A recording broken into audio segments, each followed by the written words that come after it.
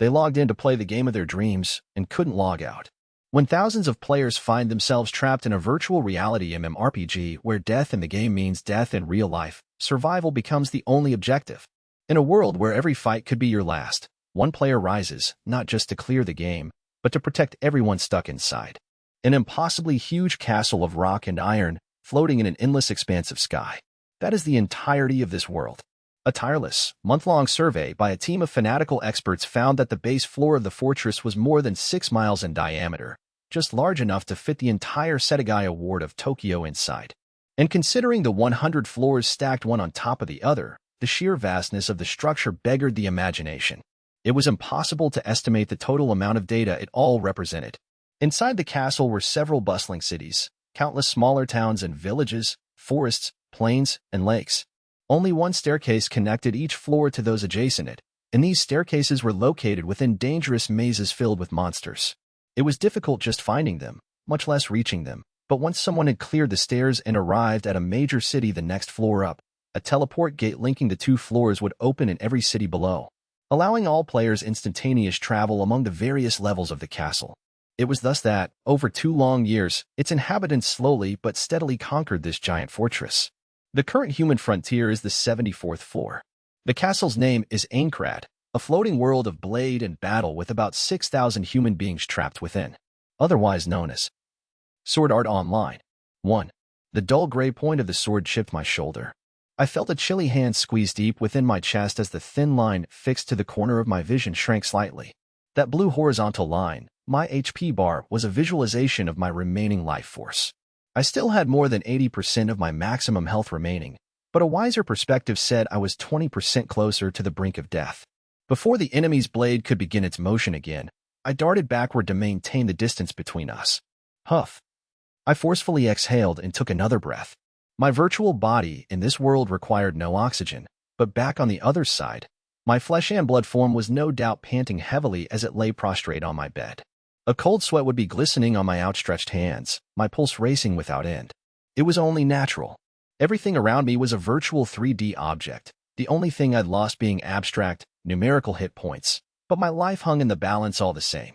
In that sense, this battle was the ultimate injustice.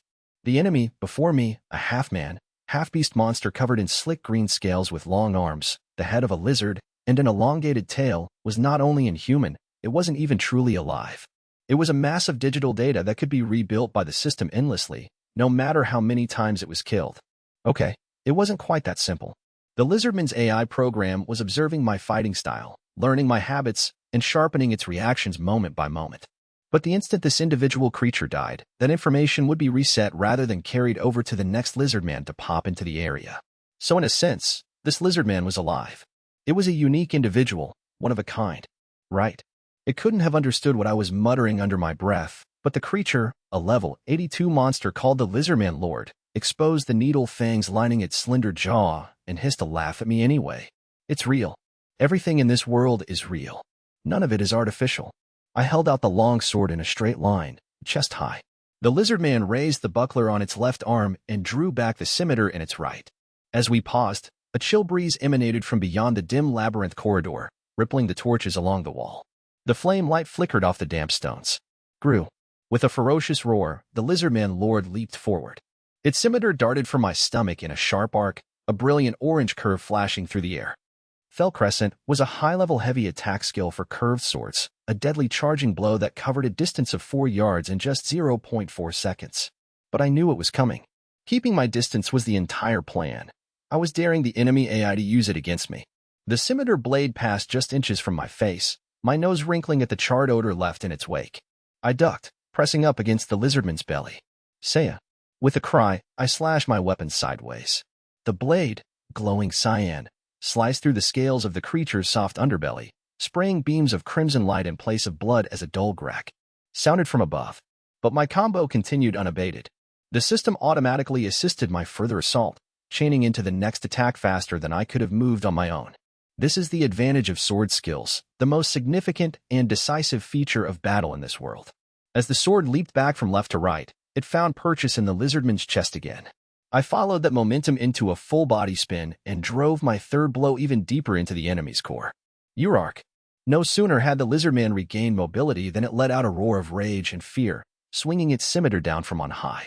But my combo wasn't over yet. From its full extension to the right, my sword shot diagonally left and upward like a spring, directly striking the enemy's heart, its critical point. This four-stroke combination left a square of glowing blue lines extending outward from me.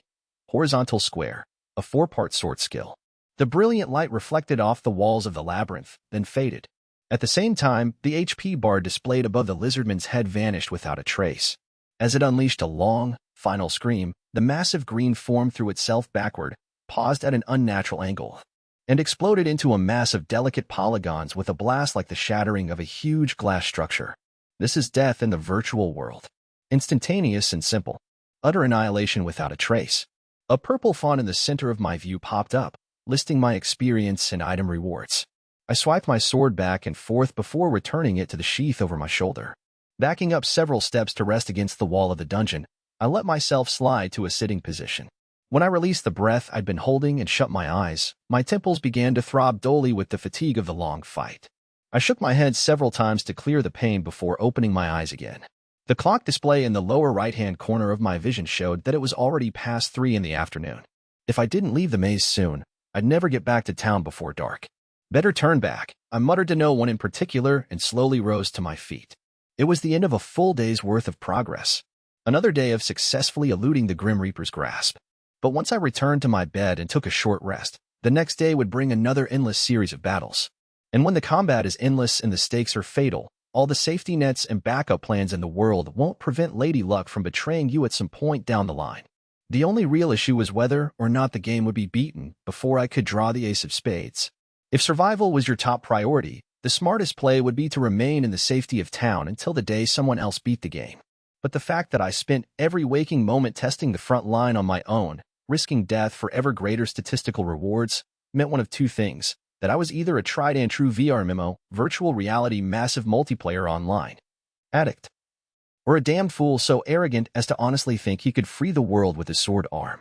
As I started making for the exit of the labyrinth, a self-deprecating grin tugging at the corner of my mouth, I thought back to that day, 2 years ago, the moment that everything ended and began. 2. NGH, ARG, Haya. The strained cries were paired with desperate sword swipes, the blade swishing through nothingness. The blue boar charged its attacker the next instant, nimbly evading his slashes despite its massive bulk. As I watched the beast's flat snout throw him skyward to roll across the field, I couldn't help laughing aloud. Ha ha ha, not like that. The important part is your very first motion, Klein. Yell, hairy bastard.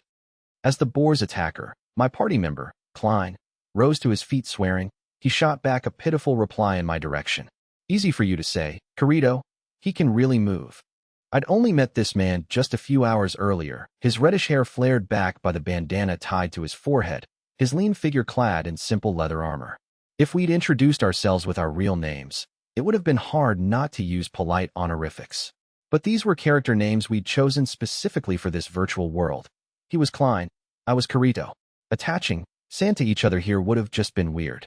Noting that Klein's legs were unsteady and his spill had probably dizzied him, I leaned down to the grass at my feet, scooped up a rock, and held it above my shoulder.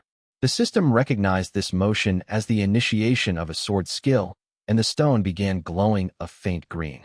The rest happened nearly automatically. My left hand flashed, and the rock traced a bright arc through the air, striking the blue boar between its eyes as it prepared to charge again. The swine uttered a squeal of rage and turned to me. Of course it moves, it's not a training dummy. But as long as you initiate the motion and get the sword skill off properly, the system will ensure that it hits the target. Motion, motion. Klein muttered the word like a spell, waving the cutlass in his right hand. The beast, properly known as a frenzied boar, was only a level 1 mob, but with all the missed strikes and painful counterattacks, Klein's HP bar was nearly half gone. Dying wasn't a big deal, since he'd simply revive at the nearby starting town, but we'd have to trek all the way back here to the hunting grounds again. This fight could only last one more round. I tilted my head in hesitation as I deflected the boar's charge with my sword. How do I explain this? You don't just hold it up, swing it, and cut the enemy like 1, 2, 3. You have to pause just enough in your first motion to feel the skill queue up, then kapow. You blast it into him. Kapow, huh? Klein held his curved sword at mid-level as his handsome features crumbled into a pathetic grimace beneath the tasteless bandana. He took one deep breath in and out, lowered his waist, then lifted the sword as though to cradle it on his right shoulder. This time, the system recognized the required motion and his arched blade glinted orange. Rah! He roared and, in a much smoother motion than before, bounded forward with his left foot. A satisfying sheen. Sound effect rang out as his blade carved a path the color of fire. Reaver, a single-handed scimitar skill, caught the charging boar squarely on the head, wiping out its remaining HP. The enormous bulk shattered like glass with a pitiable squeal, and purple experience numbers floated before our eyes. Hell yeah! Klein struck a victory pose, turning to me with a huge smile, his hand held high. I returned the high five and cracked a smile of my own. Congrats on your first kill. Just remember, that boar was basically the wimpiest little slime in any other game. Are you serious? I was convinced he was a mid-level boss. Not a chance. I returned my sword to the sheath on my back, my smile fading to a wry grin. Behind the friendly teasing, I understood Klein's euphoria. With my extra 2 months of experience and leveling, I'd been single-handedly responsible for all of our battles so far, making this the first time Klein had truly tasted the pleasure of dispatching a foe with his own sword.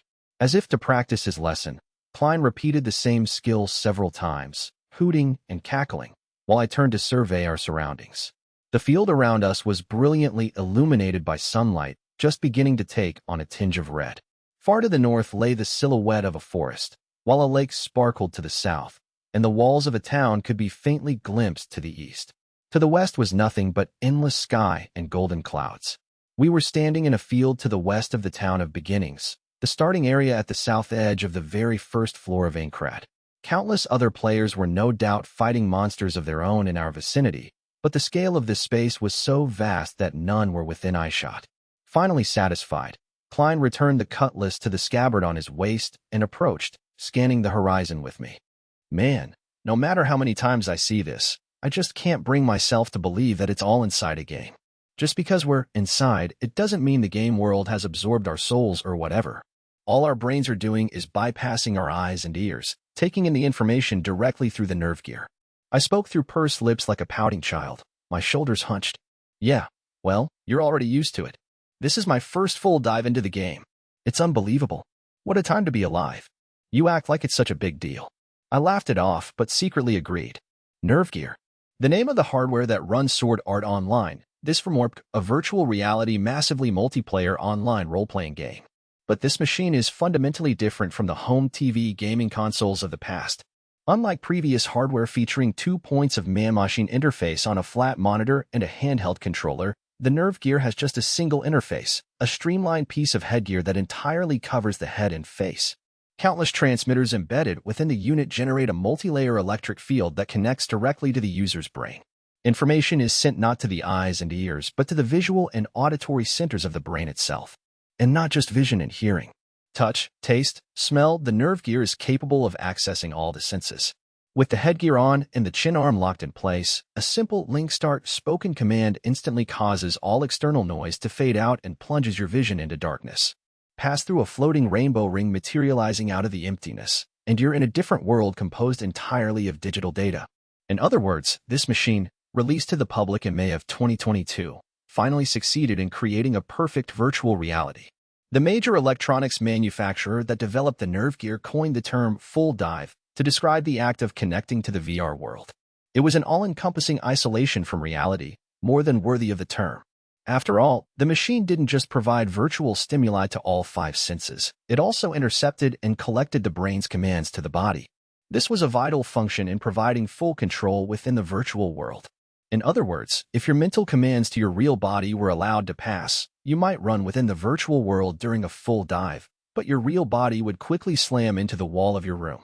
It was only because the Nerve Gear intercepted the signals from the spine to the body and converted them to digital information that Klein and I could race around the virtual battlefield, swinging our swords with abandon. You leap into the game. The sheer impact of this experience profoundly enchanted many gamers, myself included. Once you tasted a full dive, there was no going back to the world of touch pins and movement sensors. I turned to Klein, his eyes watering as he stared out at the rippling fields and distant city walls. So is SAO your first Nerve Gear game? Period? Yeah. Klein nodded, turning his gallant face to me, like some proud samurai from the distant past. When he maintained a serious expression, he could have been the lead actor in a period piece, but this did not reflect his real-life appearance. It was nothing more than a virtual avatar created from scratch out of a robust list of finely tuned parameters. Naturally, I had also chosen a look befitting the hero of a fantasy anime, almost embarrassing in its shameless elegance. Klein continued in a strong and clear voice, also likely to be falsified. Actually, I got SAO first, so I needed to buy the hardware just to play it. I mean, the first shipment was only 10,000 copies, right? I'm one of the lucky ones. Although, since you've been playing SAO since the beta test, that makes you 10 times as lucky. There were only around 1,000 testers. I guess you could say that. I scratched my head as he stared holes into me. I could remember as though it were yesterday the excitement and enthusiasm that swept through the media when Sword Art Online was announced. The Nerve Gear and its revolutionary new full dive format were so novel that the actual software to take advantage of it lagged in response. Initial offerings were simple puzzle and educational titles, a source of serious disappointment to full-blown game addicts like me. The Nerve Gear creates a true virtual world. But the effect of such freedom is entirely lost when the world you inhabit is so small that an impassable wall can be found within 100 yards in any direction. Hardcore gamers like me were initially entranced by the experience of truly being inside a game, but it was only a matter of time before we sought a killer title in one very specific genre. We wanted an MMORPG, an online game that hosted thousands of players in the same vast world together, living, fighting, and adventuring. Just when desire and expectations had reached their peak came the announcement of Sword Art Online, the first ever entry in the VR MMO genre. The game took place in a massive floating fortress made up of 100 expansive levels. Armed with nothing but the weapons in their hands, players explored each floor, packed with fields, forests, and towns, looking for the staircase upward and defeating terrifying guardian monsters in their quest to reach the top. Unlike typical fantasy-themed MMOs, the concept of magic spells had been largely excised from the setting, making way for a nearly limitless combination of special attacks called sword skills. This was an intentional move to maximize the full dive experience, forcing players to use their own bodies and swords to fight. Skills applied not just to combat, but also to crafting disciplines like blacksmithing, leatherworking, and tailoring, productive endeavors such as fishing and cooking, and even creative pursuits such as playing musical instruments. Therefore, players weren't limited to adventuring within the vast virtual world. They could literally choose their own lifestyle within the game. With enough hard work, a player could buy a home, till fields, and raise sheep if he chose. As details of these features trickled out in stages, enthusiasm among the gaming public rose to a fever pitch. A beta test was announced, in which 1,000 players would be granted access to the game before release to help stress test the system and isolate software bugs. The developer was quickly swamped with more than 100,000 applicants, which represented nearly half of all Nerve Gear units sold at that point. That I somehow managed to slip through the crowd into one of those valuable slots was nothing short of a miracle. Not only that, being a beta tester gave me priority access to the retail edition of the game when it hit the market. The 2 months of the beta test were like a fever dream. Even at school, my head was swimming with thoughts of my skill loadout and equipment, and once I got home, I dove into the game until dawn. In no time at all, the beta test ended, and when my character data was erased, it felt like I had lost a part of myself. The day was Sunday, November 6th, 2022. At 1 p.m., Sword Art Online would finally go live to the public. I was ready a full 30 minutes early, of course, logging in without a second's hesitation and checking the server status to confirm that more than 9,500 lucky purchasers were brimming with anticipation just as I was. The major online retailers had sold out of their initial shipments in seconds, and brick-and-mortar shops had made the news with crowds lining up 3 days early to get copies of the game.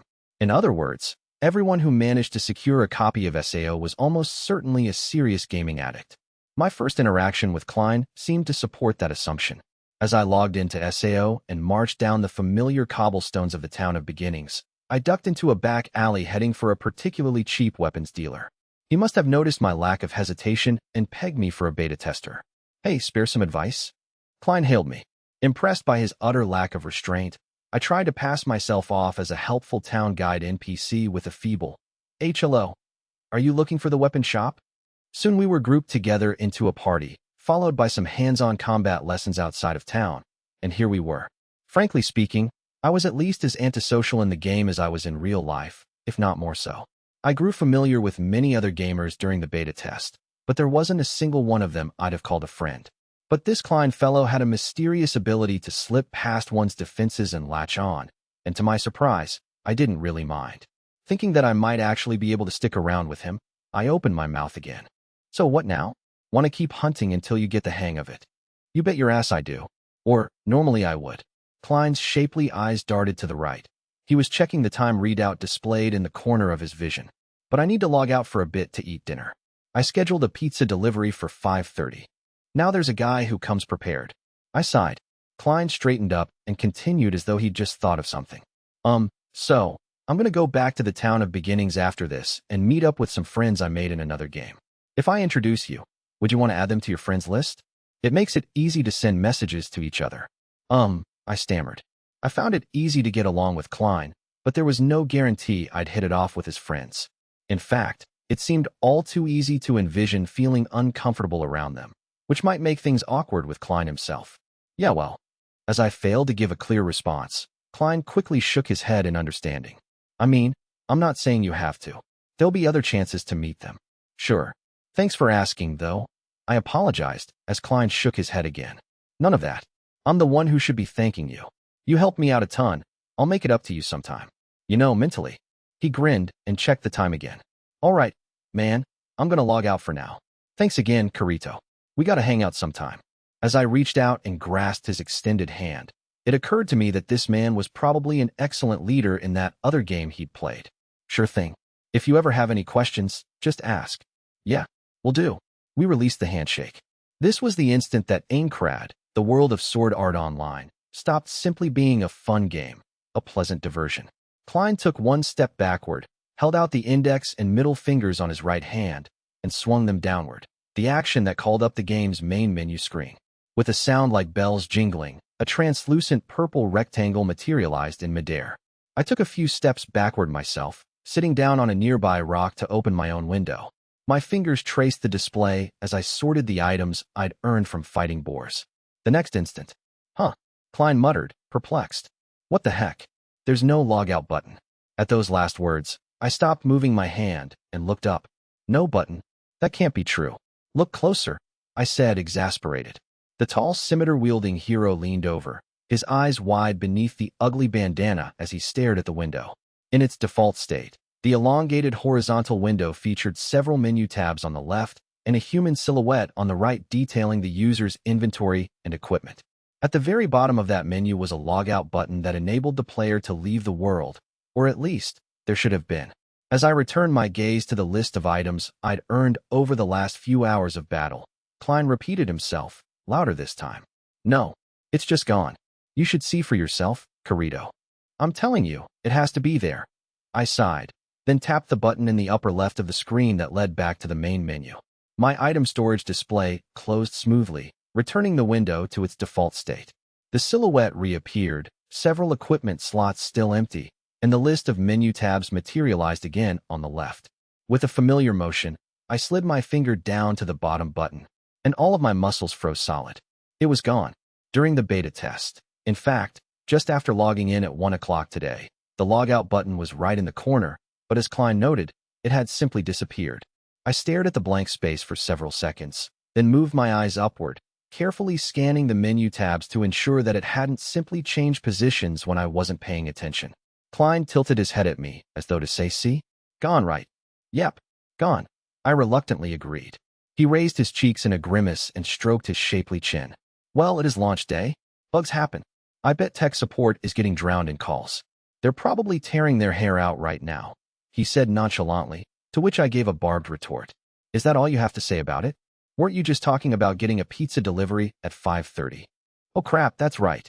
I grinned despite myself at the sight of him bolting upright, wide-eyed with alarm. The red glow of my inventory screen subsided as I discarded enough junk items to squeeze back under the weight limit.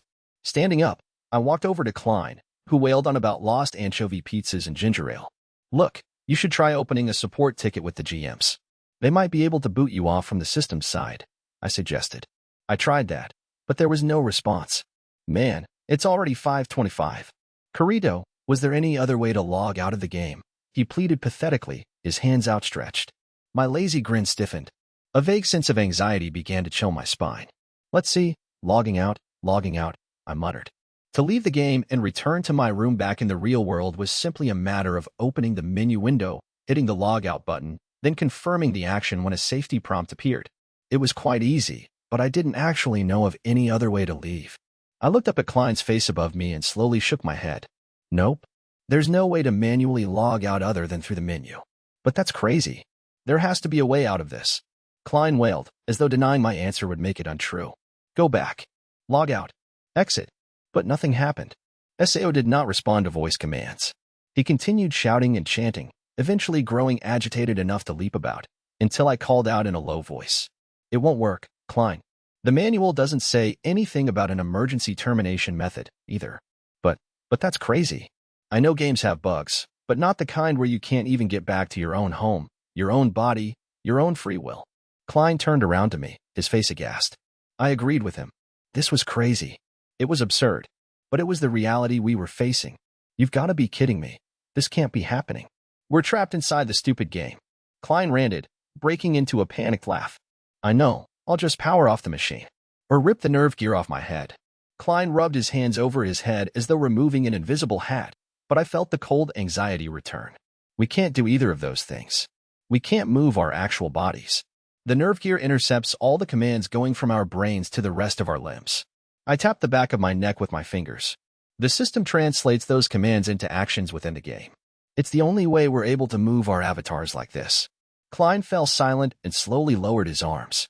We remained locked in place for a moment, our minds racing. In order for the nerve gear to successfully create the full dive experience, it has to read the movement signals going from the brain to the spine, cancel them out, and translate them into digital actions within the game world. No matter how desperately I waved my arms inside the game, my real body would remain motionless on my bed, ensuring that I wouldn't bruise myself hitting the corner of my desk by accident. But it was that very feature that now physically prevented me from disengaging the dive. So does this mean we either have to wait for the bug to be fixed or for someone to pull the headgear off of our bodies? Klein muttered, still dumbfounded. I gave him a silent nod. But I live by myself. You. I hesitated, then answered honestly. I live with my mom and little sister. I bet that if I don't come down for dinner, they'll eventually force me out of the dive.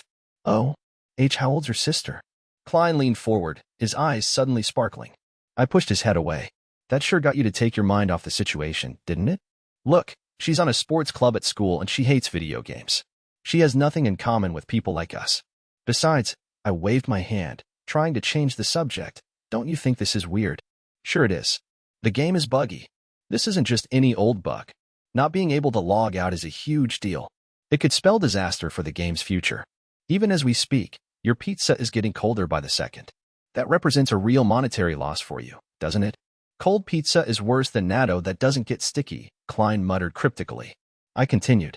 A situation like this means the programmers have to shut down the servers and force all the players offline.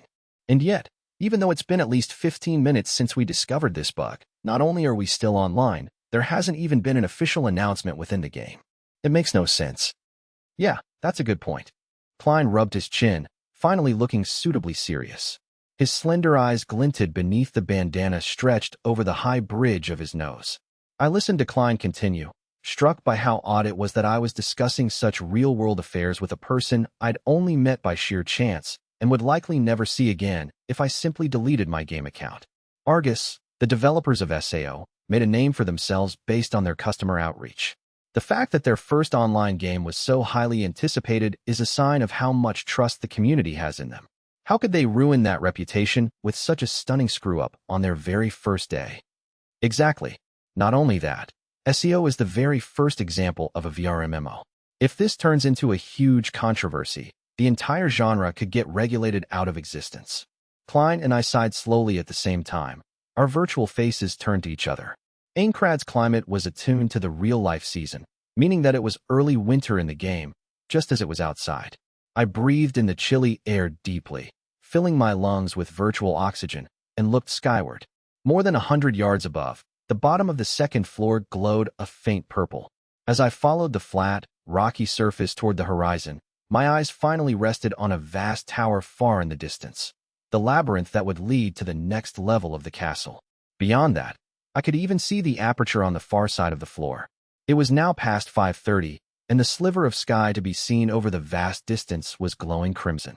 The setting sun shone through, lighting the rippling fields in a dazzling gold, and I found myself at a loss for words despite the gravity of our situation. In the next instant, the world changed forever. 3. Klein and I jumped to our feet, startled by a sudden ringing sound, blaring like an alarm at full volume. "Wow, what's that?" We shouted simultaneously, then noticed each other's bodies, our eyes wide. Both Klein and I were enveloped in pillars of brilliant blue light. The scenery of the fields faded out behind the colored film. I'd experienced this phenomenon multiple times during the beta test. It was the teleport effect that took place when you used an item to travel instantaneously across the game. But I didn't have the right item, nor had I given the system any such command. If it was a system-side forced teleportation, why was it happening without any announcement? As my mind raced, the light surrounding me pulsed stronger, blocking my vision. The blue light faded, and the environment returned, but was no longer the evening field in which we had been standing. I was greeted by wide paving stones, trees lining the street, and a cleanly elegant medieval town. In the far distance straight ahead, a massive palace gleamed darkly. I recognized it instantly as the central square of the Town of Beginnings, the game's starting point. I turned to face Klein next to me, his mouth agape. We stared out at the sea of humanity pressed in around us. It was a teeming mass of beautiful men and women, a clash of bristling equipment and hair in every color of the rainbow. These were all fellow SEO players. There had to be several thousand people here, nearly 10,000, in fact. It seemed likely that every single player who was logged into the game had been forcibly teleported to this square. For a few seconds, there was a tense silence as everyone took in their surroundings. Mutters and murmurs broke out everywhere, steadily rising in volume. Shards of conversation could be made out above the din. "What's going on? Can we log out now? Hurry it up." The murmuring took on a distinct tone of anger and frustration, raised voices demanding the GMs come out to explain themselves. Abruptly, someone screamed, cutting through the noise. "Hey, look up!" Klein and I instinctively raised our eyes, which were met with an unnatural sight. The bottom of the second floor hanging 100 yards above us was bathed in a red checkerboard pattern. Looking closer, I could see that the pattern was made of two pieces of English text. I could make out warning and system announcement in the red font. After my fleeting initial shock, the tension in my shoulders relaxed. Finally, the developers were going to give us an explanation. The roar in the square died down as the crowd strained its ears. But what happened next was nothing like what I expected. The center of the crimson pattern that covered the entire sky above suddenly sagged in the middle, pooling like an enormous drop of blood. The viscous drop slowly extended downward, but rather than breaking off and falling, it abruptly changed shape in midair. What emerged was the form of a giant person at least 60 feet tall, clad in a robe with a crimson hood. But this wasn't quite correct. We were staring up at it from the ground, at an angle that should have given us a glimpse underneath the hood, but there was no face. It was an empty space, the underside of the hood and the stitching of the seam clearly visible. The long, dangling sleeves also contained nothing but a faint darkness. I recognized the shape of that robe. It was the signature outfit of official Argus GMs during the beta test. But at the time, the male GMs were depicted as elderly magicians with long white beards, and female GMs were bespectacled young women. Perhaps some technical issue had prevented them from creating an avatar, with the robe being the best that could be managed, but the sight of that empty void beneath the hood filled me with a wordless dread. The mass of players around me must have shared that apprehension. Mutters of confusion arose in waves. "Is that a GM? Why doesn't he have a face?" As if to quiet the murmuring, the right arm of the enormous robe suddenly shifted. A white glove peeked out of the pendulous sleeve, but once again, there was a stark separation between robe and glove with no flesh to be seen connecting them. Now the other sleeve rose in turn. The empty white glove spread apart, looming over 10,000 heads, and the faceless being opened an invisible mouth, or so it seemed. From above the crowd, a man's calm, deep voice cut through the din. "Welcome to my world, dear players." I didn't immediately register his meaning. My world? The red GM robe meant that he possessed the ability to manipulate the world as he saw fit. If he was already a god, why the need to announce it to everyone? As Klein and I stared at each other in disbelief, the robed figure lowered its arms and continued speaking. "My name is Akihiko Kayaba. As of this moment, I am the only human being alive with control over this world. Wah. I was so shocked that not only did my avatar's breath catch in its throat, the same likely happened to my real body. Akihiko Kaiba. I knew that name. I couldn't not know it. He was the brilliant young game designer and quantum physicist who transformed niche game studio Argus into one of the foremost developers in the business. Not only was he the executive director of SAO, he also designed the basic foundation of the Nerve Gear unit itself. Like most other hardcore gamers, I held a deep reverence for Kaiba. I bought every magazine profile and reread his precious few interviews until I could practically quote them from memory. Just the brief sound of that voice conjured my mental image of Kaiba, looking smart in his ever-present white lab coat. But he'd always preferred to stay out of the spotlight, avoiding media attention wherever possible, and he'd certainly never stepped into an active GM role within a game like this. So why now? I stood stock still, urging my mind back into motion, trying to grasp the situation. But try as I might, the words that followed from the empty hood mocked my feeble attempts at comprehension. You have likely noticed by now that the logout button has disappeared from the main menu. This is not a bug. I repeat, this is not a bug. It is a feature of Sword Art Online. F feature. Klein muttered, his voice cracking. The smooth baritone continued, overlapping the end of his question. From this point onward, you will be unable to freely log out of the game until the summit of this castle is conquered. The word castle snagged on the inside of my brain. Where was there a castle in the town of beginnings? But my momentary confusion was instantly wiped away by his next statement. Furthermore, the nerve gear cannot be removed or shut down via external means. If forceful means of exit are attempted. A pause. A palpably heavy silence filled the air, 10,000 breaths held in apprehension.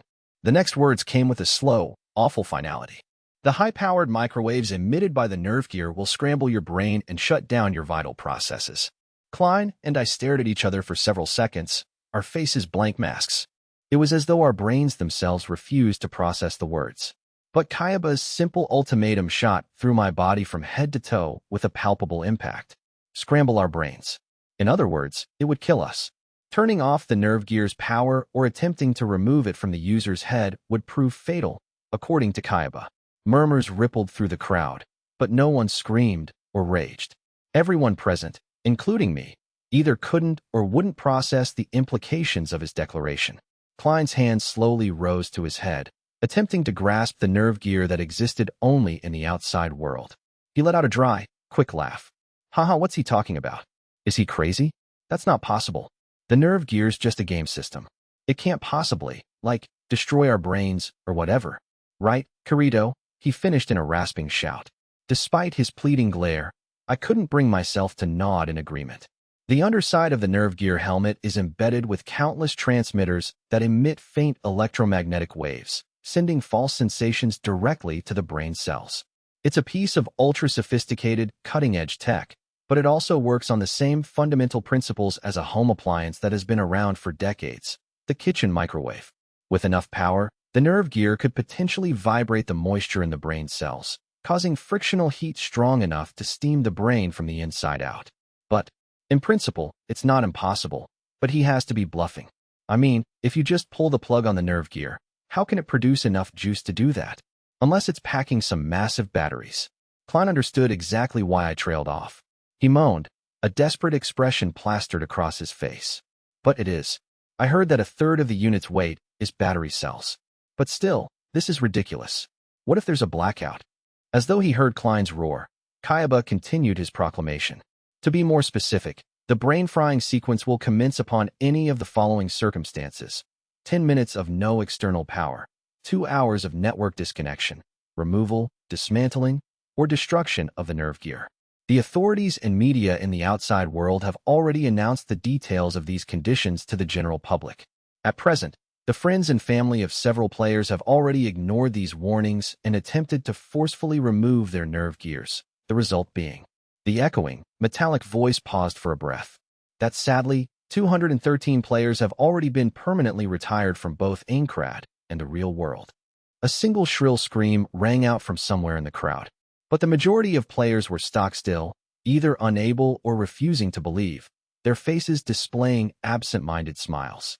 Like them, my mind resisted Kaiba's words, but my body was more honest, my legs beginning to quaver. I hobbled backward several steps on buckling knees, trying not to fall. Klein simply fell straight onto his rear, his face still empty. 213 players. The words reverberated over and over in my ears. Was Kayaba telling the truth? Were more than 200 people who had been playing this game just minutes ago already dead? Some of them must have been beta testers like me. Possibly even people whose faces or names I recognized from my time playing. And now Kayaba said their nerve gears had fried their brains and killed them? I won't believe it. I refuse to believe it, Klein muttered from the paving stones, his voice hoarse. It's just a threat. He can't do this. Quit dicking us around and let us out already. I've got better things to do than sit around while your little stunt plays out. That's all this is, right? A stunt. A bit of excitement to juice up the game's grand opening, yeah? The same thoughts had been racing through my mind at the exact same time. But Kayaba's dry, practical announcement continued, disregarding the wishes of his captive audience. There is no need to worry about your physical bodies back in the real world. The current state of the game and today's fatalities have been covered far and wide on television, radio, and the internet. The danger that someone will forcefully remove your nerve gear is already much diminished. The 2-hour offline leeway period should provide enough time for your physical bodies to be transported to hospitals and other long-term care facilities with proper security, eliminating concerns over your physical well-being. You may rest assured and focus on conquering the game. Wah! A scream finally ripped out from my throat. What do you mean? Conquer the game? You expect us to just sit back and enjoy the game when we can't even log out? I glared at the headless crimson robe stretching up to nearly the upper floor and continued bellowing. This isn't even a game anymore. And again, as though he heard my voice, Akihiko Kayaba's monotone continued. However, please proceed with caution. As of this moment, Sword Art Online is no longer a game to you. It is another reality. The standard means of player resurrection will no longer function as they did previously. When your hit points dwindle to 0, your avatar will be permanently deleted. I knew what he was about to say before the words even came. And the nerve gear will destroy your brain. I felt an instant urge to burst into a high-pitched laughter bubbling up from my gut and had to stifle the impulse. In the upper left-hand corner of my vision sat a thin bar, glowing blue. When I trained my eyes on the bar, the numbers 342/342 popped up next to it. My hit points. My remaining life. If that number hit 0, I would actually die. The game console would fry my brain with microwaves and kill me on the spot, according to Kayaba. Yes, this was a game. A game in which my life hung on the line. A game of death. During the 2-month beta test, I must have died 100 times. When that happened, you popped back to life with a cackle in Black Iron Palace to the north of the square, free to rush back out to the battlefield. That's how RPGs work. You die and die, learning lessons each time and honing your skills. But now we couldn't do that. Die once, and we were dead forever? Without even the option of quitting the game? This is ridiculous, I muttered. Who would possibly venture out into the dangers of the wilderness under those circumstances? Everyone was bound to stay within the safety of town. But as though anticipating the skepticism of all players present, Kayaba issued his next challenge. There is only one condition through which you can be freed from this game. Simply reach the 100th floor at the pinnacle of Aincrad and defeat the final boss who awaits you there. In that instant, all surviving players will be able to safely log out once again. A moment of sheer silence. I finally realized the meaning of his earlier phrase, conquer the summit of this castle. He wasn't referring to just any castle. He was referring to Aincrad itself, the mammoth floating fortress on whose very bottom floor we now stood, 99 floors stacked above our heads. Clear the 100th floor? Klein shouted abruptly. He clambered to his feet and shook his fist in the air. We can't possibly do that. I heard the entire group of beta testers barely got through the very start of the game. He was right. 1,000 players took part in SAO's beta test, and when the 2-month period was over, we'd only cleared the 6th floor. True, there were nearly 10 times that number taking part in the game now, but how long would it take to reach a full 100 floors? My guess was that the entire square was wrestling with the same apprehension. The silent tension shifted into low rumblings. But I wasn't hearing sounds of fear or despair. Most likely, the majority of players here couldn't make up their minds whether this was true danger or simply a flashy opening ceremony held in poor taste. Kayaba's statements were so bizarre and dreadful to comprehend that the story lacked credibility. I tilted my head upward, glaring at the empty robe, desperately trying to adjust to this new reality. I couldn't log out. I couldn't get back to my real room, my real life. The only way that could happen was if someone reached the top of this castle and defeated the final boss. And if at any point my HP reached 0, I would die. Real death. I would cease to exist. But, no matter how hard I tried to accept this information as truth, I simply couldn't. Just 5 or 6 hours ago, I'd eaten my mother's home-cooked lunch, spoken to my sister, and climbed the stairs to my room. And now I couldn't go back? Could this actually be happening? The red robe once again preempted the thoughts of all present, sweeping its white glove and continuing in a voice devoid of emotion. Finally, let me prove to you that this world is now your one and only reality. I've prepared a gift for all of you. You may find it in your item storage. Without thinking, I made the two-fingered downward swipe to pull open the menu. Others around me made the same motion, the square filling with electronic chiming sounds. When I hit the inventory tab on the menu screen, I noticed something new at the top of the list. It was labeled Hand Mirror. Curious, I tapped the name and selected the Materialize button from the list of options. With a sparkling sound effect, a small square mirror popped into being. I reluctantly picked up the mirror, but nothing happened. All I saw reflected in the surface was the painstakingly crafted face of my virtual avatar. Tilting my neck, I glanced at Klein. Like me, the chiseled samurai stood staring into his own mirror. Then, a brilliant white light enveloped Klein and several other characters nearby. In the next instant, my vision went blank as the same light surrounded me. A few seconds later, it faded, returning the same old sights. Except, this wasn't the Klein I recognized. The mismatched plate armor, ugly bandana, and spiky red hair were the same as before. It was the face that had changed. The slender eyes were now bulging and round. The slender bridge of his nose was a beak, and his fine cheeks and chin were now covered in scraggly facial hair. If his former avatar was a gallant young samurai, the new Klein was a wandering ronin, or worse yet, a bandit. Forgetting everything for an instant, I muttered, "Who are you?" The man before me returned the question. "Me? Who are you?" And in a flash of enlightenment, I understood the meaning of Kyaba's gift. Raising my own mirror again, I stared at the reflection within. Black hair in an inoffensive style. Gentle eyes set beneath long bangs. A soft, rounded face that still got me confused for a sister instead of a brother when strangers saw me side by side with my sister. There was none of Kirito's previous heroic look. The face I saw in the mirror was the real-life face I'd been trying to escape. "Whoa, it's me," Klein murmured into his mirror, flabbergasted. We faced each other again and shouted in unison. "You're Klein. You're Kirito?" The voice filtering function had apparently stopped working, shifting the sound of our voices as well, but that was the least of our concerns. Both mirrors slipped through our fingers, hitting the ground simultaneously with a faint crack. A quick glance around showed that the prior gathering of wildly colored, beautiful fantasy characters had changed dramatically. It was as though someone had taken the crowd of a real video game convention and given them swords and armor to wear. Even the ratio of men to women had gone frightfully askance. How was this possible? We had all gone from our virtual avatars to our real-life appearances. It was still presented in polygonal form with a few slight details felt out, but the degree of accuracy was startling. It was like I'd undergone a full body scan. A scan. Of course, I muttered, looking up at Klein. The nerve gears got those transmitters all over the underside of the helmet, including the part that covers your face. So not only can it read your brain, it also recreates your facial details. But what about my height and my weight? Klein peered around, his voice uncharacteristically quiet. The crowd of players, still staring about in amazement, had clearly lost a few inches in average height after the adjustment. Both Klein and I had set our avatars' heights to be about the same as our own, hoping to avoid throwing off our physical coordination during full dive due to any changes in eye level. But judging from the crowd, the majority of players had given themselves an extra 6 inches, if not more. And that wasn't all. The average girth of the crowd had swollen considerably as well.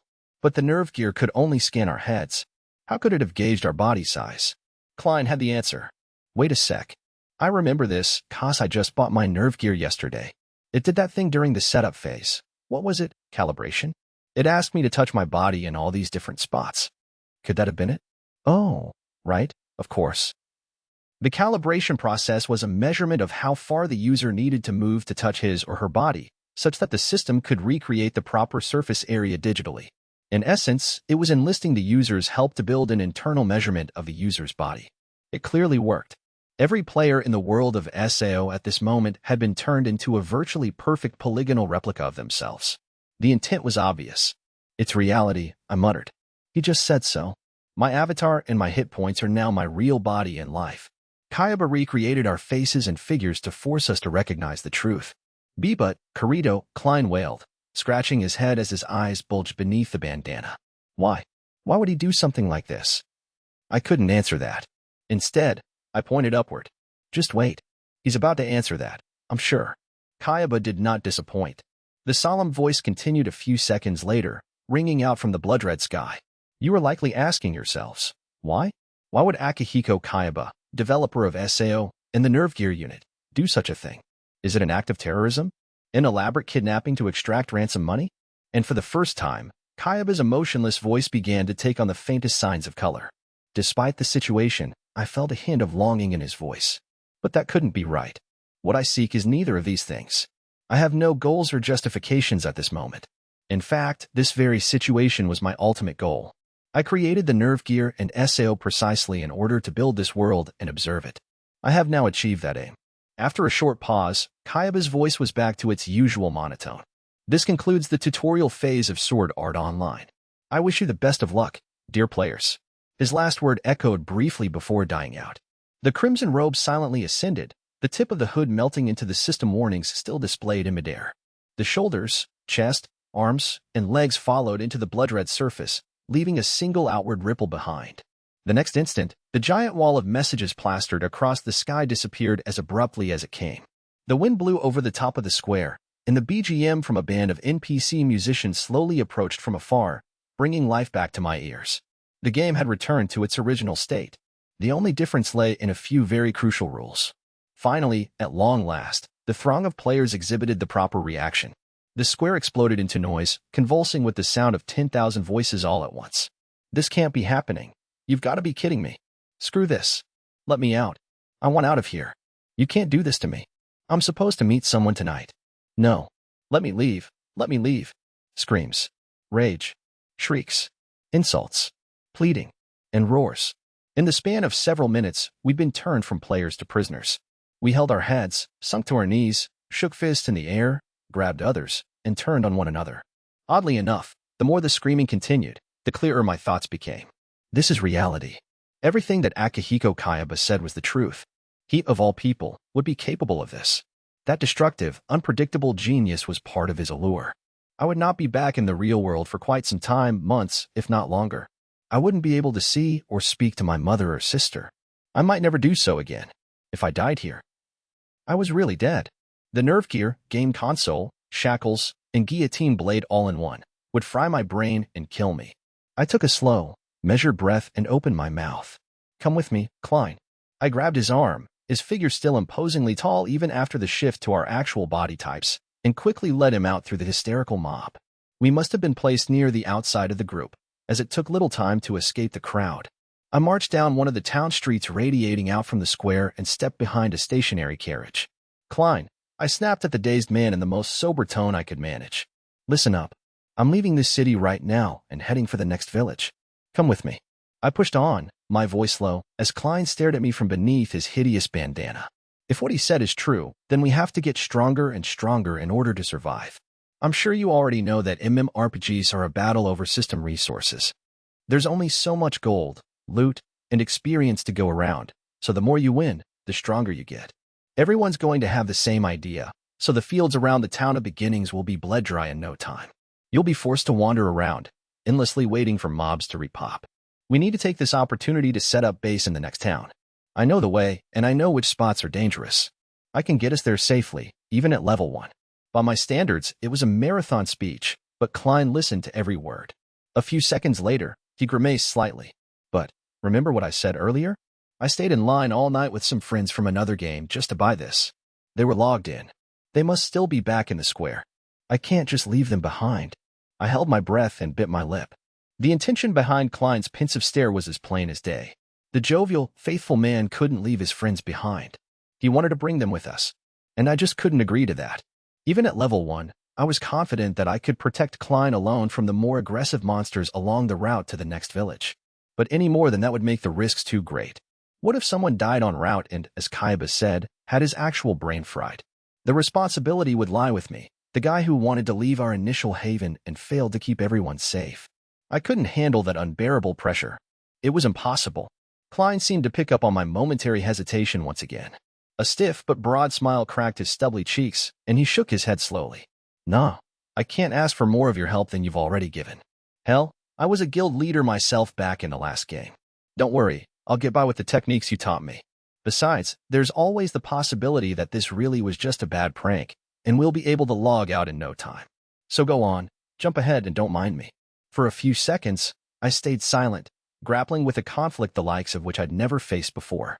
And then I spoke the simple words that I would grow to regret over the following 2 years. Okay. I nodded, taking a step back.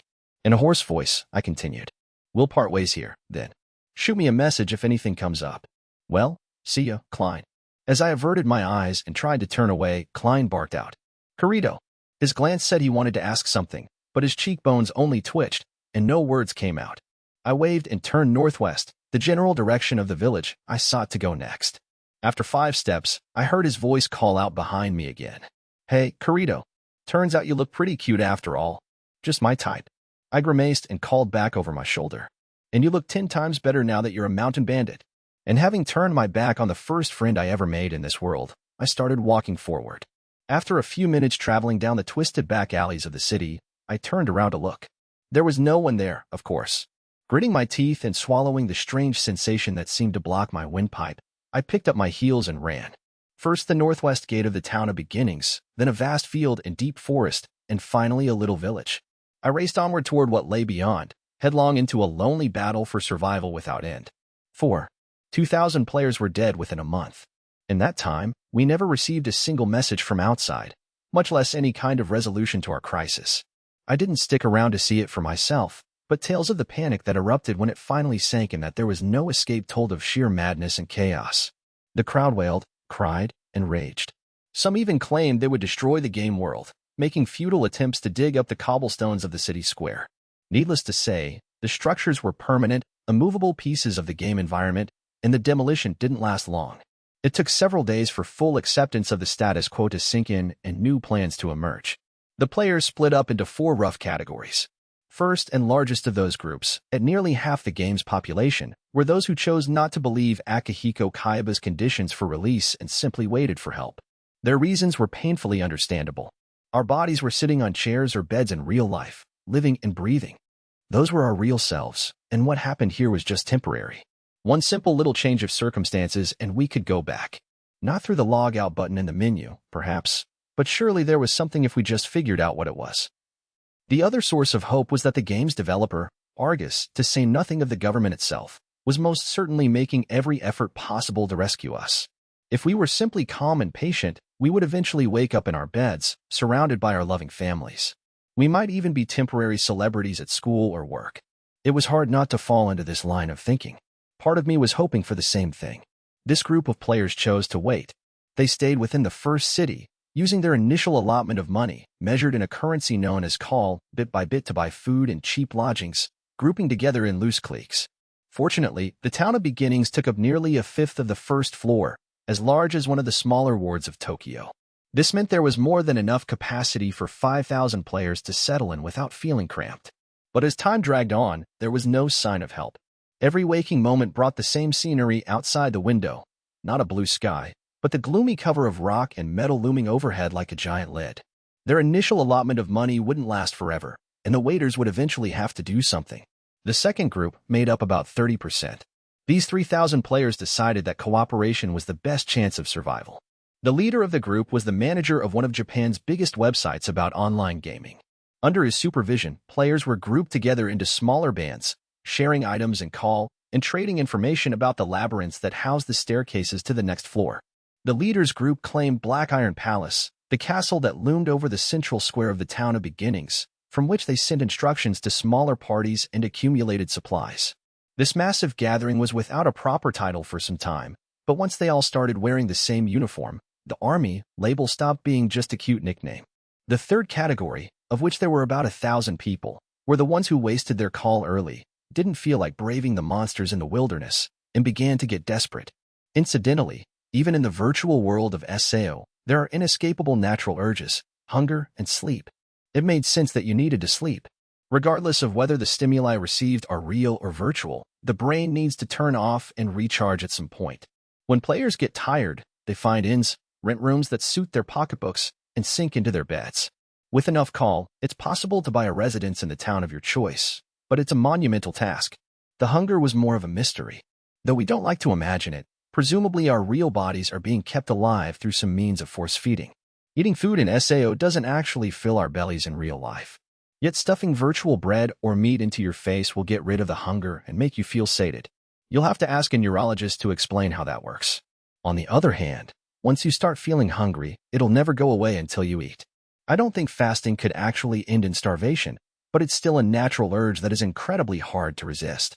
So every day, players rush into pubs and restaurants run by NPCs, stuffing their bellies with food made of pure data. And that's where the digestive process ends, by the way. No use dwelling on the less pleasant aspects. But enough about that. Most of the players who'd wasted their initial earnings and started going hungry wound up with no other choice but to join the army. After all, orders were easy to follow if they were the only way you got fed at the end of the day. But even in virtual worlds, there are those to whom cooperation is anathema. The ones who resisted joining any groups or got kicked out for causing trouble wound up inhabiting the slums of the town of beginnings, living a life of crime. Town interiors were a protected zone where the system prevented players from harming each other, but there were no rules outside of town. Vagabonds teamed up with their own kind, avoiding monsters for the easier and more rewarding prey of unsuspecting adventurers. At least they didn't stoop to killing for the first year. This group of players grew over time until it reached my estimated count of around 1,000. The fourth and final category might as well be titled miscellaneous. Around 500 players who wanted to help conquer the game, but didn't want to join the army formed roughly 50 smaller groups known as guilds. They were a positive force in our advancement through the game, using their limited resources more nimbly than the army's massive bureaucracy could manage. There was also the extreme minority of crafters and traders. These 200 to 300 players formed guilds of their own, focusing on the skills that would enable them to raise call and make a living without fighting. The remaining several dozen adventurers, myself included, were the solo players. We were the individualists who chose to act alone rather than join any group, either out of self-interest or because we felt it was the most effective means of survival. Most of the solos were former beta testers. We'd called upon our prior experiences to fly out of the gate at the game's start, but once we were powerful enough to handle monsters and robbers on our own, we found little reason to work with others. On top of that, SEO was a game without magic, easy long-range attacks, which meant that enemies were fairly easy to manage single-handedly, even when they came in groups. With proper skill, a good solo player could earn experience much faster than he could with a group. Not that this was without risks. For example, contracting paralysis while in a party just meant that someone else had to heal you. On your own, it could be a death sentence. The fatality rate among solo players was easily the highest of any category. But with enough knowledge and experience to properly avoid danger, the returns easily outweighed the risks. And we beta testers had an advantage over the others in those categories. As the solos used their knowledge to far outpace the new players, serious friction developed between the two groups. And when the initial chaos eventually settled, the solo players all left the first floor to settle in towns higher up. Within Blackiron Palace was a room formerly known as the Chamber of Resurrection. Since the beta test, a massive metallic epitaph had appeared there, etched with the names of all 10,000 players. It had been thoughtfully designed such that when a player died, his or her name was very clearly crossed out, with the time and cause of death printed next to it. It only took 3 hours for someone to earn the honor of being the first. The cause of death was not monsters, but suicide. The unfortunate victim claimed that due to the structure of the nerve gear, if we simply removed ourselves from the game system, we would automatically leave the program and regain consciousness on the other side. He climbed over the tall railing of the terrace on the south edge of town, the very outer border of Aincrad itself, and threw himself overboard. No matter how hard you peered down, there was never the slightest hint of land or any other surface beneath Aincrad. Nothing but endless sky and layer upon layer of clouds. With the crowd at the terrace watching, the man's scream grew steadily fainter as he plummeted, until he finally disappeared through the cloud layer. 2 minutes later, his name was unceremoniously, mercilessly crossed out on the monument. His cause of death fell from a great height. I don't want to think about what he experienced on that fall. Whether he reawoke in the real world or got brain-fried, as Kayaba claimed, was impossible to determine from within the game. But most players agreed that if it were that easy to escape, we'd all have been detached from the outside and rescued by now. Still, There were others here and there who also succumbed to the temptation of such a simple conclusion. It was extremely difficult to fully appreciate the concept of death within SAO. That still hasn't changed. The visual effect of polygons breaking apart when HP reaches 0 is just too close to the game over screen, a harmless phenomenon familiar to all gamers. The only way to fully understand death in SAO is to experience it for oneself. I have no doubt that the mental distance from our supposed mortality was a major contributing factor to the decline in population. When the army, the other minor guilds, and the wait-and-see types clogging the town of beginnings finally started tackling the game itself, we started losing people to the monsters. Experience and instincts are necessary to win battles in SEO. The trick is to not try doing everything on your own. You have to ride the system's automatic support. Take a simple, single-handed uppercut slice. If you've learned the one-handed sword category, an upward slice is equipped in your list of sword skills. All you need to do is perform the proper motion, and the system will move your body automatically. If you don't have the skill equipped and try to mimic the movements on your own, the result will be so much slower and weaker that there's no point even trying it. In essence, the knack to combat in SAO was a bit like pulling off combos in a fighting game. Those who couldn't get the grasp of the system just swung their swords back and forth lamely, scuffling against even the weakest boars and wolves, enemies that were easily defeated with the most basic of initial skills. And even if your health was dwindling and the fight was proving difficult, there was always the option of disengaging and retreating to avoid death. Except that unlike fighting 2D monsters on a simple TV screen, the incredible realism of SAO's world brought forth a kind of primal fear in its players. In every encounter, you were faced with actual monsters bearing wicked fangs, ready to charge and kill. Plenty of beta testers felt an initial panic when they first experienced the combat of SAO, but that was nothing compared to fighting with the specter of actual death overhead.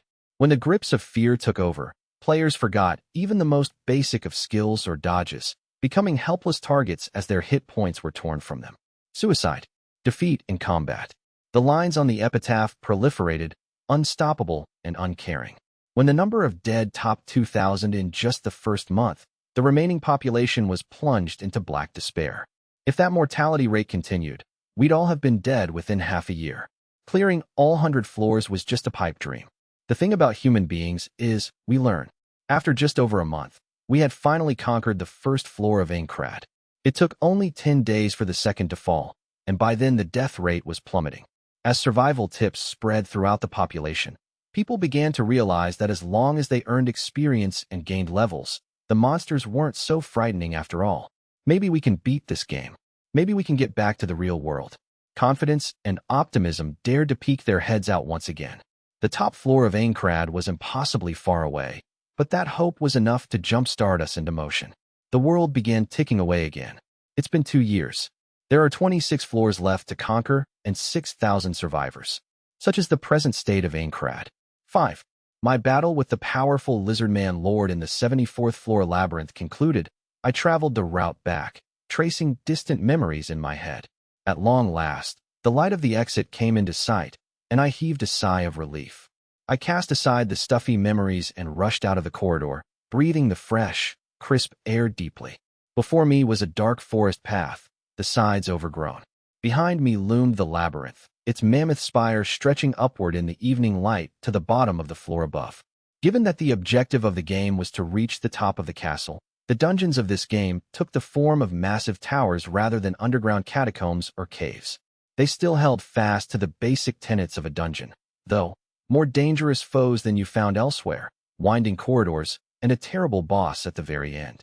The 74th floor labyrinth was 80% mapped out at this point. Within a few days, we'd find the boss's lair, and a raiding party would be arranged. Even as a solo, I'd play a part in the battle. Grimacing at my equal measures of anticipation and anxiety, I walked out of the doorway. My current home is in Algade on the 50th floor, the de facto largest city in Aincrad. In terms of scale, the town of beginnings is bigger, but given that the army controlled it entirely now, it was best to give that place a wide berth. As I passed through the field, darkening with the onset of evening, I came to a forest of gnarled, ancient oaks. A 30-minute walk would bring me to the residential area of the 74th floor, from which I could use the teleport gate to reach Algade instantly. I could have used a teleportation item to return to Algade from any point in Aincrad, but they were pricey and best saved for emergencies. There was still time left before the light was fully gone, so I plunged into the forest, resisting the temptation to teleport and plop onto my bed immediately. Outside of a few load-bearing structures, the outer edge of each floor of Aincrad was essentially open to the sky. The sunlight tilting through the distant opening set the trees aflame with a reddish glow. Thick mist flowing through the branches glinted eerily as it reflected the dying light. The raucous daytime bird calls grew sparse, and the rustling of the breeze through the branches seemed to echo louder than before. Despite knowing that I could handle the monsters in this area while half asleep, it was hard to repress an instinctual fear of this hour of darkening. It resembled the sensation of being lost on the way home at a young age, frozen with anxiety. I didn't dislike the feeling, however. I'd forgotten this kind of primal emotion back in the real world. And after all, wasn't a solitary march across the wilderness without a soul in sight one of the great pleasures of an RPG? A faint, unfamiliar cry broke me out of my nostalgic reverie. It was a single high note, brief and clear, like a leaf whistle. I stopped in my tracks, trying to discern the direction of the call. Unfamiliar sights and sounds in this world meant the advent of fortune, good or bad. As a solo player, I put lots of work into my search skill. It was designed to help you protect against ambushes, and as it rose in level, it enabled you to spot foes and players hidden in stealth mode. Pretty soon, the form of a monster came into view in the shadows of a large tree, about 10 yards away. It wasn't very big. I could see gray-green fur suited to blending in with leaves and elongated ears longer than the animal's body. By focusing my vision, I prompted the game to automatically target the monster for me, bringing up a yellow cursor in the target's name. When I saw the words that appeared, I held my breath. It was a ragu rabbit, an ultra-rare creature. It was certainly the first I'd ever seen. The fluffy little things lived in trees, weren't particularly strong, nor rewarding in terms of experience points. Their value came from something else. Silently, I slipped a narrow throwing pick out of my belt. My throwing knife skill was only active in a skill slot to round out the bunch, and my proficiency was modest. But I'd heard that the ragu rabbit had the highest escape speed of any monster yet discovered, so I didn't think I could actually get close enough to use my normal sword. At least I had the opportunity for a first strike, given that the rabbit hadn't noticed me yet. The pick in my right hand, I said a silent prayer and queued up the motion for the basic throwing knife skill, single shot. My proficiency in throwing knives might have been weak, but the skill's chances were adjusted based on my agility stat, which was through the roof. The pick flashed like lightning in my hand and shot into the shadows of the branches, leaving a momentary trail of light behind it. The instant I initiated the skill, the targeting cursor went from yellow to hostile red, bringing up the rabbit's HP bar below. As I watched the trail of the pick, I heard an even higher-pitched scream, and the HP bar immediately dropped to 0. When the sound effect of disintegrating polygons rang out, I clenched my fist in triumph. I called up my menu and switched to the inventory, my fingers fumbling. There it was, right at the top of the new items list, ragu rabbit meat. An absolute gold mine, worth at least 6 figures on the open market. It was valuable enough to buy me the highest class custom-made weapons with change to spare. The reason was simple. Out of all the limitless ingredients in the game, it had the very highest flavor rating. Eating was about the only pleasure to be found in the world of SAO. Most of the available food seemed to be in a rustic European style, simple breads and soups. The tiny minority of crafters who chose to utilize the cooking skill could create other dishes in order to expand our options. But given how few of those cooks there actually were, and the surprising difficulty of obtaining good cooking ingredients, nearly all the players in the game were perpetually starving for quality food. Count me among them. I didn't mind the soup and black bread at my favorite NPC restaurant, but it was hard to resist the craving to sink my teeth into a hot, juicy piece of meat. A soft moan left my lips as I stared at the name of the item. It was incredibly unlikely that I'd ever find another top-ranked food ingredient like this again. I desperately wanted to eat it for myself, but the finer the item, the higher the skill rank required to cook it. I'd have to ask a master chef to do it for me. I'd be lying if I claimed that I didn't know anyone who fit the bill. But tracking that person down would be a pain, and I'd been needing a new set of armor, so I made up my mind to sell the meat for call. Closing the status screen was a painful act of will. I engaged my search skill to scan the surroundings. Chances that any thieving players would be hanging out in the deadly frontier looking to make a score were absurdly slim, but when you're sitting on an S-rank gold mine, you tend to err on the side of caution. I opened the pouch on my waist to rummage for a teleportation crystal to return straight to Algade, operating under the assumption that I could buy all the crystals I wanted with the money I'd make selling the meat. The crystal was elongated and eight-sided, sparkling deep blue.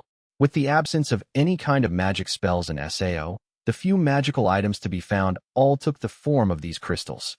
The blue ones were for teleporting, the pink ones for healing, the green for curing poison. It was all pretty self-explanatory. They worked instantaneously, but given the price, it made more sense to simply retreat from battle and use a cheap potion if you needed to regain HP. Telling myself that this was a worthy emergency, I gripped the blue fragment and shouted, "Teleport!" Algate. A beautiful chiming like the ringing of many bells sounded, and the little crystal crumbled in my hand. A blue light enveloped my body, the sights and sounds of the forest vanishing. The light pulsed brighter, then disappeared, and the transition was complete. The rustling of leaves had been replaced with clanging blacksmith mallets and the lively roar of many voices. I was at the teleport gate in the center of Algate. The enormous metal gate towered over the rest of the city square, at least 16 feet tall. The interior space beneath the frame shimmered like a mirage, and people streamed through the gate in a steady flow, teleporting to and from other cities in Aincrad. For wide avenues stretched out from the central square, with countless tiny shops crammed into the margins. For those seeking solace after a hard day of adventure, there were carts selling food and pubs full of lively chatter. If there was one word to sum up the city of Algade, it was chaos.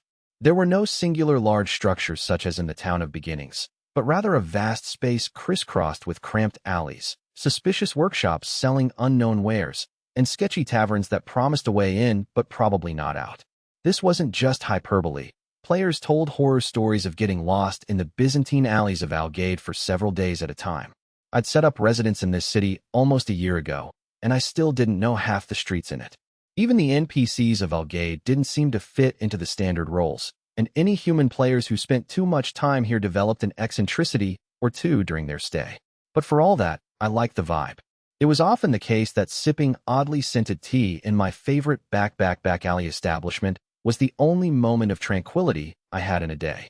I couldn't deny that part of the attraction came from Algade's nostalgic resemblance to the notable electronics district I liked to visit back in the real world.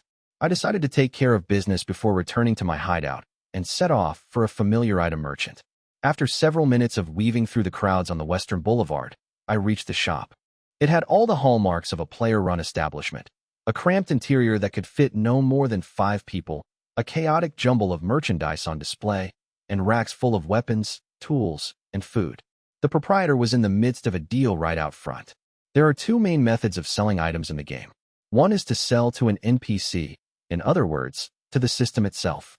There's no danger of being ripped off, but you're only going to get one fixed price for your goods, and the prices are automatically set to be lower than the market purchase value to prevent inflation. The other method is dealing directly with another player. It's possible to get a much better price for your wares this way, but first you have to actually find someone to buy them.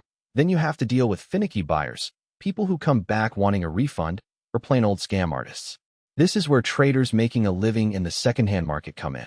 Of course, that's not the only reason they exist. As with item crafters, merchants have to fill the majority of their skill slots with non-combat skills, but they still have to venture out into the wilderness. Merchants need items to sell and crafters need ingredients, which means farming monsters for goods is necessary. As you might imagine, battle is a lot tougher when you aren't playing a traditional warrior class. There is nothing glamorous or enjoyable about fighting as a merchant. This all means that their class identity is rooted in a pure and admirable desire to assist those adventurers who are working their damnedest on the front lines to beat the game. I held a deep and secret admiration for merchants and crafters. But the shopkeeper I stared at now was about as far from the definition of self-sacrificing as anyone could be. You got yourself a deal. 500 call for 20 dusk lizard hides. Agile the pawnbroker swung his burly arm, whacking his victim, a weak-willed spearman, on the shoulder. He popped open the trading window and entered the gold amount on his side without waiting for an answer. The seller still appeared hesitant, but with a powerful glare from Agile's imposing face. Not only was he a merchant, he was also an excellent axe warrior. The man quickly transferred his materials to the trade window and hit the accept button. Thanks for your business. Come again. Agile boomed a laugh as he slapped his marks back one last time. Dusk lizard hide was a valuable crafting ingredient in making armor. 500 call seemed to be a steal for that many of them, but I held my tongue and watched the spearman trudge away. I told myself that he'd just learned a valuable lesson. Never let your guard down around a second-hand buyer. Another day making a living ripping off honest folks, Agile. The bald head craned around to see who'd called to him, and Agile beamed. Good to see you, Carito. Stock it cheap. Sell it cheap. That's my motto. He lied without a trace of irony. Not sure about the latter part, but whatever. Got some more stuff to sell you. You're a regular, Carito. You know I won't do you wrong. Let's see.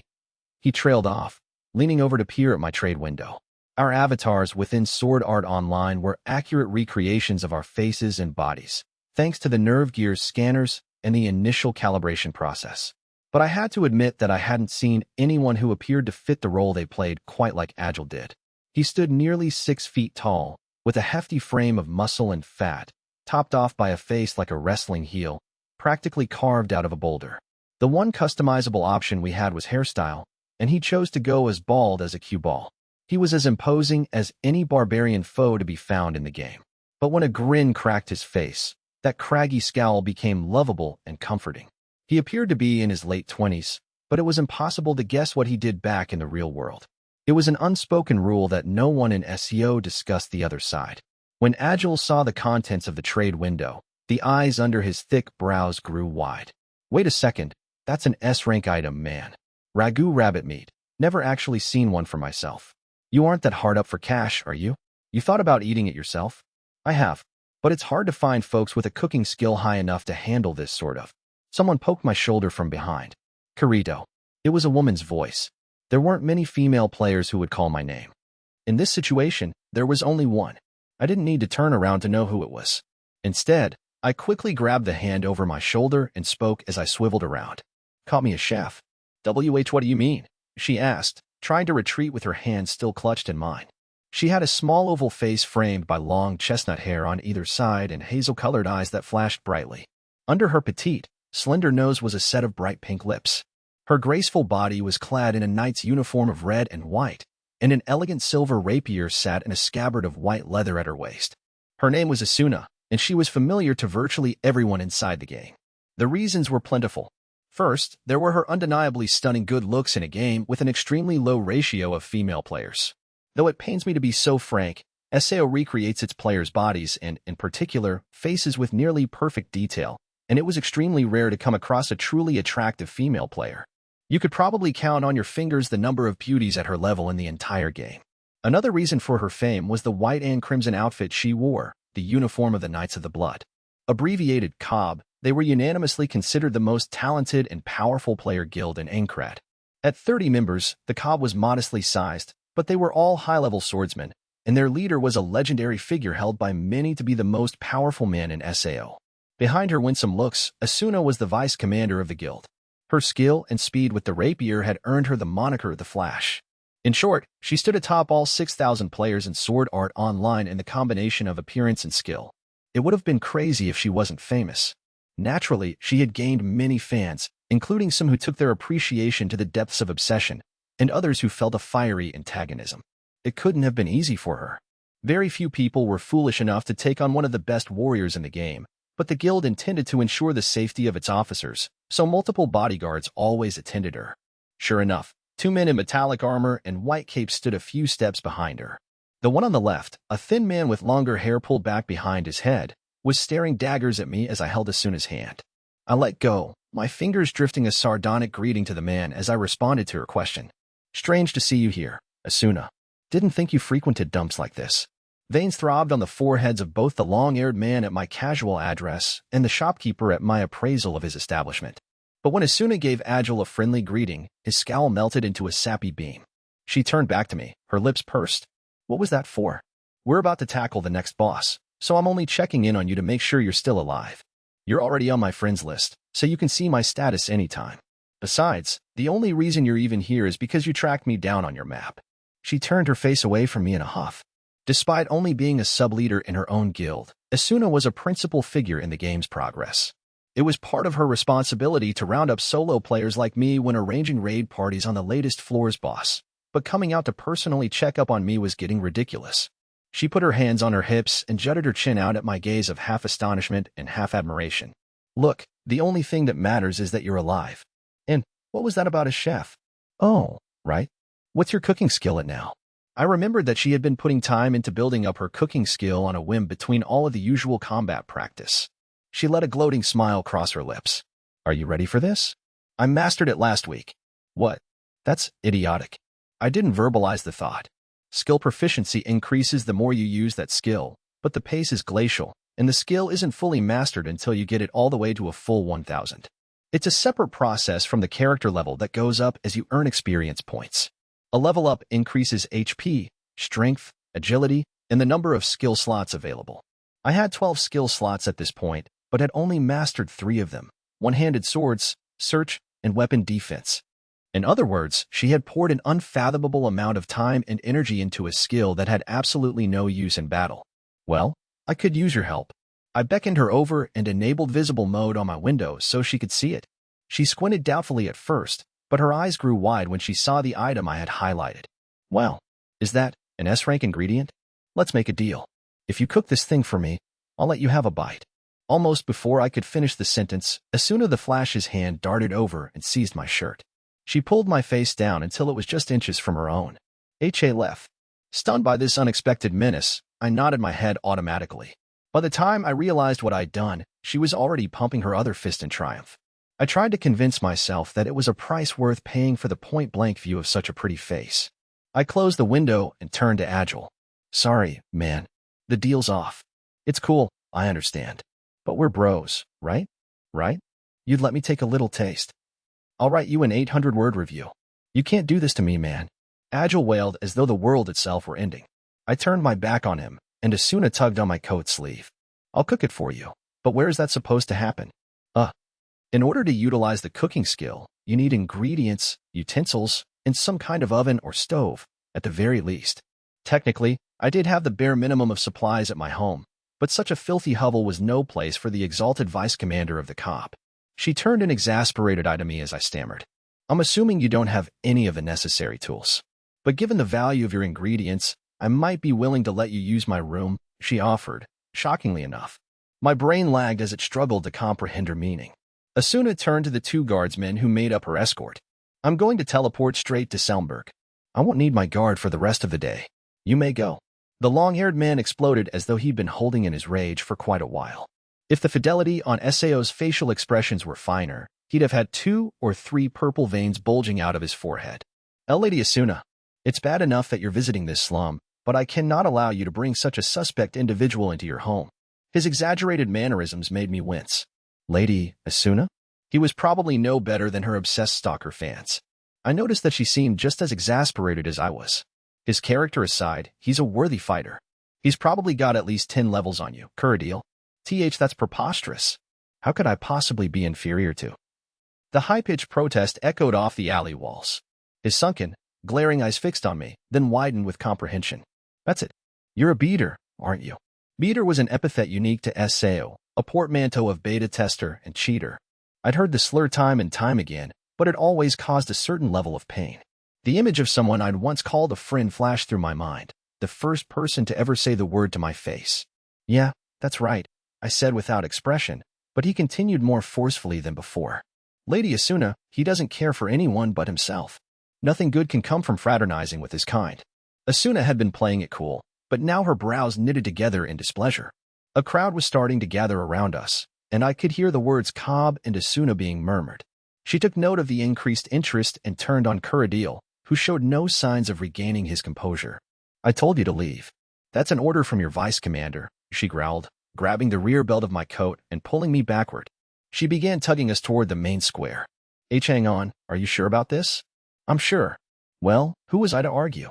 We left the 2 guardsmen and the crestfallen Agile behind and slipped into the throng. I took one last backward glance. The picture of Kuradil glaring with fury stuck in my mind like an afterimage. 6. Selmberg was a beautiful castle town on the 61st floor. The city itself wasn't particularly large. An old castle with fragile minarets loomed over the center of town, but the buildings were painstakingly built of chalk-white granite with copious greenery placed to great effect. The selection of shops was rich as well. Many players coveted the chance to live in Selmberg, but the cost was exorbitant, at least 3 times that of Algade. Residence was a pipe dream for all but the highest-level players. It was well past sunset when we arrived through the teleport gate, the last remaining traces of sunlight reflecting purple on the town. Most of the 61st floor consisted of lakes, and Selmberg itself sat on a small island surrounded by water. The view of the sun shining through the outer aperture of Aincrad and reflecting off the lake was worthy of a painting, at least. The sparkling scenery of dark blue and red set atop that massive lake was so breathtaking, I couldn't help but be bewitched. The only thing that could take away from the sight was the knowledge that it was just child's play to the Nervegear's diamond semiconductor CPU.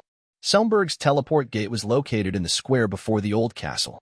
The town's main street stretched south, lined with leafy trees. Shops and homes, both quaint and elegant, stood along the boulevard, and the NPCs and players who walked the city seemed to carry themselves with more class than elsewhere. Even the air seemed to taste different than in Algade. I couldn't help but stretch my arms and inhale deeply.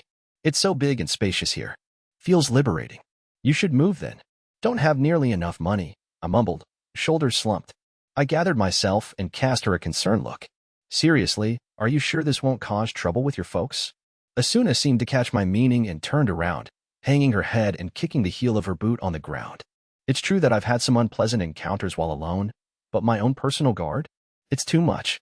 I keep telling them I don't want this, but it's guild protocol, the chief of staff tells me. She continued in a downcast mutter. In the past, we were just a small guild. The commander picked every member himself. But we just keep taking on more members, and people come and go. Things started to get crazy when they began calling us the most powerful guild here. She stopped talking and twisted her torso around. Something in her eyes seemed to plead for help, and the breath caught in my throat. I have to say something, I thought. But as a solo who did everything out of self-interest, what could I say? Several seconds of silence passed. Asuna broke the eye contact first. She looked at the deep blue of the lake and piped up in a much higher pitch, sounding eager to change the mood. But it's not that big a deal.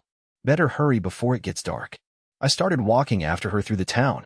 We passed no small number of players, but none of them stopped to stare at Asuna's face. I spent a few days in Selmberg about a half year back, when it represented the frontier of our advancement through the game, but I couldn't remember ever stopping to take in the sights. Gazing at the exquisite sculptures on display, I felt a momentary desire to live here permanently, but then thought better of it, deciding it was better suited to the occasional holiday trip. Asuna's residence was on the 3rd floor of an attractive little maisonette, immediately to the east of the main street. It was my first visit, of course. Thinking back on it, the most I'd ever interacted with Asuna before was at boss strategy meetings. I'd never even stopped at an NPC-run restaurant with her. I couldn't help but hesitate at the entrance of the building. So, are you sure this is okay with you? It was your idea, wasn't it? Besides, there's nowhere else to do the cooking. She turned her head with a huff and trotted up the stairs. I steeled my willpower and followed her. Pardon the intrusion. I stopped stock still when I passed through the door, my mouth agape.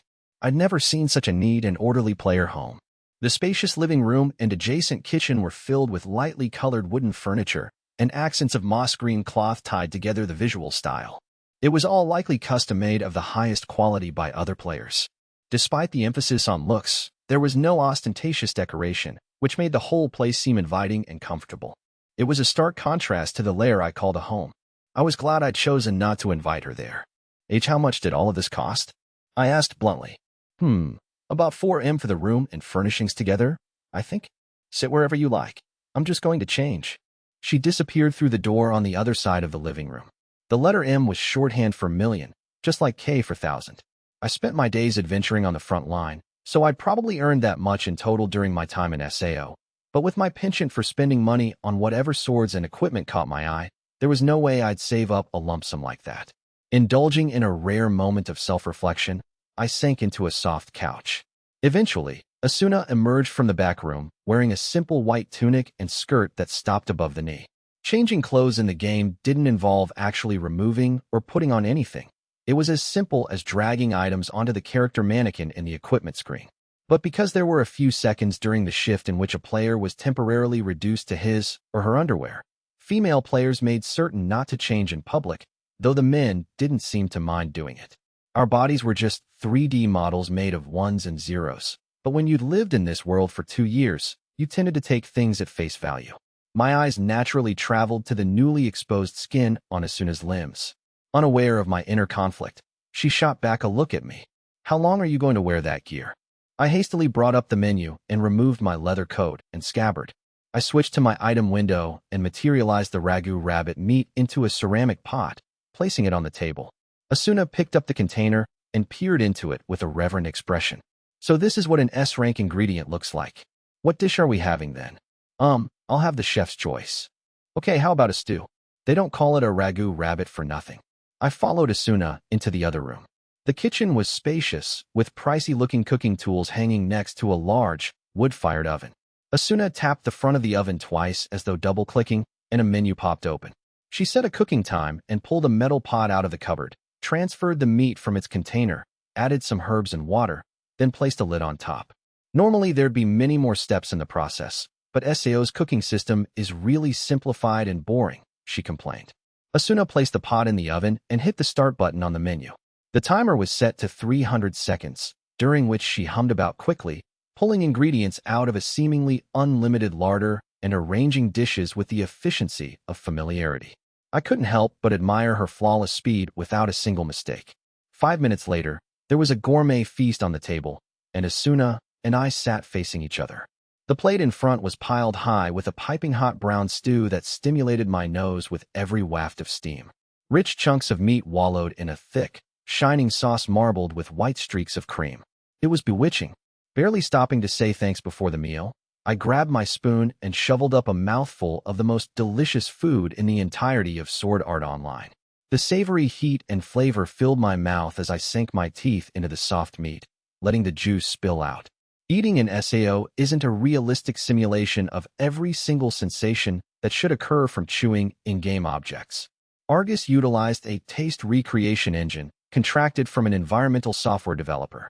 The engine is designed to send eating sensory input to the brain of the user based on certain preset variables, originally for the sake of those on a diet or who would otherwise need to observe a period of limited food intake. It sends false signals of flavor, scent, and heat to the sensory areas of the brain to fool the user. Our real bodies aren't receiving any nutrition from this act of eating. The system is simply stimulating our brains. But there was no use dwelling on this fact. What I felt in that moment, all that mattered, was that I was eating the greatest meal I'd had in the 2 years since I first logged into the game. We didn't share a word, silently shoveling spoonfuls of the stew into our mouths. Finally, after we had literally cleaned every last trace of stew from our plates and the cooking pot, Asuna let out a contented sigh. I'm glad to still be alive. I had to agree. I sat back, sipping a strangely scented tea, reveling in the fulfillment of a primal urge satisfied to completion. Were the meat and tea programmed to resemble some real-life ingredients? Or were those flavors just the fictional product of a number of finely tuned parameters? After several minutes of silent contentment, Asuna began to speak, a mug of tea cupped in her hands. It's so strange it feels like I was born here. Like I've always lived in this world. There are days that I don't even remember about my life over there. And I'm not the only one. You don't see as many players desperate to beat the game and escape these days. The rate of our conquest is slowing down. There aren't even 500 players fighting at the front line at this point. It's not just the danger. We're all getting used to this life. I gazed at her beautiful, pensive face, lit by the warm orange light of the lamp. It wasn't the face of a living, breathing human being. The skin was too smooth, the hair too lustrous to be real. But it didn't even look like a polygonal model to me at this point.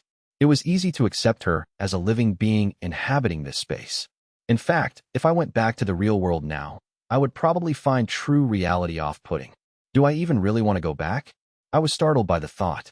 Were all the early mornings, dungeon adventures, mapping expeditions, and level-ups really for the purpose of escaping the game? It must have been that way once. The game was deadly, and I wanted out. But now that I'd gotten used to life within SAO, I still want to go back, Asuna said clearly, as though to drown out my indecision. I raised my head with a start. She flashed me a rare grin and continued. There are so many things left to do back there. I had to nod in agreement. Good point. And it's not fair to the crafters working for our benefit if we don't give it our best. I tilted my cup and took a deep swig, trying to swallow my hesitation. The top floor was a long ways off. I could think about this when the time came. Feeling bold, I gazed at Asuna as I tried to formulate the right words to properly thank her. Instead, she grimaced and started waving a hand in front of her face. Who stop. Huh? What? I've gotten too many marriage proposals from players giving me that look. Wah. Despite my mastery of battle skills, I had far less experience when it came to delicate matters like this. My mouth opened and closed repeatedly with no sound. I must have looked like an idiot. Asuna smiled. Let me guess, you're not that close to anyone else, either. Well, sorry for being a solo player. You're in an MMORPG, making friends is the point. Her smile disappeared, and she asked me a question in the tone of an older sister or teacher. Have you ever thought about joining a guild? Huh. I know you beta testers don't like to work in groups. Her expression grew even more serious. But it feels like the monster activity patterns have been increasingly irregular since we hit the 70th floor. I noticed that, too. It wasn't clear if the drop in CPU predictability was planned from the start or the result of the system itself learning. If it was the latter, we'd have our work cut out for us. And playing solo leaves you much less capable of handling unexpected situations. You can't always make an emergency escape. You're much safer forming a party. I'm always cautious enough to leave myself a safety margin. Thanks for the warning, but guilds just aren't my thing. Besides, my mind screamed at me to stop, but my mouth barreled onward. Party members usually end up being more of a hindrance than a help for me. Oh, a silver flash of light passed before my eyes. It was Asuna's knife, held motionless at the end of my nose. This was a basic rapier skill called linear. Basic, but scaled in effectiveness based on one's agility stat. She'd moved so fast, I hadn't even seen the skill's telltale movement trail. With a grin frozen on my face, I assumed the hands-up position of surrender. Fine, you're an exception. Good. She pulled back the knife, unamused. As she twirled the blade around her fingers, her next words were completely unexpected. In that case, I want you to partner up with me. Being in charge of arranging boss raid parties, I've always wanted to see if you're as good as they say. Plus, I want to show you just how tough I really am. And lastly, black is my lucky color this week. What's that supposed to mean? Shocked by the absurdity of her demand, I weakly grasped for some kind of counterargument. Besides, what about your guild? We don't have a leveling quota to meet. Why your personal guards, then? I'll leave them behind. I raised the teacup to my lips in a bid to buy time, then realized that it was empty. Gloating, Asuna snatched it from my hands and served more of the steaming liquid. To be honest, the invitation was tempting. Who wouldn't want to team up with the most beautiful woman in Aincrad? But the more enticing the offer, the more my hesitation and suspicion grew. Why would she want to be with me? Perhaps she felt pity for a gloomy, introverted solo player. Stuck in a negative thought process, I uttered the words that sealed my fate. The frontier's dangerous, you know. The knife in her hand rose again, and when I saw an even stronger glow envelop the blade, I hurriedly nodded. Even among the clearers, as those who fought on the front line to advance the game's progress were known, I was hardly notable. Hesitantly, I pushed on. Fine. I'll see you at the 74th floor gate tomorrow at 9 o'clock. Asuna lowered her hand and chuckled confidently. I wasn't sure how long etiquette dictated it was acceptable to stay in a single woman's apartment, so I hastily pardoned myself once we finished eating. Asuna escorted me down the stairs of the building and inclined her head slightly.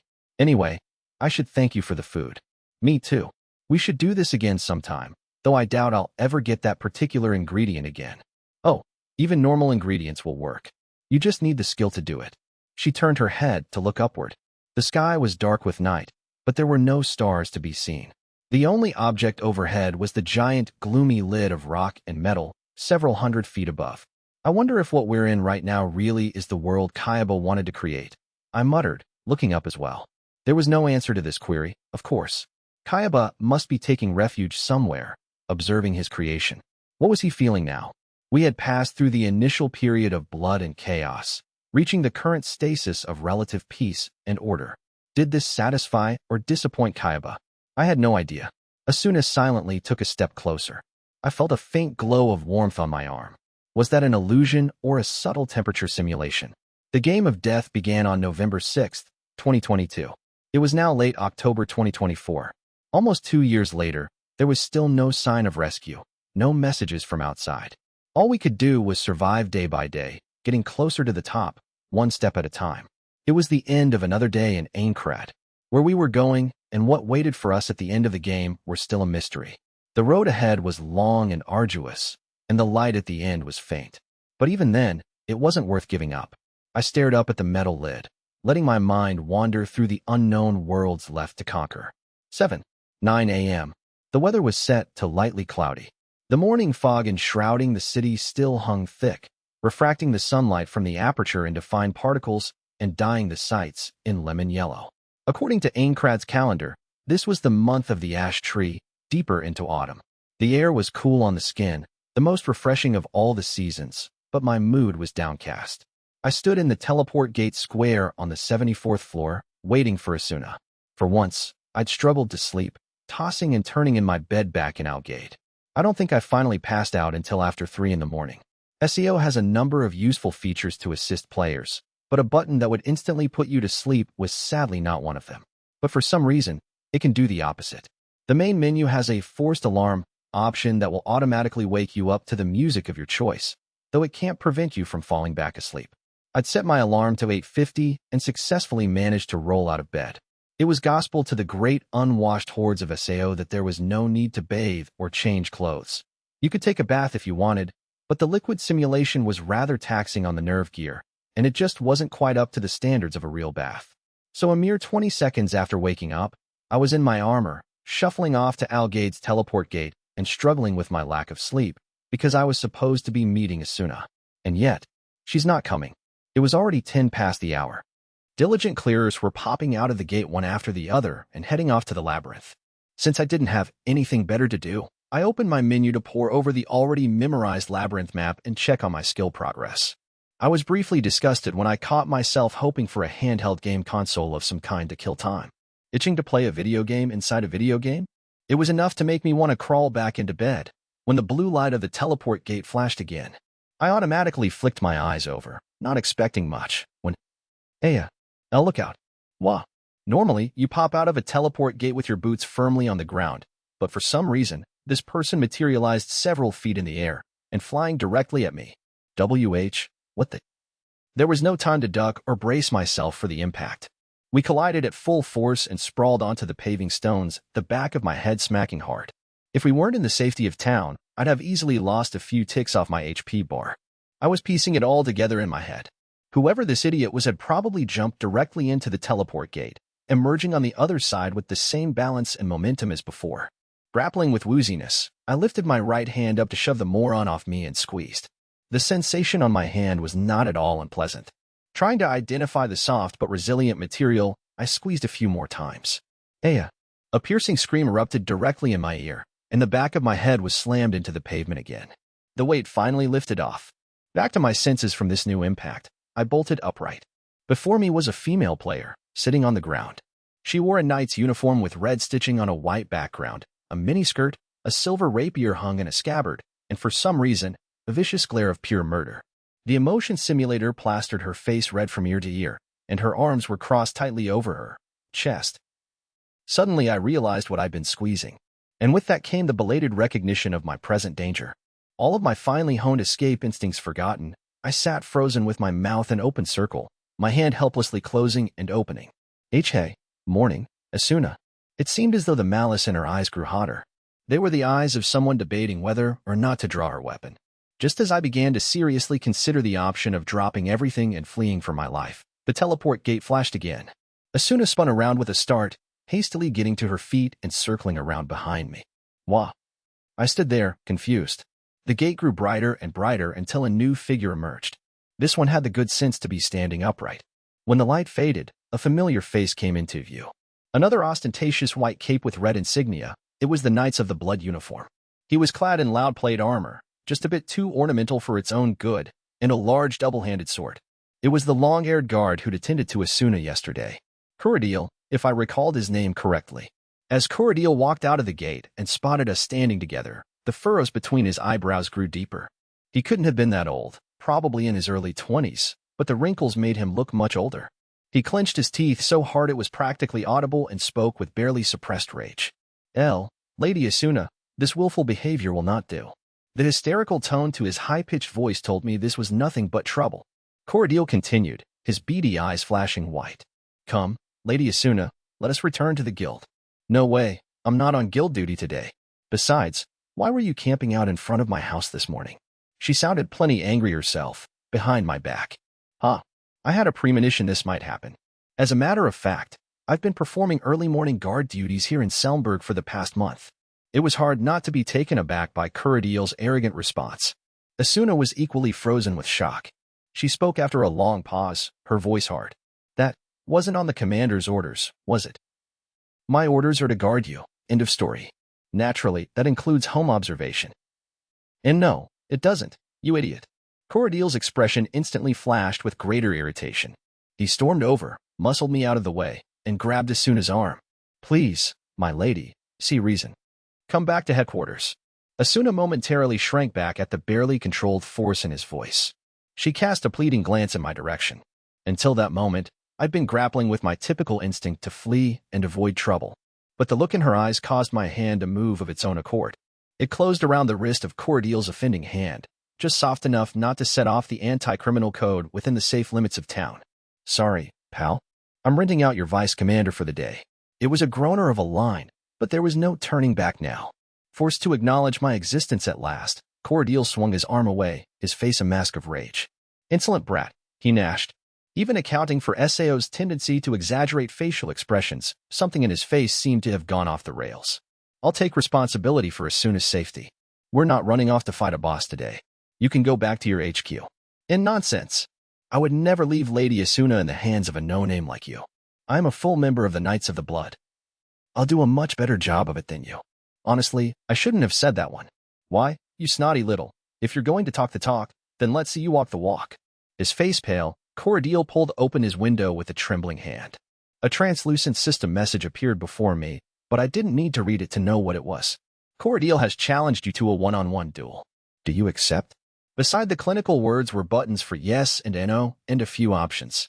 I glanced at Asuna next to me. She couldn't see the prompt, but she seemed to understand what was happening. I assumed that she'd tell us to knock it off, but to my surprise, she gave a curt nod, her face hard. Are you sure? Is this going to cause trouble within the guild? I muttered. She responded in the same low tone. Don't worry, I'll report to the commander. I nodded and pressed the yes button, selecting first strike out of the list of victory conditions. This meant that whoever inflicted a heavy blow first or got his opponent down to 50% HP would win the duel. The message changed to read, you have agreed to a one-on-one duel with Kuradiel, accompanied by a minute-long countdown. When that clock reached 0, the HP protections afforded us by the town would disappear, and we'd battle until a winner emerged. Kuradiel seemed to have found his own unique interpretation of Asuna's consent. Watch closely, Lady Asuna. You'll see that no one else is fit to stand guard for you. He cried in a tone that suggested madness, noisily unsheathing his massive sword in a theatrical display.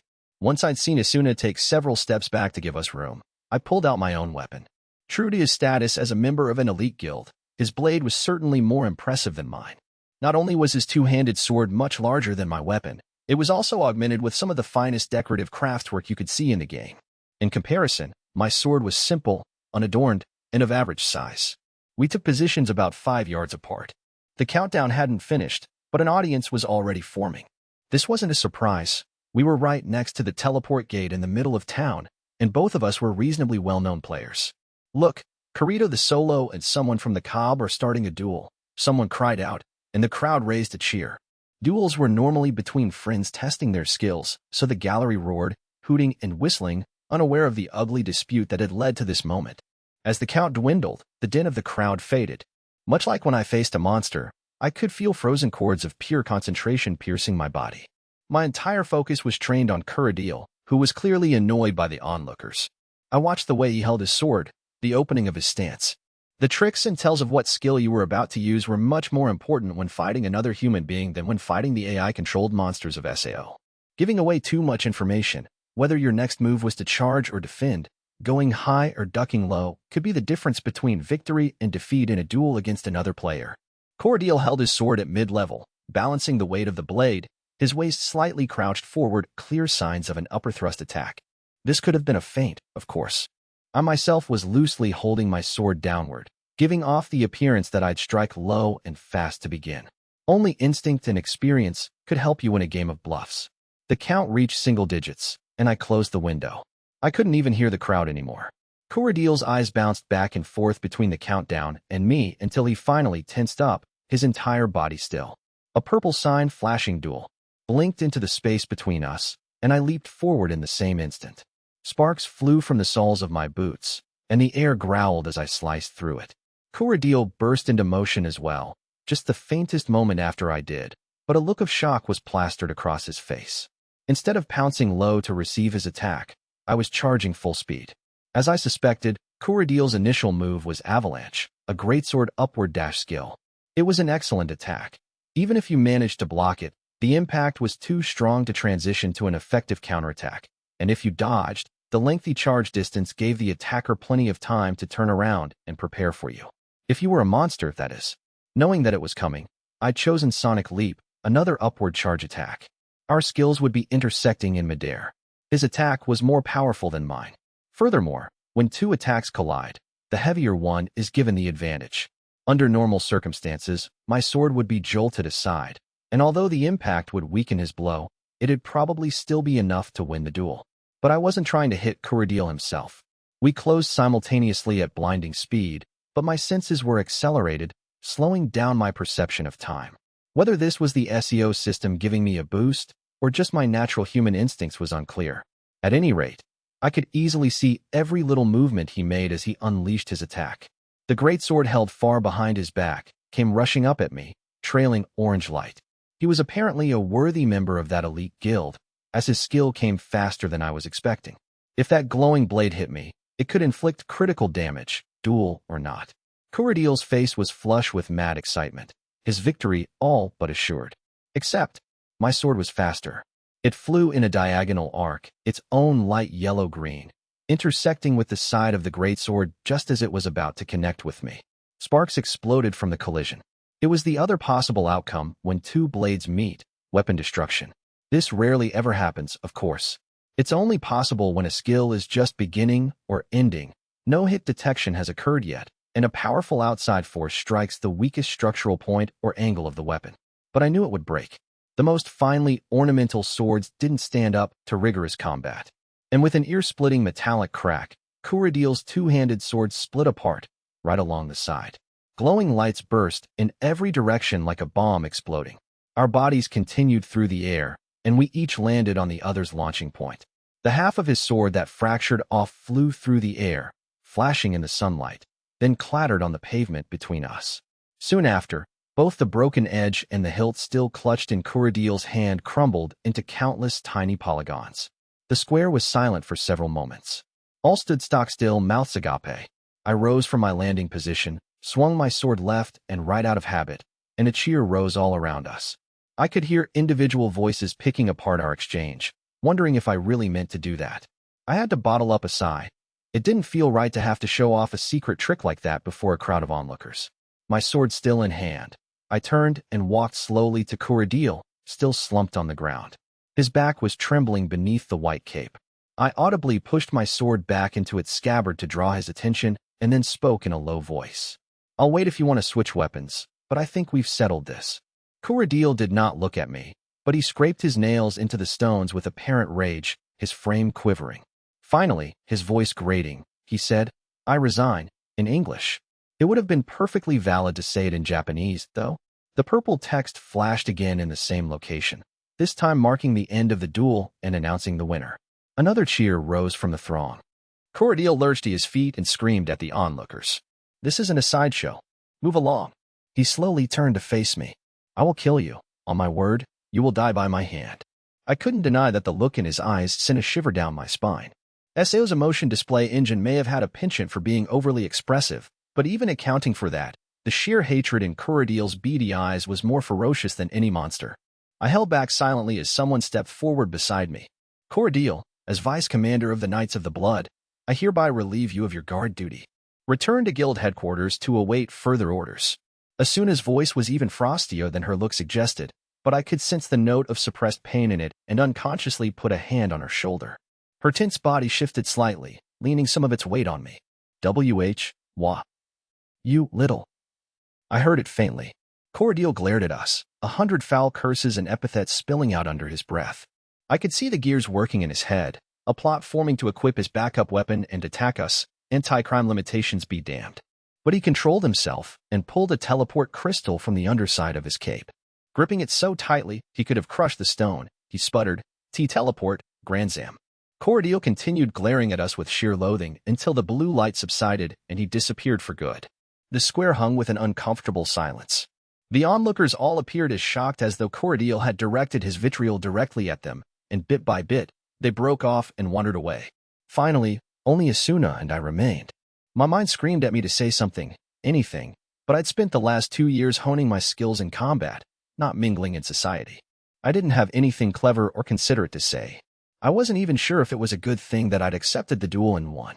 Asuna finally took a step away and said, without any of her usual vigor, "I'm sorry. You didn't need to be dragged into that." I'm fine. How are you doing?" The vice commander of the most powerful guild in the game shook her head slowly, flashing a brave but frail smile. "Well, I suppose I'm partially responsible for pushing the guild to follow rules in order to prioritize beating the game. I don't think you can be blamed for that. I mean, if it wasn't for people like you, we'd be way further behind on conquering the castle. I know that means nothing coming from a solo player like me, but what I mean is, I totally lost sight of what I wanted to say and grasped for the right words.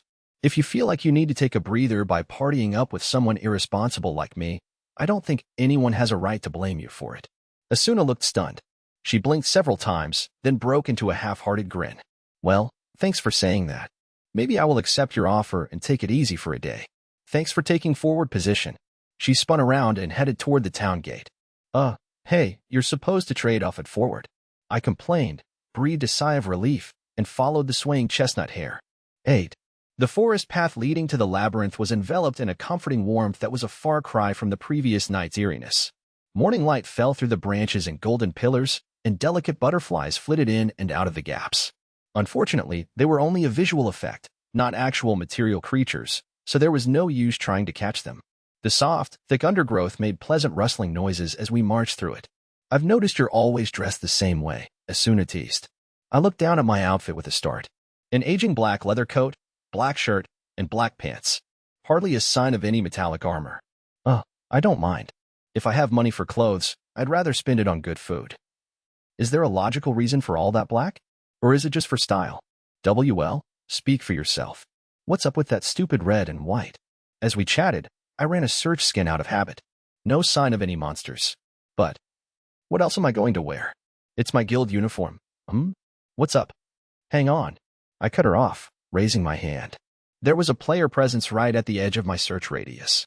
I focused on the distance behind us, and a number of green cursors that represented human players sprang into sight. It couldn't be a gang of criminals. They preferred targets that were clearly weaker than themselves, so they virtually never ventured to the front lines, where the strongest players gathered. On top of that, any player who committed even a single crime was marked as a criminal for a lengthy period, their green cursor automatically displaying orange as a warning to all. No, what concerned me was the number and formation of these players. I called up the map screen and set it to be visible so that Asuna could see as well. The map displayed our forest surroundings, and in combination with my search scan, a series of green dots represented these new visitors. There were 12 in total. That's a lot. I agreed. Parties were harder to manage when the number grew too high, so 5 or 6 was considered ideal. And look at the way they're lined up. The grouping of dots at the edge of the map was coming this way at considerable speed, arranged in 2 orderly columns. Dungeons were one thing, but I'd never seen such precision out in the open, where there was little danger to worry about. Had I been able to at least see the levels of the members, I might have discerned their identities, but the cursor didn't display names or levels of absolute strangers. It was designed that way by default to protect against piking, player killing, which meant that in this case, I'd have to see them for myself and make an educated guess based on their equipment. I closed the map and looked at Asuna. I just want to be sure. Let's find a hiding spot and watch them pass. Good idea. She nodded nervously. We left the path and climbed up an embankment, hiding in the shadows of a clump of bushes about our height. It was the perfect position for watching the road. Asuna was looking down at her outfit. Red and white wasn't the greatest combination for blending in with the undergrowth. What should I do? I don't have a change of clothes. The lights on the map were bearing down. They'd be coming into range any second now. Pardon me. I opened up the front of my leather coat and swung my arm around Asuna, who was crouching at my side. She glared at me for an instant, but let herself be covered by the protection of the coat. It might not look great, but it had an excellent hiding bonus. With as many concealing factors as we had, they wouldn't find us without an exceedingly high-rank search skill. See? Sometimes it helps to wear a one-color outfit. Oh, shut up. Here they come. She put a finger to her lips. We crouched lower and heard the first signs of rhythmic, diligent footsteps. Finally, the group appeared around the bend in the path ahead. They were all swordsmen, outfitted in matching gunmetal armor and dark green battleware. It was designed to be practical rather than ornamental, but the front six did carry large shields emblazoned with the image of a familiar castle. The front line bore one-handed swords, the rear line halberds. All wore long helmet visors that hid their faces from view. Their progress was so clean and mechanical that it gave the impression that the system had cloned a dozen copies of the same NPC and set them marching across the map together. There was no mistaking it. They were from the army, the mega guild based out of the bottom floor of Aincrad. Asuna had realized this as well. She froze next to me, her breath held. They didn't antagonize ordinary players. In fact, they were the most proactive, player-run source upholding any kind of justice in the game.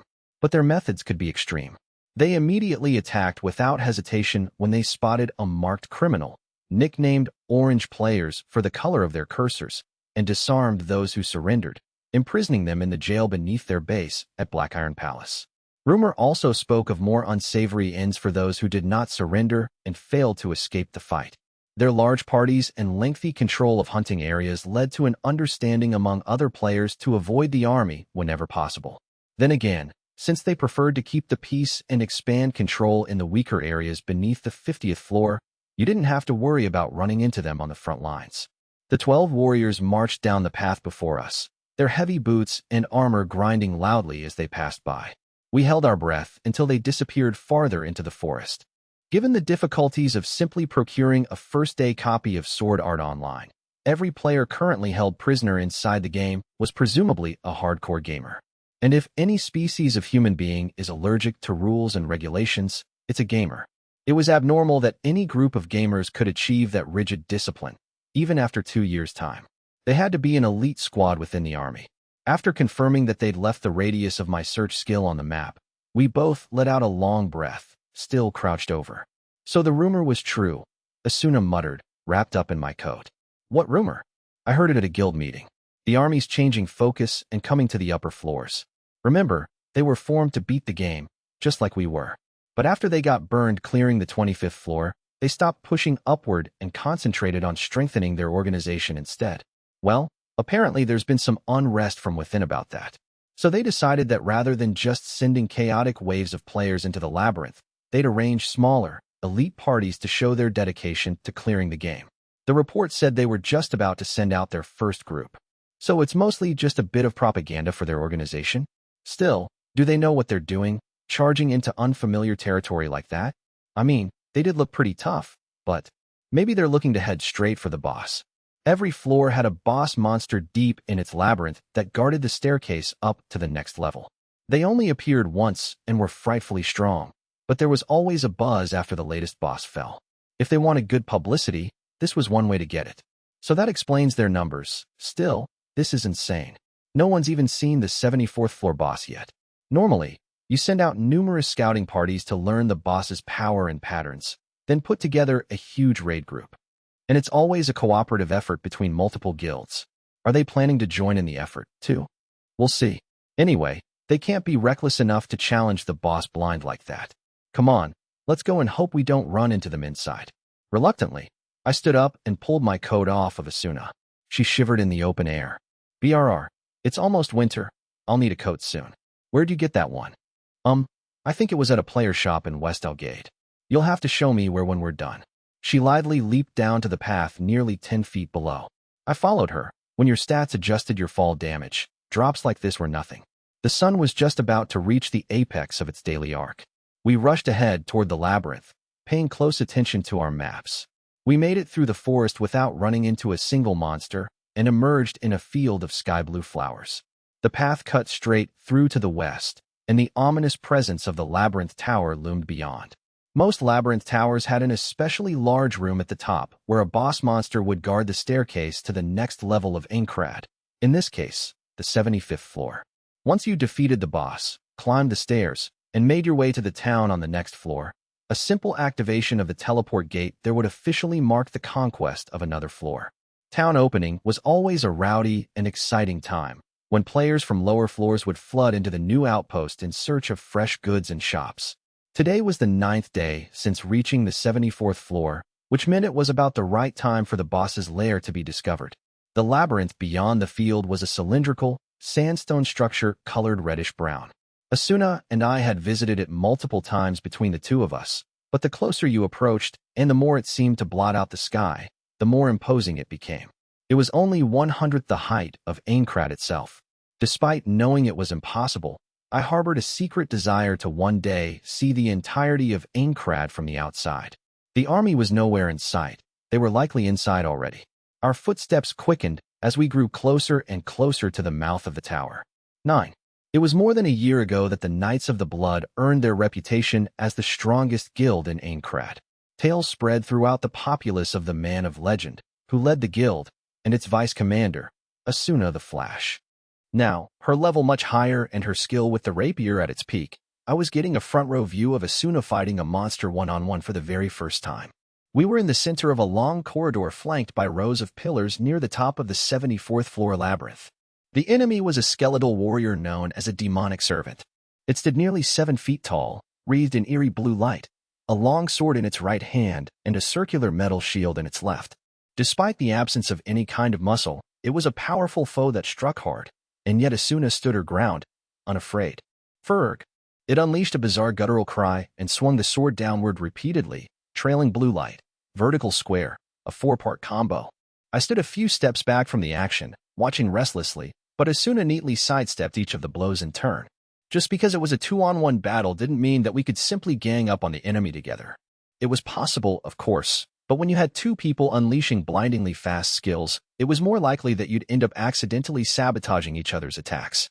That's where the switching tactic came into play for parties. After Asuna avoided the last and largest of the demonic servant's 4 attacks, it was left slightly off balance. Asuna didn't miss her opportunity to counterattack.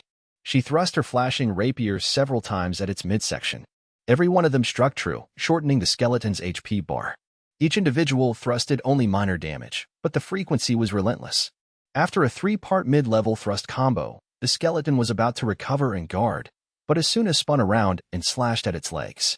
She tore diagonally upward and connected powerfully on 2 more thrusts up high, her blade spraying white light. It was an 8-part combination named Star Splash, if I recalled correctly. Rapiers and their thrusting strength weren't the best against skeletons, but her skill in connecting with the enemy each and every time was considerable. The sheer beauty of it all had me completely entranced, to say nothing of its power in knocking out 1/3 of the skeleton's health. This was a true sword dance. Asuna jolted me out of my reverie, shouting as though she had eyes in the back of her head. "Kirito, time to switch." "Why yeah?" I hurriedly readied my sword as she unleashed a powerful single strike. The tip struck the skeleton's shield with a gaudy shower of sparks. This was part of the plan, though. An enemy that blocks a heavy blow is left immobile for an instant and cannot attack right away. Asuna was frozen by the clash as well, of course, but it was the pause that we wanted. I charged in front of the enemy in her place. The switch tactic was an intentional use of a break point in mid-combat to allow an ally to step in.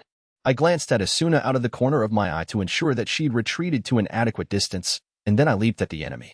Asuna was a true expert of the game and could hold her own, but in most cases, slashing attacks were far preferable to thrust against skeletal foes like the demonic servant.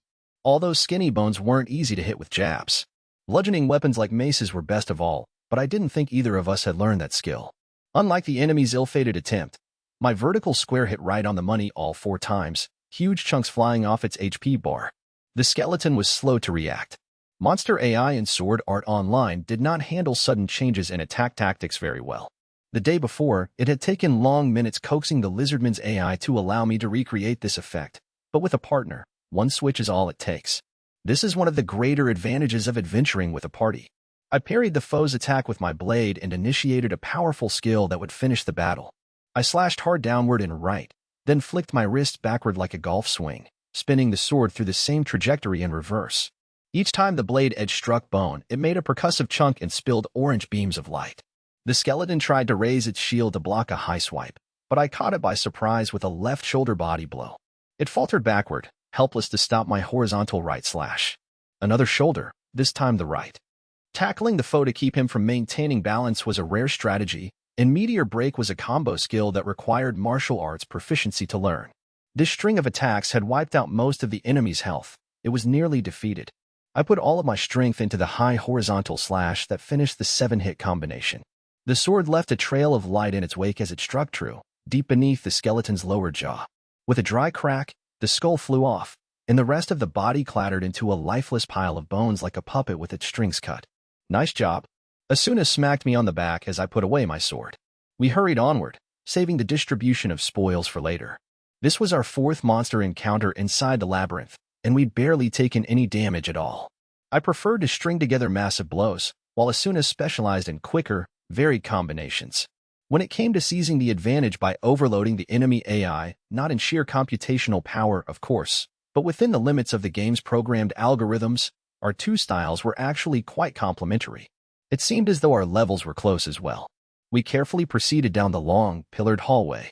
Thanks to my search skill, there was little fear of ambush, but I couldn't help but pay attention to the footsteps echoing off the hard stone walls.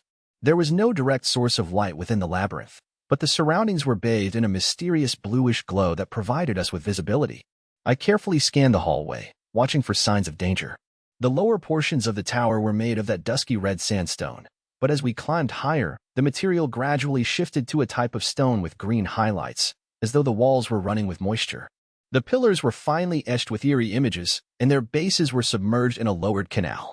All in all, the decorative detail of the dungeon was growing finer and denser. There was little blank space left on the map. If my hunch was right, we were nearly there. At the end of the hallway stood large, gray-blue double doors. They were covered with the same creepy reliefs of monsters as the pillars. It was all digital data, of course, but I couldn't help but feel an eerie, unnatural evil emanating from it. We stopped in front of the door and looked at each other. Is it just me, or is this? Yeah, I agree. This must be the boss's lair. Asuna grabbed the sleeve of my coat. What should we do? Just take a quick look inside. The words were confident, but her voice carried an anxious tone. Even the most powerful warrior would be fearful in this situation. I didn't blame her. I was scared, too. Remember, the boss monster never steps outside its lair. I'm guessing that if we just open the door and look, we'll be fine. I trailed off uncertainly. She looked exasperated. Keep a teleportation item on hand, just in case. Okay. She nodded and pulled a blue crystal out of the pocket of her skirt. I readied one of my own. Ready? Here goes. Asuna hanging on my right arm, I placed my left hand against the door, clutching the escape crystal. If this had been happening in real life, my palm would be slick with sweat. I pushed slowly, and the door gave way with a surprising ease for being nearly twice my height. Once put in motion, both doors opened simultaneously with almost alarming speed. As Asuna and I held our breath, they reached full extension with a heavy thud, exposing the contents of the room, which at this point was nothing but sheer darkness. The light that filled the hallway apparently did not extend to the chamber beyond. It was a thick blackness brimming with cold, and no amount of squinting revealed any details.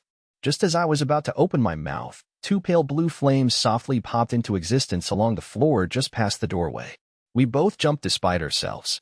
Soon after, another two flames appeared a bit farther away. Then another pair. And another. Boff, boff, boff, boff, boff. The flames sounded off consecutively, picking up speed as they created a path straight for the center of the chamber. Finally, a much larger flame burst into life, lighting the contours of the long, rectangular room in a blue haze. It was large enough to fill the remaining blank space on my map by itself. Asuna gave in to her nerves and grasped my entire arm, but I didn't have the presence of mind to enjoy it. A massive shape was steadily approaching from behind the thrashing dance of fire. Muscles taut as ropes rippled up its towering form. Its skin was a deep blue to match the tint of the flames, and the head that rested atop the thick chest was not a human's but a goat's.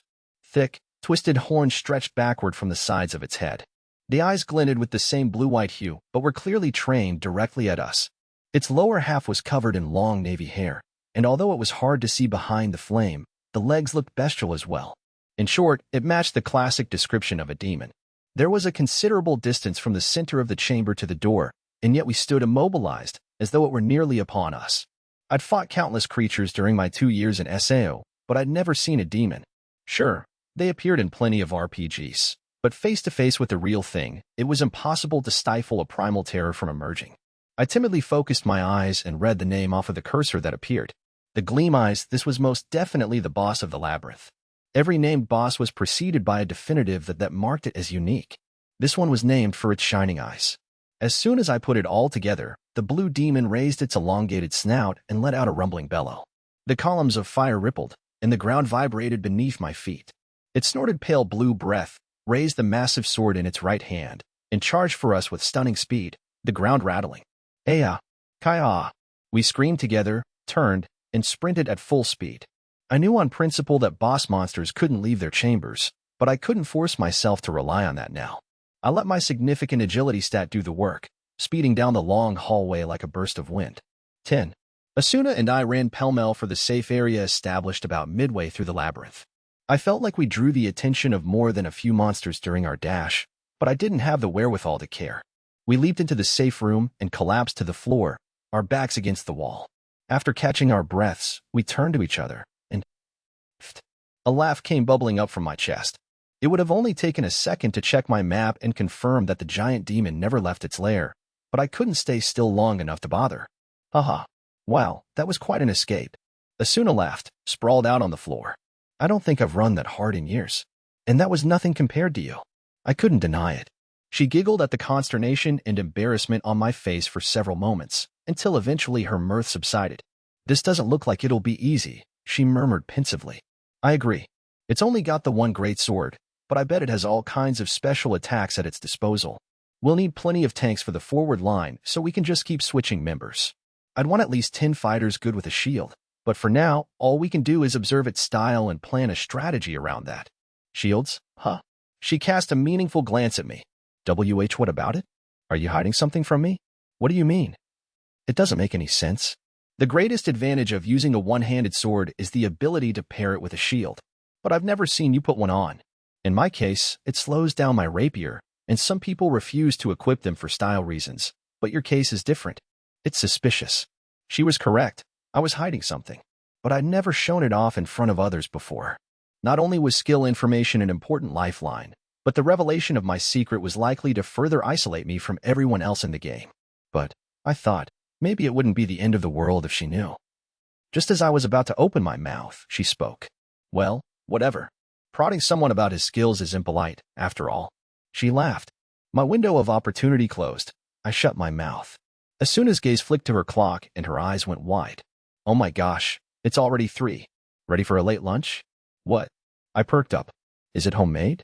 She shot me a smug look, opened her menu, removed her white leather gloves, and materialized a small picnic basket. There was at least one excellent advantage to teaming up with her, I thought, but she stopped me short with a glare. What are you thinking? And nothing. Can we eat now? She pursed her lips, but took out 2 large paper wrappings from the basket anyway, handing one to me. I hastily unwrapped it to find a circular sandwich crammed with cooked meat and vegetables. It smelled fragrant, a bit like pepper. Suddenly, I felt ravenous and stuffed it into my mouth without a word. That's good, I said honestly, after a few more bites. It looked similar to the foreign-seeming food that the NPCs served in Aincrad's restaurants, but the flavoring was different. The thick, sweet and salty taste reminded me of the Japanese-style fast food I'd eaten constantly before my 2-year stay in SAO. I continued silently scarfing down the sandwich, tears of nostalgia threatening to spill down my cheeks. I swallowed the last bite, gulped down in one go the cold tea Asuna handed me, and heaved a sigh of satisfaction. How'd you make this flavor? A year of training and study, and a full analysis of all seasoning ingredients available in Aincrad. This one's Guragua seeds, chèvre leaves, and Kalem water. She pulled 2 small bottles out of the basket, pulled the plug out of one, and stuck her finger inside. It emerged covered in a truly bizarre, thick purple substance. Open your mouth. Nonplussed, I obediently opened my mouth, and Asuna flicked the tip of her finger. The tiny drop that landed in my mouth was stunning. It's mayonnaise. Now, this one is avilpa beans, sago leaves, and wool of fish bones. I suspected that last one was used as an ingredient in antidote potions, but the droplet landed on my tongue before I had time to confirm it. This one was an even greater revelation than the previous. It was pure soy sauce flavor. In a fit of joy, I grabbed Asuna's extended finger and jammed it in my mouth. "Ugh!" she shrieked. Asuna glared at me as she pulled her hand away, then laughed when she saw my slack-faced expression of bliss. That's the sauce I used for the sandwich. Incredible. It's perfect. You could make a fortune selling this stuff. To be honest, I felt like these sandwiches were even better than last night's ragu rabbit stew. Why you think so? She smiled shyly. Wait, don't do that. There'd be none left for me. Oh, don't be so greedy. There'll be plenty for you if I feel like it. She trailed off. She leaned just enough that our shoulders brushed. There was a pleasant silence, and for a moment it almost felt like we weren't in the middle of a perilous dungeon. If I could eat this food every day, I might just change my mind and move to Selmberg, right next to Asuna. I was nearly about to say this out loud when a troop of players in rattling armor walked through the door from the lower floor. We instantly sat up and separated. The moment I saw the leader of the six-man group, I sighed with relief. It was a familiar katana wielder, the person in Aincrad I'd known the longest. Hey, Kirito. Long time no see. The lanky fellow noticed me and strolled over for a greeting. I stood up and faced him. Oh, it's you, Klein. Geez, don't act so glad to see me. And you're actually with someone for once? When he saw Asuna, who had quickly arranged her belongings and stood up, his eyes went wide beneath the ugly bandana. Well, I'm guessing you've already met at the boss strategy meetings, but I'll introduce you anyway. This is Klein, from the Furin Guild. And this is Asuna from the Knights of the Blood. Asuna gave a little nod, but Klein stood frozen, his mouth now as wide as his eyes. Hello? Say something. Are you lagging? I elbowed him in the ribs, and he finally shut his maw, giving her an extremely courteous bow. Hello, miss. I'm KK Klein, age 24, single. I elbowed him in the guts harder this time. But before Klein had gotten all the words out of his mouth, the other 5 members of his party shuffled over and began introducing themselves all at once. The members of Furin knew one another from before SAO. Klein had seen to it that they all survived their trials and had raised them into one of the more important forces advancing player progress through the game. He had shouldered the weight that I shrank away from 2 years ago and bore it splendidly. I swallowed the lump of self-disgust that rose in my chest, turned to Asuna, and said, anyway, they're not half bad, as long as you ignore their leader's villainous looks. Now it was Klein's turn to stomp on my foot. Asuna bent over, chuckling at our bickering. Klein gave her a sloppy, flushed grin, then grabbed my arm and pulled me aside, speaking in a low but murderous tone. WHWH, what does this mean, Kirito? I struggled to come up with an answer, so Asuna sidled up with one prepared. I'll be partnering up with him for a while, so it's nice to meet you, she said in a clear voice. I was stunned. It isn't just for today? Klein and his friends vacillated between disappointment and jealous rage. Finally, Klein cast a beady eye on me and growled through gnashing teeth. Kirito, you rat. Just as I was slumping my shoulders with the resignation that I wasn't going to get out of this easily, a new set of rattling and footsteps from the same doorway told of a new set of visitors.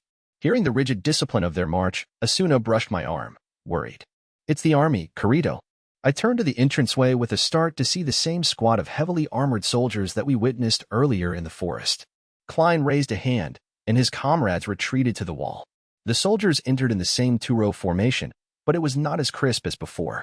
They looked sluggish, and the bits of their faces that could be seen beneath the helmets were heavily fatigued. The squad came to a halt on the other side of the safety zone. The man in front gave the command to be at ease, and the other 11 clattered to the floor with an incredible din. He turned to us without a second glance at his subordinates. Upon closer look, his equipment was slightly different from the others.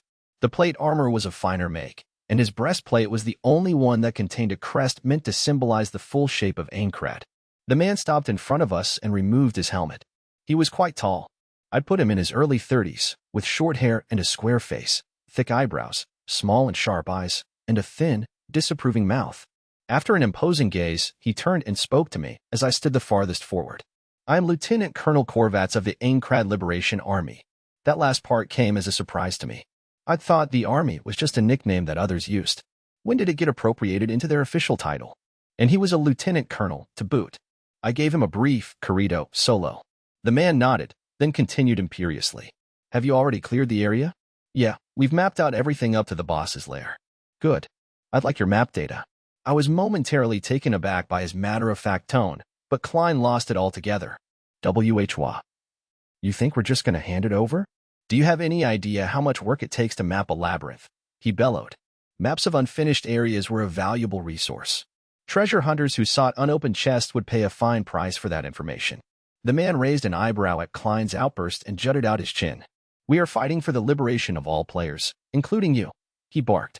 It should be your duty to share your information with us. It was sheer arrogance. The army had barely bothered to help clear floors in the past year. Wait just a second. Why, you shameless. I had to hold out both hands to stop Asuna and Klein from converging on the man. I don't mind. I was going to release the data once I got back to town anyway. Oh, come on, man. You're being too generous. I don't treat map data like a business opportunity. I opened a trading window and sent the man named Korvats my map. He accepted it stone-faced, said, "Your cooperation is appreciated," without a shred of appreciation, and turned on his heel. I called out to his back. "I wouldn't bother the boss right now if I were you." Korvats barely turned his head. "That decision is at my discretion, not yours. We just took a look at it earlier, and it's not the kind that a half-size raid can tackle. Besides, your soldiers look pretty wasted to me. My men aren't weaklings to complain about a simple march." Korvats put extra weight on my men, but the exhausted warriors sprawled out on the floor didn't seem to share his camaraderie. "Back on your feet." They slowly climbed up and reformed into 2 rows. Korvats took his spot at the fore without sparing us a second glance. He raised and lowered his arm, and the 12 readied their weapons and resumed the march. While their HP appeared full, the tense battles of SAO left invisible strain on its players. Our real bodies weren't budging an inch back on the other side, but the fatigue we felt here would not disappear without sleep or relaxation. From what I could tell, the army soldiers weren't used to battle on the front line, and they were at their limit. Do they know what they're doing? The army squad disappeared through the exit farther up the tower, and the measured footsteps faded out. Klein was too concerned for his own good. I mean, they're not just going to charge right into the boss lair. Asuna looked worried. Something in Korvat's attitude suggested that they were taking a risk that was downright reckless. "Should we at least check on them first?" I suggested. Even Klein's party nodded in agreement. Who's too concerned for his own good now? I grimaced to myself, but my mind was made up. I wouldn't sleep well that night if we left now and found out later that the group never returned. I checked my equipment and was preparing to leave when I heard Klein whispering to Asuna behind my back. At first, I was exasperated, but that turned to surprise when I listened to what he was saying. "So, Asuna? How should I say this? I know he might not deserve it, but be good to Kirito, will you? Even if he is an introverted, grumpy, battle-obsessed idiot." I spun around and yanked hard on Klein's bandana. What are you talking about?" "Oh, come on." He rubbed his stubbled chin, head tilted. "I mean, you're actually teaming up with someone now. Ensnared by feminine wiles or not, it's still progress. I am not being seduced." I noticed that Klein, his party, and even Asuna were all grinning at me, so I had no choice but to clamp my mouth shut and turn around. I even heard Asuna assure Klein, "I'll take good care of him." I beat a hasty retreat through the doorway, my boots clacking on the stones. 11. We were unlucky enough to run into a group of lizard men, so by the time the 8 of us reached the hallway at the top of the tower, it had already been 30 minutes. We never caught up to the army squadron. Maybe they used some items to return already?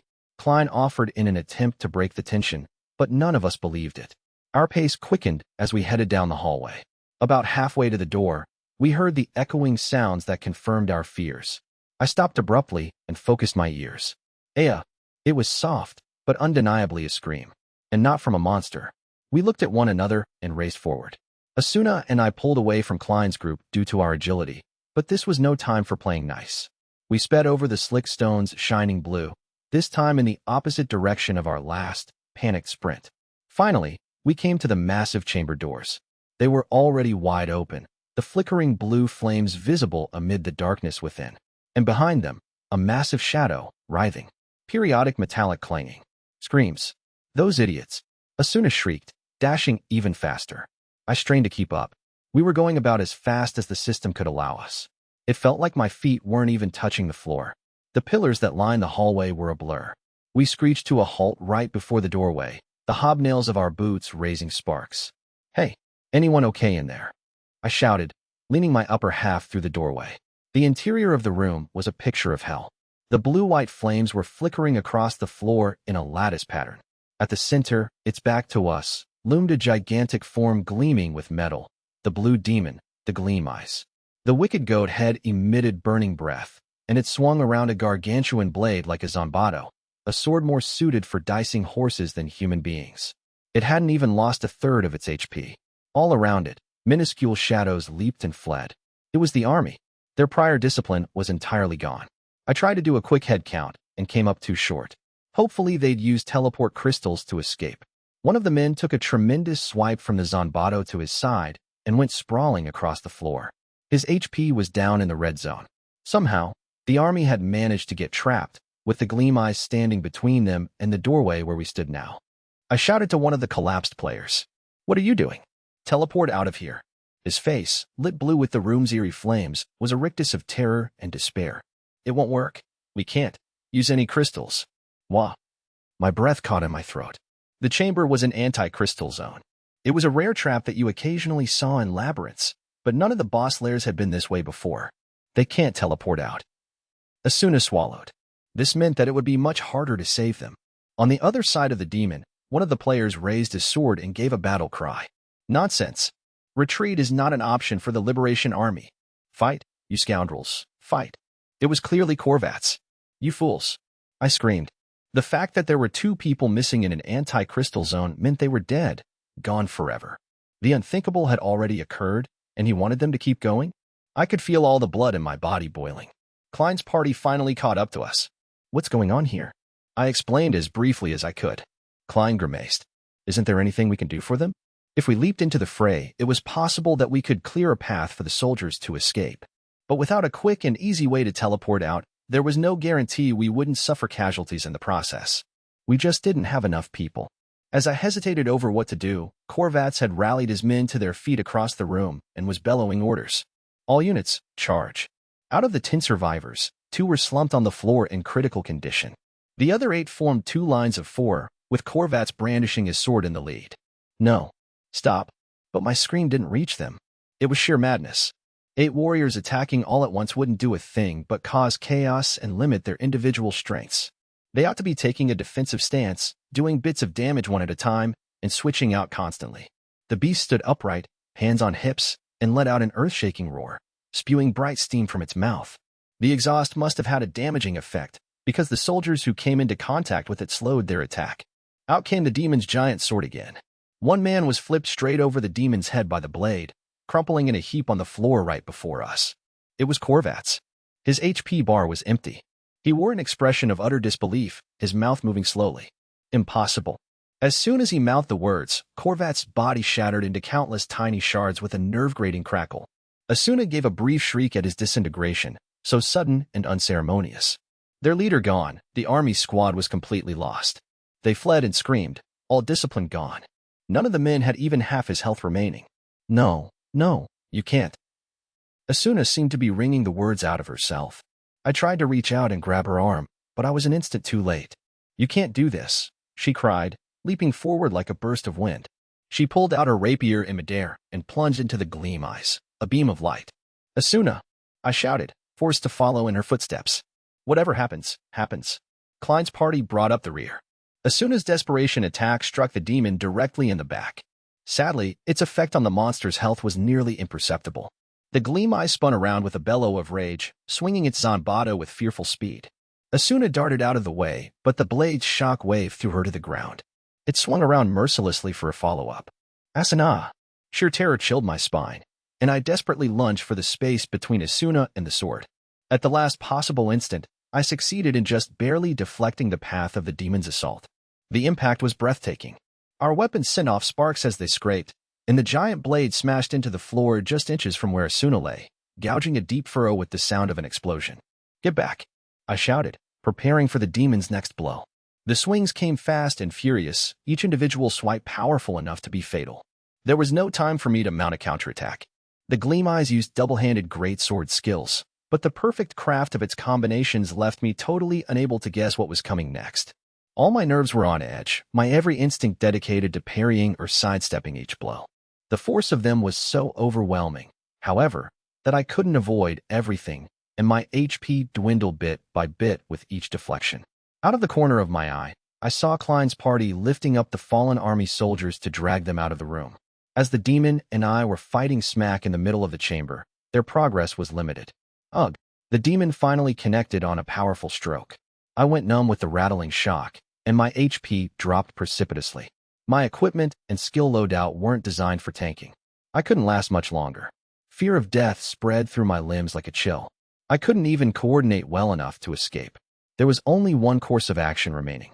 I had to put all of my damage-dealing expertise to the test and fight back. Asuna, Klein, Just hold out for 10 seconds. I gave a hearty swing of my sword and deflected the beast's next attack, taking advantage of the brief pause that ensued to drop into a roll. Klein filled the gap with his katana just in time. Unfortunately, Klein's katana and Asuna's rapier were both selected for their speed in battle, not their weight. They wouldn't stand up to the demon's tremendous horse cleaver. I swiped my left hand while on the floor, calling up the menu. There was no time for a single mistake. My fingers flew over the buttons, my heart racing. I quickly shuffled through my inventory list, found what I wanted, and materialized it.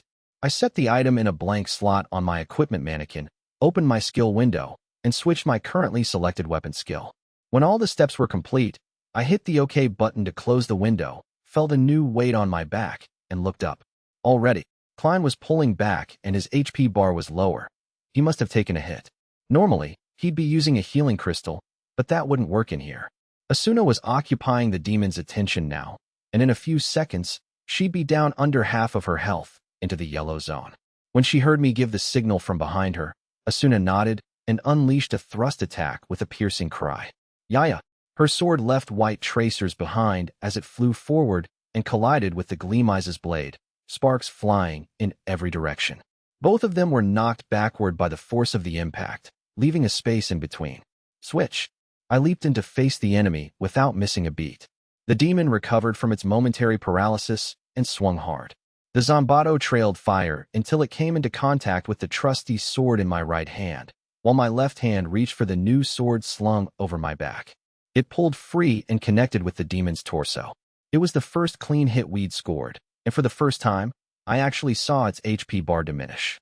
Grow up! It erupted with rage and attempted another downward swipe. This time I absorbed the blow fully with both swords crossed in front of me, and pushed back. It lost balance with the reflection of force, and I leaped onto the offensive for the first time. A mid-level slash with the right sword. A momentary thrust with the left. Right, left, right again. My swords flashed so quickly, they seemed to burn my brain cells. High-pitched slashing sound effects popped off in quick succession, and beams of light shot out of the fray like stardust. I was using my hidden specialty, the extra-skilled dual blades. This was Starburst Stream, a high-level, 16-part combination. Rhea!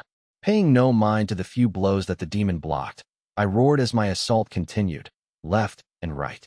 My eyesight began scorching. I could barely even see the enemy anymore. Even the occasional shock of the monster's sword striking my body felt like it was coming from another world entirely. Adrenaline coursed through my veins, and my nerves sparked with every swing of the swords. Faster, faster. My mind was accelerated to the breaking point. Even the double speed of swinging twice the swords feeling inadequate. I swung faster and faster, attempting to outdo even the speed assist of the game system. Ahawk! The 16th and final blow caught the Gleamize directly in the middle of the chest. Grow up! Suddenly, I realized I wasn't the only one bellowing. The demon was roaring up at the ceiling, white exhaust pouring from its mouth and nostrils. It seemed to freeze for just an instant, and the Gleamize exploded into a vast cloud of tiny pieces. Glittering particles of light showered the room. Is it over? My eyes swam with the after effects of the battle, and I unconsciously swiped both swords and returned them to the scabbards crossed over my back. I checked my HP bar. A few pixels of red remained. I stared at them as though they didn't belong to me, then felt all the strength leave my body. I slid to the floor without a word. Blackness. 12. 2. Corrido. Asuna's near screaming woke me from the darkness. I slowly sat upright, grimacing at the splitting pain in my head. Oh well. I was in the boss's chamber. Motes of blue light still danced in the air. I hadn't lost consciousness for more than a few seconds, it seemed. Asuna's face hovered over mine. She appeared to be on the verge of tears, biting her lip, her eyebrows knitted. You idiot! That was so reckless, she cried, squeezing me around the neck. I was so shocked that I momentarily forgot the throbbing pain in my head. Don't strangle me too hard, or you'll wipe out the rest of my HP. I joked lamely, but she looked furious. A moment later, she plugged a small bottle into my lips. The liquid, which tasted like a mix of green tea and lemon juice, was a restorative high potion. The potion would finish restoring all of my health in just 5 minutes, but the feeling of weakness would last for quite a bit longer. Asuna checked to ensure that I'd finished the entire bottle, then placed her forehead on my shoulder so I couldn't see her face crinkling into tears. Footsteps approached, and I heard Klein speak up hesitantly. We've healed the rest of the survivors, but Korvats and 2 others are dead. I see. We haven't lost anyone to a boss since the 67th floor. Can you even call this winning the battle? The idiot. What good does it do to challenge the boss if it gets you killed? Klein spat angrily. He shook his head and sighed, then changed the subject. But on the other hand, what the hell did you just do? Do I have to tell you? Bet your ass you do. I've never seen anything like that before. I suddenly realized that every person in the room aside from Asuna was staring at me, waiting on my answer. It's an extra skill, dual blades. There was a murmur among the army survivors and Klein's guildmates. SAO's weapon skills were normally arranged into several major schools, with new categories unlocking in stages. Take swords, for example. After enough proficiency with the basic one-handed sword skill, other options such as rapiers or two-handed swords would become available in your skill list. Klein pushed me for details, clearly interested. How do you unlock it? If I knew that, I'd have announced it publicly. He grunted in understanding. There were a few weapon categories known as extra skills, whose requirements were unknown, possibly even random. Klein's katana skill was an example of this. It was one of the easier extra skills to obtain. Most received it from relentlessly upgrading their curved sword skill. Most of the dozen or so extra skills known throughout the game had been earned by a good 10 people, at least. But my extra skill dual blades and another skill wielded by a well-known figure were the only exceptions to that rule. Those two might as well be called unique skills, because only one person in all of Aincrad possessed them. I'd kept my dual-wield capability under wraps until now, but there was no avoiding the inevitable. By tomorrow the rest of the game would be buzzing with the second instance of a unique skill. There was no hiding it anymore, not after so many had just seen it in action. How could you keep such a crazy ability from me, Kirito? If I knew how I got it, I wouldn't be hiding it. I seriously have no idea. I shrugged. I wasn't lying. One day about a year ago, I noticed that dual blades had simply popped into my skill window. There was no way of knowing what caused it to appear. Since then, I'd been diligently working on the skill where there was no danger of being seen. Even after I'd nearly mastered it, I only ever used it while adventuring if I was in true danger, partially because I wanted it to be my safety net, partially because I didn't want to attract extra attention if I could help it. I'd been hoping that someone else would emerge with the skill at some point, but that moment never came. I scratched nervously behind my ear, mumbling my defense. If people find out I've got this rare skill, they might bug me about it. I just don't really want the trouble and attention. Klein nodded. Online gamers are nothing if not jealous. I won't give you grief 'cause I'm a stand-up guy, but there will always be haters out there. Besides, he paused, cast a glance at Asuna, who was still clamped tight to my side, and grinned widely. Well, consider suffering to be just another part of your training. Good luck, youngster. Easy for you to say. Klein bent over to pat my shoulder, then turned and walked to the army survivors.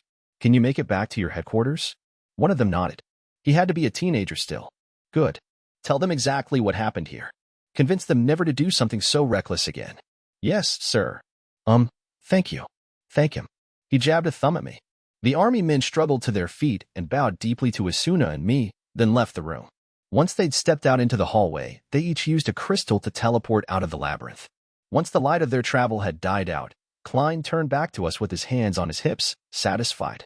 We're going to go activate the 75th floor teleport gate. What's your plan? You're the man of the hour. Want to do the honor? Nah, you go ahead. I'm all tuckered out. All right.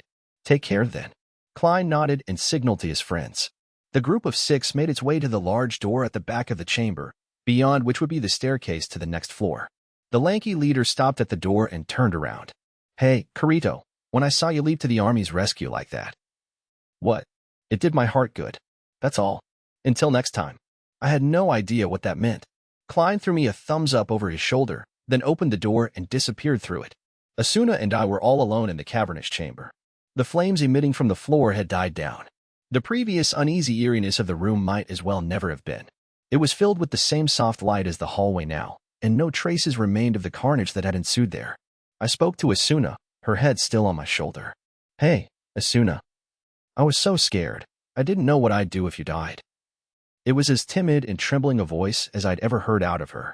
Don't be silly. Besides, you were the one who leaped in first. I placed a hand on Asuna's shoulder.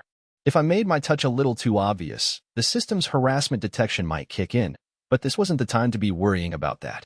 I pulled her gently toward me and heard her speak right near my ear, barely a whisper. I'm going to take a break from the guild for a while. Take a break. What are you going to do? Did you forget that I said I'd be teaming up with you? The instant I heard those words, I was startled to discover a powerful sensation that could only be longing welling up deep in my chest. I was Kirito, the solo player. I'd cut off all ties with other human beings in order to survive. I'd turned my back on the only friend I had on the day it all began. I was a coward. How could I seek the company of a friend, or something even greater? I'd already learned in the most painful way possible what could happen. I'd sworn to myself that I would never make that mistake again, never open my heart to another. And yet, my hand was frozen. It wouldn't leave Asuna's shoulder. I couldn't pull myself away from the virtual warmth that she represented. I grappled with that massive contradiction, and enveloped by a single, unspeakable emotion, I gave her the simplest of answers. All right. Asuna nodded over my shoulder. The next day, I spent all morning moping in the second floor of Agile's general store. I sat back in a rocking chair with my legs crossed, unhappily sipping a cup of oddly scented tea that was probably there because no one would buy it. All of Algade, all of Aincrad, most likely, was buzzing with yesterday's incident. The completion of a floor and the opening of a new town were always cause for excitement, but there was more than usual to discuss this time around. You had the army battalion wiped out by a demon. You had a guy wielding 2 swords who took it down on his own with a 50-hit combo. I knew stories grew legs, but this was ridiculous. Early in the morning, I was even set upon by swordsmen and intel brokers outside my home. How did they find me? And had to use a teleport crystal just to get away from them. I've got to move out. I'll find a real secluded, out-of-the-way floor where no one will find me, I muttered, as Agile grinned from ear to ear. Come on, big shot. Don't be like that. Everyone deserves his 15 minutes of fame. Give them a live demonstration. I'll just handle the ticket sales and... In your dreams. I playfully tossed the teacup in the direction of Agile's head, aiming a foot or two to the right, but the motion was so familiar that my throwing blade skill kicked in. The cup flashed brilliantly and shot across the room, exploding against the wall with a deafening crash. Fortunately, the building itself was indestructible. All that happened was the usual system warning that popped up reading a mortal object. But if I'd hit any of the furniture, it probably would have been blasted to splinters. Whoa, are you trying to kill me? The shopkeeper screamed. I apologized, my hand raised, and sat back down sheepishly. Agile was appraising the treasure I'd brought back from yesterday's battle. Judging from the occasional yelps of surprise, it must have contained some pretty rare loot. Once I'd sold the goods, I was going to split the money with Asuna, but she didn't show up when we were due to meet. I sent her an in-game message through my friends list so she knew where to find me. We'd gone our separate ways at the 74th floor teleport gate yesterday. Asuna said she'd submit a notice of leave from the COB and headed to their headquarters in Grand Zam on the 55th floor. There was the matter with Kuradil to report as well, so I offered to come along and corroborate her story, but she smiled and said she was fine alone. It was already 2 hours after our meeting time. Something must have happened to make her so late. Should I have insisted on going with her after all? I drank down the rest of the tea, trying to keep my anxiety from rising. By the time the teapot was entirely empty and Agile was mostly finished appraising my items, I finally heard the tapping of quick footsteps coming up the stairs. The door flew open. Yo, Asuna. But I swallowed my light-hearted tease before it could leave my throat. Asuna was in her usual uniform, but her face was pale and her eyes were wide with concern. She clenched her hands in front of her chest and bit her lips several times before finally saying, "What'll we do, Kirito?" Her voice verged on tears. There's been some trouble. Once we'd made some fresh tea and Asuna regained some color in her cheeks, she began to explain. Agile was considerate enough to tend to the storefront downstairs. After everything that happened yesterday, I went to Guild HQ in Grand Zam to report to the commander. I told him that I wanted to take some time away from the guild, then went home for the night, and I was expecting the decision to be accepted at this morning's meeting. But Asuna looked down at the cup of tea she held in both hands. The commander claimed that he'd only agree to my temporary leave on one condition. He wants to have a one-on-one with you. What? For an instant, I didn't understand. One-on-one? Like a duel? How did Asuna's leave of absence turn into that? I asked her. I don't know, either, she murmured, hanging her head. I tried to convince him it was pointless, but he just wouldn't listen. That's strange. I didn't think he was the type of man to put forth a condition like that, I said, picturing the image of the fellow as I knew him. Exactly. Normally, he entrusts the guild affairs and even the labyrinth strategy to us. He doesn't give a single order of his own. This seems to be an exception. The commander of the Knights of the Blood was such a compelling figure that he roused the hearts of not just his own guild, but virtually all the high-level players active in clearing the game. Yet he hardly ever issued orders. I'd been in his presence during boss battles on multiple occasions, and his silent support for all involved was worthy of admiration. So it was extremely odd that he chose this moment, of all moments, to cast a contrary vote and challenge me to a duel. I was puzzled, but I also wanted to put Asuna at ease. Well, anyway, I'll go to Grand Zam and see if I can help straighten this out. Sorry about this. I didn't mean to cause you so much trouble. I'll do anything. You mean a lot to. I stopped to search for the right words. Asuna watched me closely. You're a valuable ally in beating the game after all. Her mouth twisted in slight disappointment, but then she gave me a smile at last. The strongest man in Aincrad. The living legend. The paladin. The leader of the Knights of the Blood was a man of many monikers. His name was Heathcliff. Before the stories about my dual blades made the rounds, he was the only player out of 6,000 known to possess a unique skill. Heathcliff's ability was Holy Sword, a skill that balanced offense and defense, and he appropriately wore a sword and shield fashioned into the shape of a cross. When I'd seen him use it in battle, it was the defense that floored me. Rumor held that no one had ever seen his HP bar fall into the yellow zone. His single-handed, 10-minute command of the ravaged front line in the catastrophic battle with the 50th floor boss was the stuff of legend. It was one of the unshakable truths of Aincrad. No blade could break Heathcliff's cruciform shield. Now, standing on the 55th floor with Asuna, I was gripped with nerves. I had no intention of crossing swords with Heathcliff, of course. I was simply going to ask him to consider granting Asuna temporary leave from the guild. Grand Zam was the main city of the 55th floor, known as the City of Iron. Most of the towns of Aincrad were built of stone, but the countless minarets of Grand Zam were gleaming steel. It was full of blacksmiths and engravers, and while the town boasted a considerable population, there was nothing in the way of greenery within.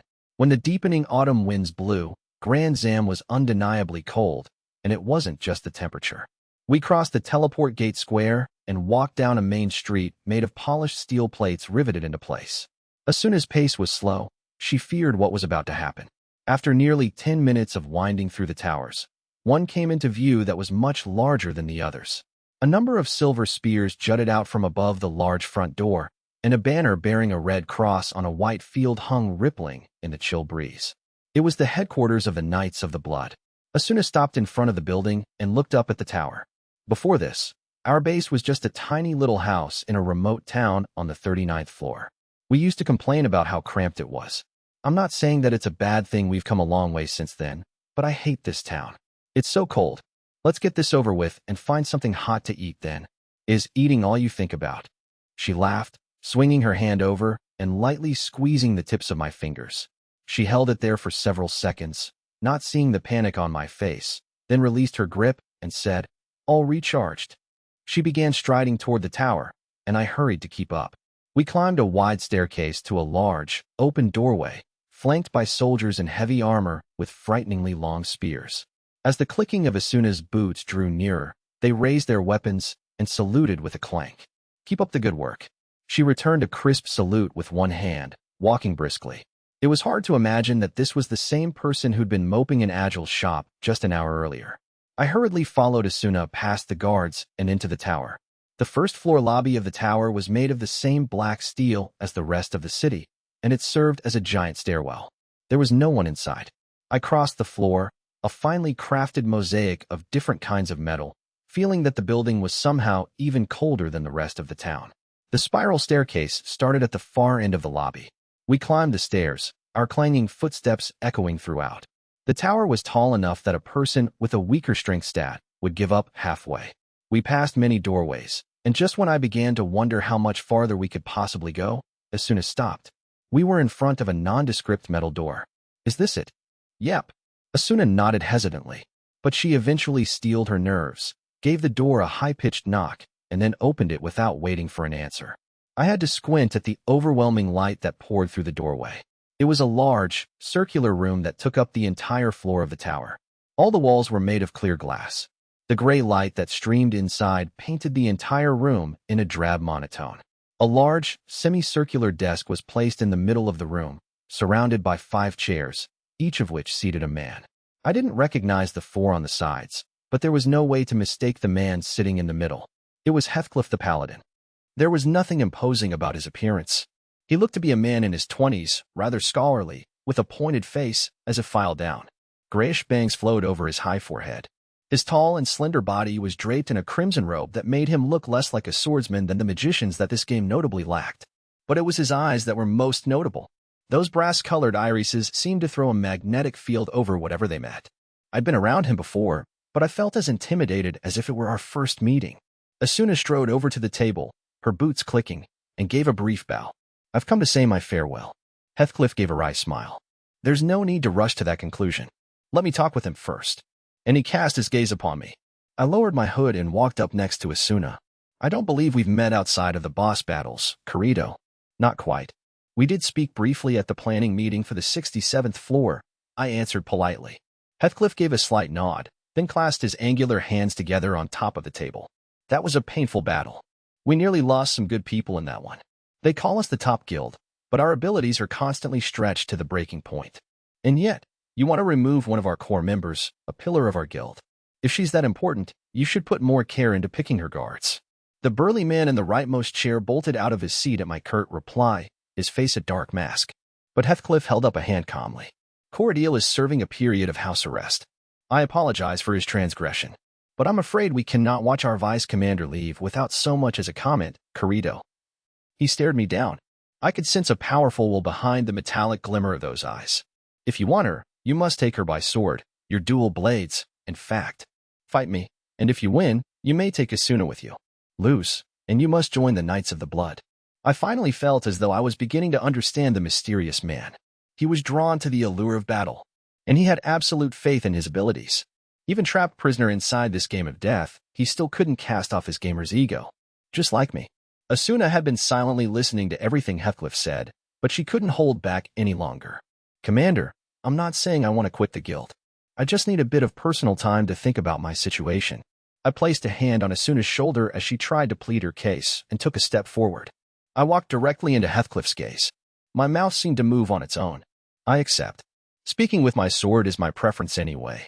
Let's settle this with a duel. You jerk. You stupid jerk." We were back upstairs at Agile's store in Algade. I kicked the owner back down the stairs when he tried to peek in and observe, and now I was desperately trying to calm Asuna down. I was going to try and convince him myself. "Why did you have to say that?" She was sitting on the armrest of my rocking chair, bopping me with her little fists. "Sorry," I said I was sorry. I just couldn't help it. I grabbed her wrists and held them lightly to make her stop. With this method of venting denied her, she settled on puffing out her cheeks instead. It was hard not to laugh at the difference between this Asuna and the one who was all business at the guild. "Don't worry about it. We'll be safe. It'll be under the one-hit victory rule. Besides, it's not like I'm guaranteed to lose." "Arf." Asuna groaned and crossed her slender legs, still sitting on the armrest. "When I saw your dual blades in action, it seemed like you were on another dimension entirely in terms of power. But that goes for the commander's holy sword ability, too. His aura of invincibility practically destroys the game balance. I honestly don't know which of you will win. Besides, what happens if you lose? Not only will I not get a break, but you'll be forced to join the COP. Depending on how you think of it, that might satisfy my goal as well." "Huh? Why?" I had to force myself to continue. "I mean, as long as I'm with you, that's all I need. Previously, you couldn't have held me upside down and shaken those words out of me." Asuna's eyes went wide with surprise, and her face blushed red so fast it was practically audible. As the pause stretched on, she got up from her chair and went to stand by the window. Over her shoulder, Algade buzzed with its usual activity in the evening light. I told her the honest truth, but I still didn't want to join a guild. I thought about the guild I'd been in before, the guild that no longer existed, and a dagger of pain jabbed into my chest. I won't go down that easily, I told myself. I got up and joined Asuna at the window. After a few moments, I felt her head rest lightly against my shoulder. 13. The main town of the newly opened 75th floor was built like an ancient Roman city. According to the map, its name was Kalinia. Between the warriors, the traders, and the tourists who weren't going to spend time at the front line but still wanted to see the new city, it was a madhouse of activity. On top of all that, the grand event unfolding today meant that the teleport gate square had been bustling since sunrise. The town was built of massive, chalky white blocks of stone. In addition to the temple-like buildings and canals, there was one other significant feature of Kalinia, an enormous coliseum looming over the teleport gate. Coincidentally, it was the perfect place for the duel between Heathcliff and me. And yet, fire-breathing corn, just 10 call. Nice cold black ale here. The entrance to the Colosseum was buzzing with merchants hawking suspicious food to the lengthy lines of visitors hoping to see the event. What's going on here? I asked Asuna, completely stunned. I don't know. Hey, are those COB members selling tickets over there? Why has this turned into a huge event? I don't know. This wasn't what Heathcliff was planning all along, was it? I'm guessing this is Dazen's handiwork. I tell you, those accountants know their business. She chuckled. My shoulders slumped. Let's run away, Asuna. We'll find a nice, secluded little village down around the 20s and tend to some fields. I wouldn't mind, she said straight-faced. But I have a feeling that if you run away from all of this, you'll be absolutely infamous. Damn. Well, you made your bed, and now you have to sleep in it. Oh, Daisen. I raised my head and saw a very portly man with a rippling belly approaching, proving definitively that it was, in fact, possible for the red and white COB uniform to look bad on someone. Thank ye kindly, he called out, a wide grin plastered across his round face. We're doing a brisk business on account of you, Kirito. The only thing that'd make this better is if you decided to hold it every month. In your dreams. Come, the changing room is right this way. Go on, my friend. I dejectedly followed after the plotting man. My mood was quickly growing fatalistic. The changing room was a small chamber that bordered the arena grounds. Daisen showed me to the door, then said something about adjusting odds and disappeared. I couldn't even muster up a snappy reply. The stadium must have been full, since I could hear the crowd from there. Once we were alone, Asuna squeezed my wrist in both hands and looked me straight in the face. Even in a one-hit match, you have to watch out for the critical hit on a heavy attack. There are aspects to his sword skills that even I don't know about. If you feel endangered at any time, just resign. And if you push yourself like the last time, I'm holding it against you. Worry about Heathcliff, not me. I gave her a wry grin and patted her shoulders. On top of the distant thunder of the crowd, an amplified voice was announcing the start of the match. I pulled my swords just a sliver out of the scabbards crossed over my back, and then pushed them back in with a satisfying ching. The square of light leading out of the waiting room beckoned. The circular arena was surrounded by fully packed stands arranged in steps. There had to be at least 1,000 people gathered. I could see Agile and Klein in the front row, shouting rather unsavory suggestions like, cut him down, and kill him. I stopped when I reached the center of the Colosseum. As soon as I did, a red silhouette appeared from the waiting room on the other side. The cheers grew louder. Heathcliff wasn't wearing the usual COB pattern of red on a white background. This time, it was a full crimson surcoat. Like me, he chose a minimum of armor, but it was hard to ignore the enormous white crucifix shield on his left hand. His sword must have been equipped behind the shield, as I could see the hilt protruding over the top. He strode up matter-of-factly, paused to glance around at the crowd, and gave me a pained grin. I'm sorry about this, Kirito. I didn't realize it had turned into such a production. I should collect appearance fees. No, you'll be a member of the guild at the end of this duel. I'll treat it as a regular assignment. He stopped smiling, and I felt the overwhelming force of his brass-colored eyes again. They were so overpowering that I stumbled back a step. We were lying on beds far apart in the real world, everything between us a mere exchange of digital data, but I felt something powerfully ethereal from him, a palpable, murderous intent. With a mental flick of my brain, I was in battle mode. The roar of the crowd died away as I focused solely on Heathcliff's gaze. Even the colors around me began to shift, as though my mind was already accelerating. Heathcliff looked away, backed up to a distance of about 10 yards, and raised his hand. He manipulated the game window that appeared without looking at it, and a dual message appeared in front of me. I accepted. The victory condition, first strike. A countdown began.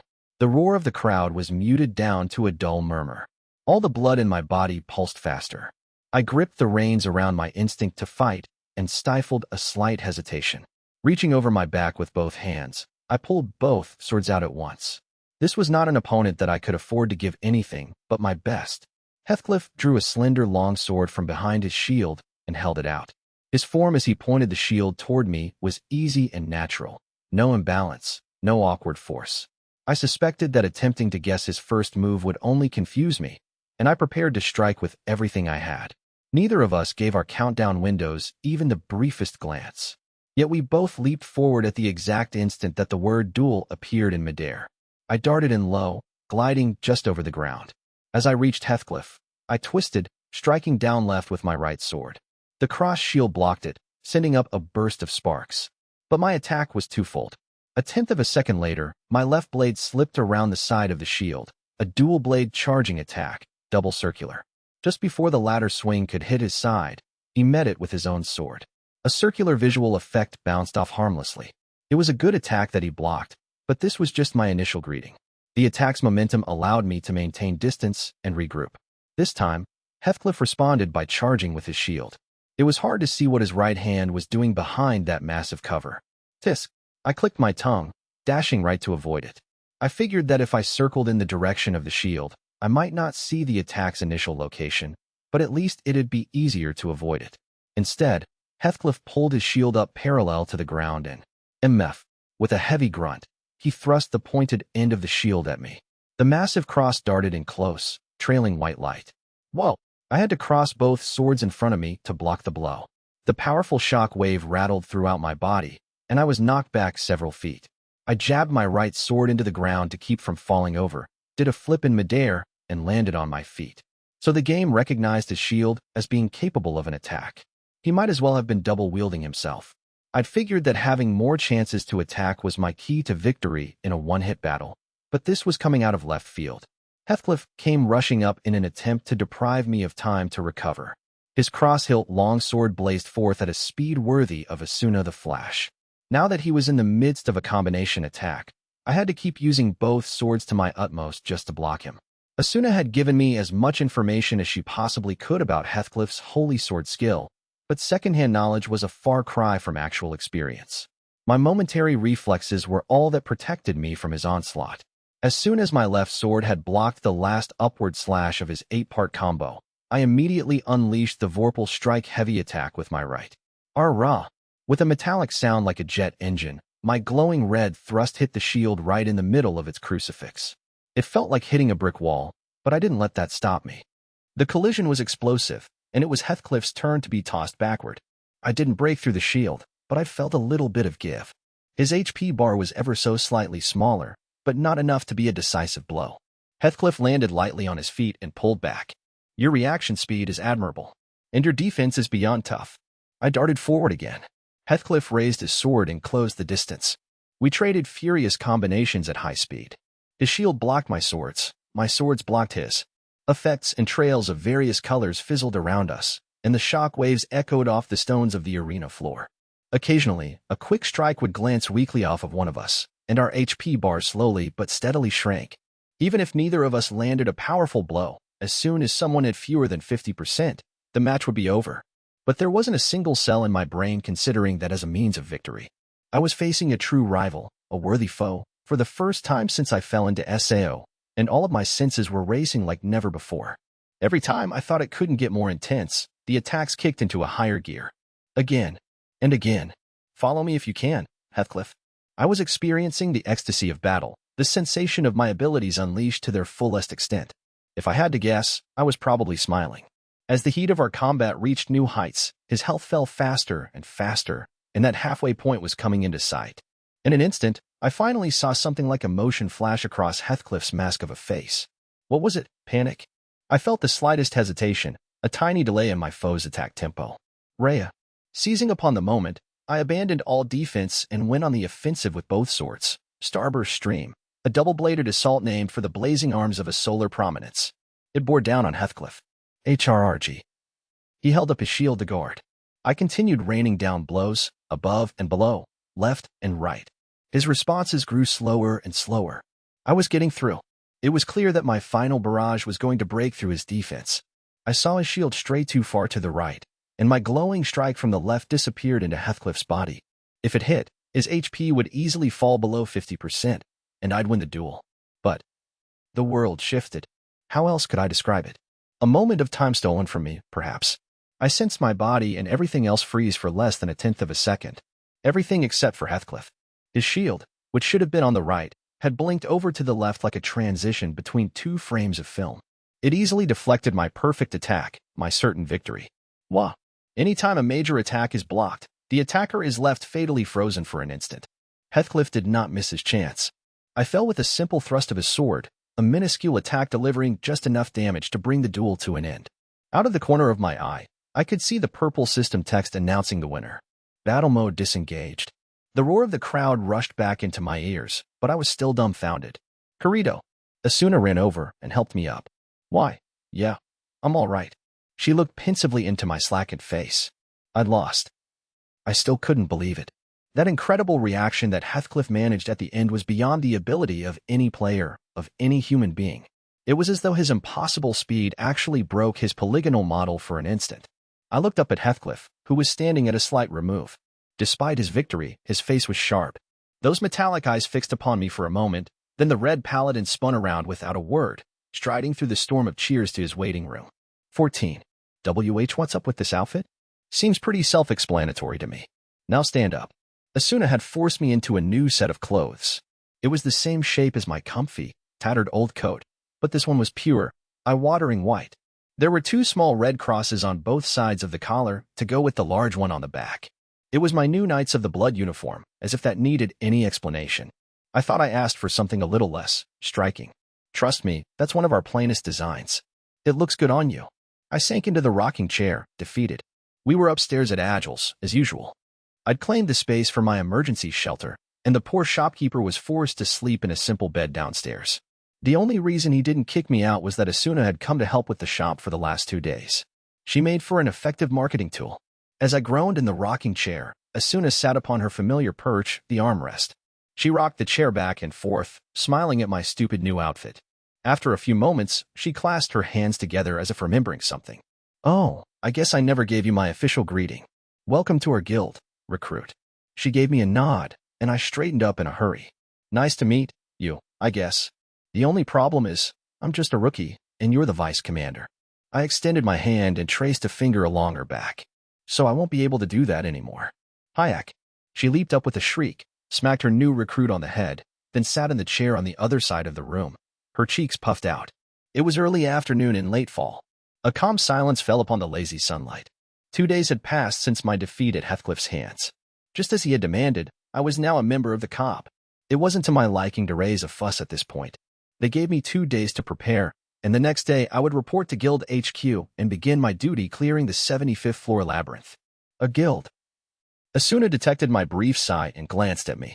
Looks like you're stuck with us. It was good timing for me. I was hitting the limit of what I could do solo. Well, it's good of you to say so, hey, Kirito. Her hazel eyes looked straight into mine. Tell me, why do you avoid guilds, and people in general? It's not just because you were a beta tester or that you have a unique skill. You're too nice to do this. I looked away and rocked the chair slowly. Once, a long while back, more than a year ago, I think, I was actually in another guild. It surprised me how easily the words came. I had a feeling that Asuna's kind gaze would heal the pain that surfaced every time I let that memory rise to the surface. I happened to cross some folks in a labyrinth and rescued them from trouble, which earned me an invitation to their guild. It was really small, just 6 members, including me. Their name was brilliant, the Moonlit Black Cats. She giggled. The leader was a really good guy. He always thought of the members first, and we all trusted him. He was Keita, a staff wielder. Most of the others used 2-handed, longer-range weapons, so they needed someone to take the forward position and keep enemies occupied. To be honest, their levels were considerably lower than mine. That was more a reflection of how obsessively I'd been working at it than a knock on their abilities. If I told them my actual level, Keita would likely have revoked his offer. But at the time, I'd been growing weary of solo dungeon delving, and the comfortable atmosphere of the Moonlit Black Cats was welcoming. They were all friends in real life, and I couldn't help but be drawn in by the way they interacted without any of the distance that was often endemic to net games. When I chose to ignore everyone else and focus on improving my own level, I lost the right to seek the warmth of companionship, whispered the little voice in my ear. I had to suppress that dark voice and accept their offer, hiding my level and my beta experience. Keita wanted to convert one of the guild's 2 lancers to a sword and shield fighter, and he asked me to help coach that process. That way, we'd have 3 people at forward, including me, which would balance our party. I was put in charge of Sachi, a gentle girl with black hair falling to her shoulders. When we first met, she laughed shyly and said that she'd been playing online games for a while but had a hard time making friends. Most days that the guild wasn't doing activities together, I was giving her one-on-one sword lessons. Sachi and I were alike in many ways. We had the tendency to create walls around ourselves, but despite our reticence, we both craved the presence of others. One day, out of the blue, she spilled her innermost secrets to me. She was afraid to die. She was terrified of the game. She didn't want to venture out into the wilderness at all. All I could do was tell her that she wouldn't die. I'd been hiding my true level from her the entire time. I didn't have the right to say anything more. But when Sachi heard those words, she cried and then smiled. Sometime later, the five of us, aside from Keita, decided to venture into a labyrinth. He was back in town, negotiating with the money we'd earned to buy a house that would serve as our headquarters. The labyrinth had already been beaten, but there were still unmapped areas for us to explore. Just as we were preparing to leave, someone found a treasure chest. I recommended that we leave it behind. It was a high-level area on a floor close to the front line, and the party's disarm skill wasn't up to snuff. But only Sachi and I were dissenting voices, and the other three overruled us. The chest was trapped, an alarm trap, one of the worst of the wide variety that existed in SAO. A shrill alarm sounded from the chest, and countless monsters poured through every doorway into the room. Naturally, we chose the safe option and attempted to make an emergency teleportation. But the trap was twofold. It was an anti-crystal zone. We couldn't teleport out. There were too many monsters for me to protect everyone. The other members panicked and started to run. I used my best skills, the ones I'd been keeping secret, desperate to find us a way out. But the others were in a state of sheer terror and couldn't take advantage of my diversion. One by one, they ran out of health and shattered into pieces and screams. I kept swinging desperately, trying to keep Sachi alive, if nothing else. But I was too late. A monster's blade cut her down mercilessly as she lunged for my help, her hand outstretched. Up until the very instant she disintegrated like a delicate glass sculpture, her eyes were full of nothing but faith in me. She trusted me and clung to me. To my words, groundless, meaningless, proven false at the very end. Keita was standing in front of our old headquarters, key to our new residence in hand, waiting for the group to return. When I came back alone and explained what had happened, he listened in silence. When I finished, he asked, "Why were you the only survivor?" I had to tell him the truth, that I was a much higher level and had been a beta tester. Keita gave me the emotionless look that one gives something alien and said just one thing. "You're a beater. You didn't have the right to get involved with us." Those words cut me deeper than any steely sword. And what happened to him? He killed himself. Her body jolted still in the chair. Threw himself off the outer edge. Probably cursed my name to the very end. My voice caught. I tried to seal that memory away in a place where I could never revisit it again, but speaking it aloud brought the pain back as fresh as when it happened. I clenched my teeth. Asuna reached out a hand. I wanted to seek her salvation, but a voice in my heart told me I didn't deserve it. My hands balled into fists. I was responsible for murdering all of them. If I hadn't hid the fact that I was a beater, they would have believed me when I warned them about the trap. I killed Keita. I killed Sachi. I forced my eyes open and squeezed the words out through gritted teeth. Asuna rose, came 2 steps forward, then took my face in her hands. She bore a gentle smile and leaned in very close. "I'm not going to die." It was like a whisper, but her voice was clear. All the tension drained out of my body. "After all, I'm the one protecting you." And she held my head to her chest. I was enveloped in soft, warm darkness. I closed my eyelids and saw, beyond the black veil of memory, the members of the moonlit Black Cats looking at me, seated at the counter of the old bar, the room brimming with orange light. My day of forgiveness would never come. I could never repay what I had done. But in my memory, their faces seemed to be smiling at me. The next morning, I slipped my arms through my fancy new white coat and left for Grand Zam with Asuna. Today was my first day of activity as a Knight of the Blood. But while they normally worked in parties of 5, Asuna had pulled some strings as vice commander and gotten us the privilege of making our own 2-man party, so it was really no different from what we'd been doing before. But when we reached guild headquarters, the orders I got were not what I was expecting. Training. Correct. We will form a party of 4, including me, and clear the labyrinth of the 55th floor, finishing up in the town on the 56th. This was one of the 4 men I'd seen seated at the table during my last visit to this building. He was a large, curly-haired man who was apparently an axe warrior. But Godfrey, Kirito-kun's working with me. Asuna tried to butt in, but he simply raised an eyebrow and proceeded imperiously. "You might be the vice commander, but you cannot simply run roughshod over the regulations of the guild. If that's the party you desire when we are actually performing game-clearing duties, so be it. But as the leader of the forward line, I need to assess his ability. Just because he has a unique skill does not necessarily mean he will be useful. WL, Kirito-kun strong enough that he wouldn't have any trouble dealing with you." I spoke up before Asuna could completely blow her cool. "If you want to see what I can do, that's fine with me. I just don't want to waste my time on such a low-level labyrinth. I trust you don't mind if we blaze through it in no time." The man named Godfrey frowned with displeasure, told me to be at the west gate of the town in 30 minutes, then plodded off. What was that all about? Asuna stormed, kicking a nearby pole. I'm sorry, Kirito-kun. I knew we should have just run off on our own. Yeah, but then your guildmates would have cursed me to the ends of the earth. I smiled and patted her on top of the head. Ah, I thought we'd actually be together today. Maybe I should tag along. Don't worry, I'll be back in a jiffy. Just wait for me here. Okay. Be careful out there. I waved to her as she looked on solemnly, then I left the building. But for as much as the day's activity caught me by surprise, nothing prepared me for what I saw at the west gate of Grand Zam. There, waiting right next to Godfrey, was the last man in Aincrad I wanted to see, Kuradil. 15. What's going on here? I muttered to Godfrey. I'm well aware of what transpired between the two of you. But now you're guildmates. So let's let bygones be bygones, eh? He roared with laughter. Meanwhile, Kuradil slunk forward. I tensed up, ready to act whatever came. We were inside the town zone, but there was no telling what he'd do. Instead, Kuradil surprised me by bowing his head. He spoke in a murmur that was barely audible through his long bangs. I'm sorry about what happened the other day. Now I was truly shocked. My mouth fell open. I won't treat you with such disrespect again.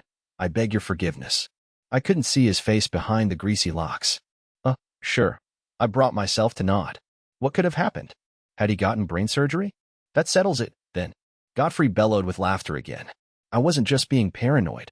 There was clearly something going on here. But I couldn't read Kuradil's expression with his head tilted down. Sao simulated emotional expressions, but it tended on the side of exaggeration, and subtle nuances didn't always show. I decided to accept his apology for politeness' sake, but made a mental note to stay wary of him. After a few minutes, one more guild member showed up, and we were ready to leave for the labyrinth. I started to walk, but Godfrey's heavy voice rang out behind me. Not so fast. Today's training is meant to be as close a simulation of the real thing as possible. I want to see how you handle dangerous circumstances, so that means I'll need to confiscate all your crystals for the time being. Even our teleport crystals? He nodded, as if this was obvious. I did not like this turn of events at all. Crystals, particularly teleportation crystals, were the player's last line of defense in a game where the stakes were deadly. At no point in my 2 years in Aincrad had I ever let my stock run out. I was going to protest, but then thought better of it, as I didn't want to make things worse for Asuna. When I saw Kuradil and the other member obediently handing over their items, I reluctantly parted with my own. He meant business, too. I had to turn out my waist pouch before he was satisfied. Very good. Let's depart. Godfrey barked out the order, and the four of us began walking from the gates of Grand Zam to the labyrinth visible far to the west. The 55th floor was a dry wasteland nearly devoid of greenery.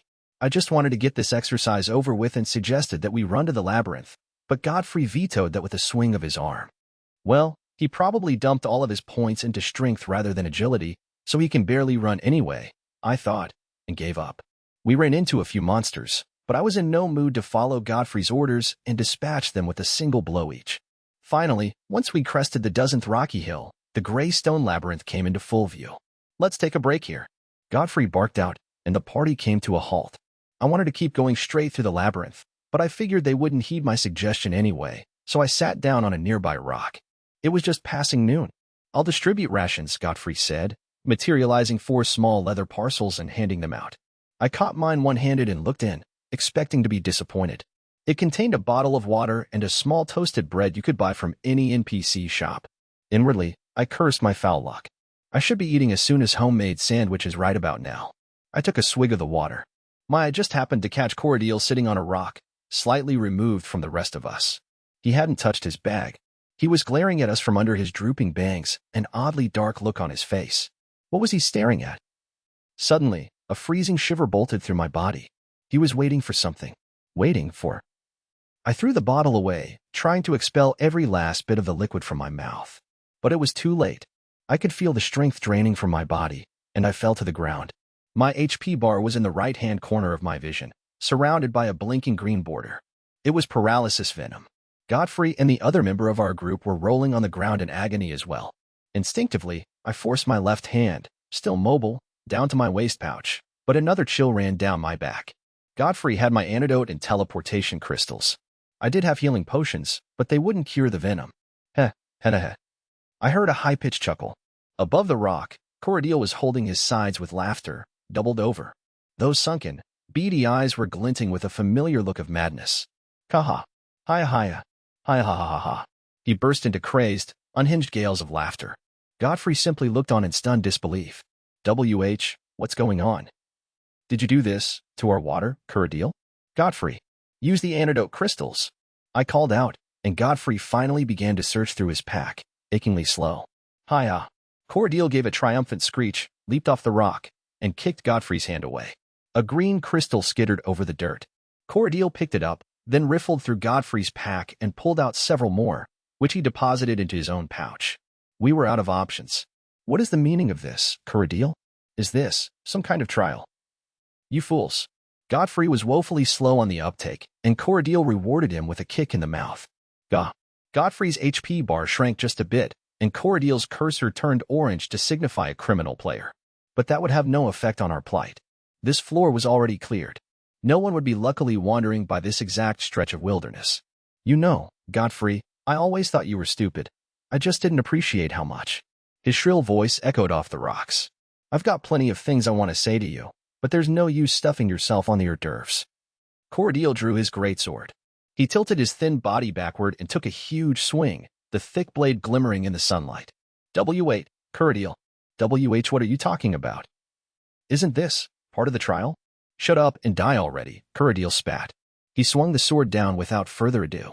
I heard a dull thud, and a huge chunk disappeared from Godfrey's HP bar. Godfrey had finally realized the severity of the situation and began to scream. It was far too late. Twice, then thrice, the blade flashed mercilessly. The HP bar lost a chunk each time, and when it reached the red zone, Kuradil finally stayed his hand. For an instant, I actually thought he was going to stop short of murder.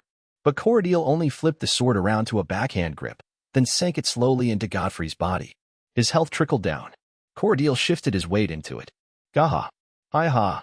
Kuradil's high-pitched squeal of delight practically matched Godfrey's scream. The tip of the sword kept sinking farther, and the HP bar steadily shrank. As the other member and I watched helplessly, silently, Kuradil's sword punctured through and hit the ground at the same moment that Godfrey's HP reached zero.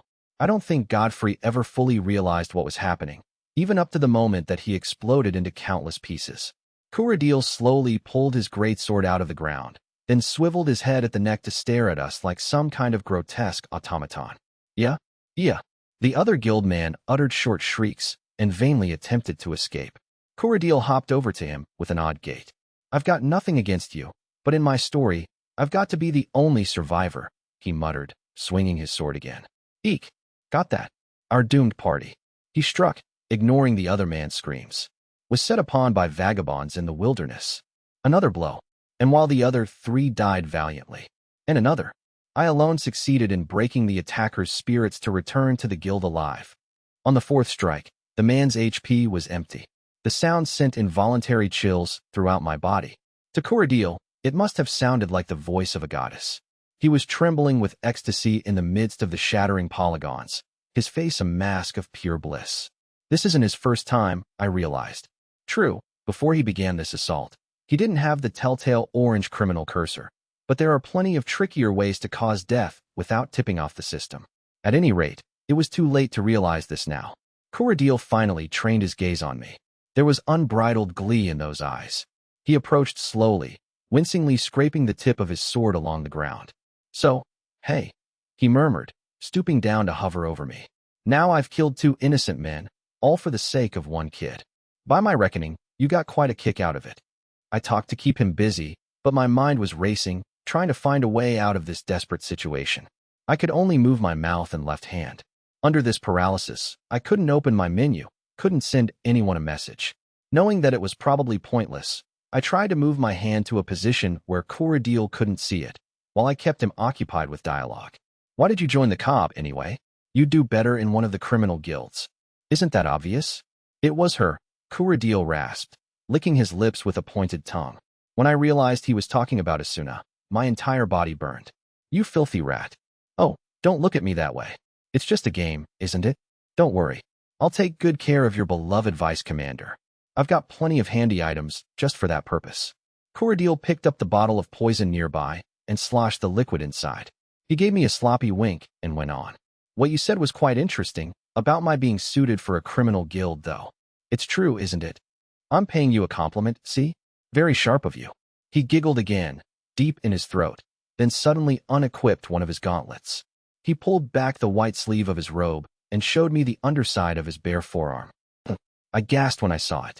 A tattoo. A caricatured drawing of a black coffin. A leering pair of eyes and mouth were drawn on the shifted lid, and a bony arm was poking out from within the coffin. That logo, is that Laughing Coffin? I rasped. Kuradil nodded with an eager grin. Laughing Coffin was once the largest PK guild in Aincrad. Led by their cruel and clever leader, they devised new and novel ways to kill their targets, and the body count eventually reached triple digits. Attempts were made to come to a peaceful resolution with them, but the man who volunteered to be the messenger only wound up dead. It was impossible to fathom the motives of those who would kill their fellow players, when that could only diminish the possibility of beating the game. Talking it out was never going to work. Eventually, the clearers arranged a boss-style raiding party and wiped them out in a bloody assault. It wasn't that long ago. Asuna and I had both taken part in the raid. Somehow, word of our plan had leaked out, and the murderers were ready for us. I went half-mad trying to protect the lives of my fellow players, and by the end of the battle, I'd personally killed 2 members of Laughing Coffin. Is this vengeance? Are you one of the remnants of LC? I asked hoarsely, but Kuradil laughed at the question. Huh, hardly. Like I'd be that pathetic. I was only recently inducted into LC, but only mentally. That's when they taught me this handy paralysis trick. Oopsie. He rose to his feet with a mechanical smoothness and loudly re-gripped his sword. Better wrap up the chit-chat before your poison wears off. Time for the grand finish, I think. Every single night since our duel, I've dreamed of this moment. Fires of delusion burned in the full circles of his gaping eyes, and a long tongue snickered out of his wide-stretched mouth. Kuradil stood on tiptoes to brandish his blade. Just before he could start bringing the sword down, I flicked the throwing pick I'd hidden in my left hand. I could only use the wrist, and although I was aiming for his face, the paralysis lowered my accuracy rating. The pick flew offline, sinking into Kuradil's left arm. The effect on his HP bar was hopelessly insignificant. That hurt. He wrinkled his nose and pulled back his lips. Kuradil poked the tip of his sword into my arm. He twisted twice, then 3 times, as though screwing it in.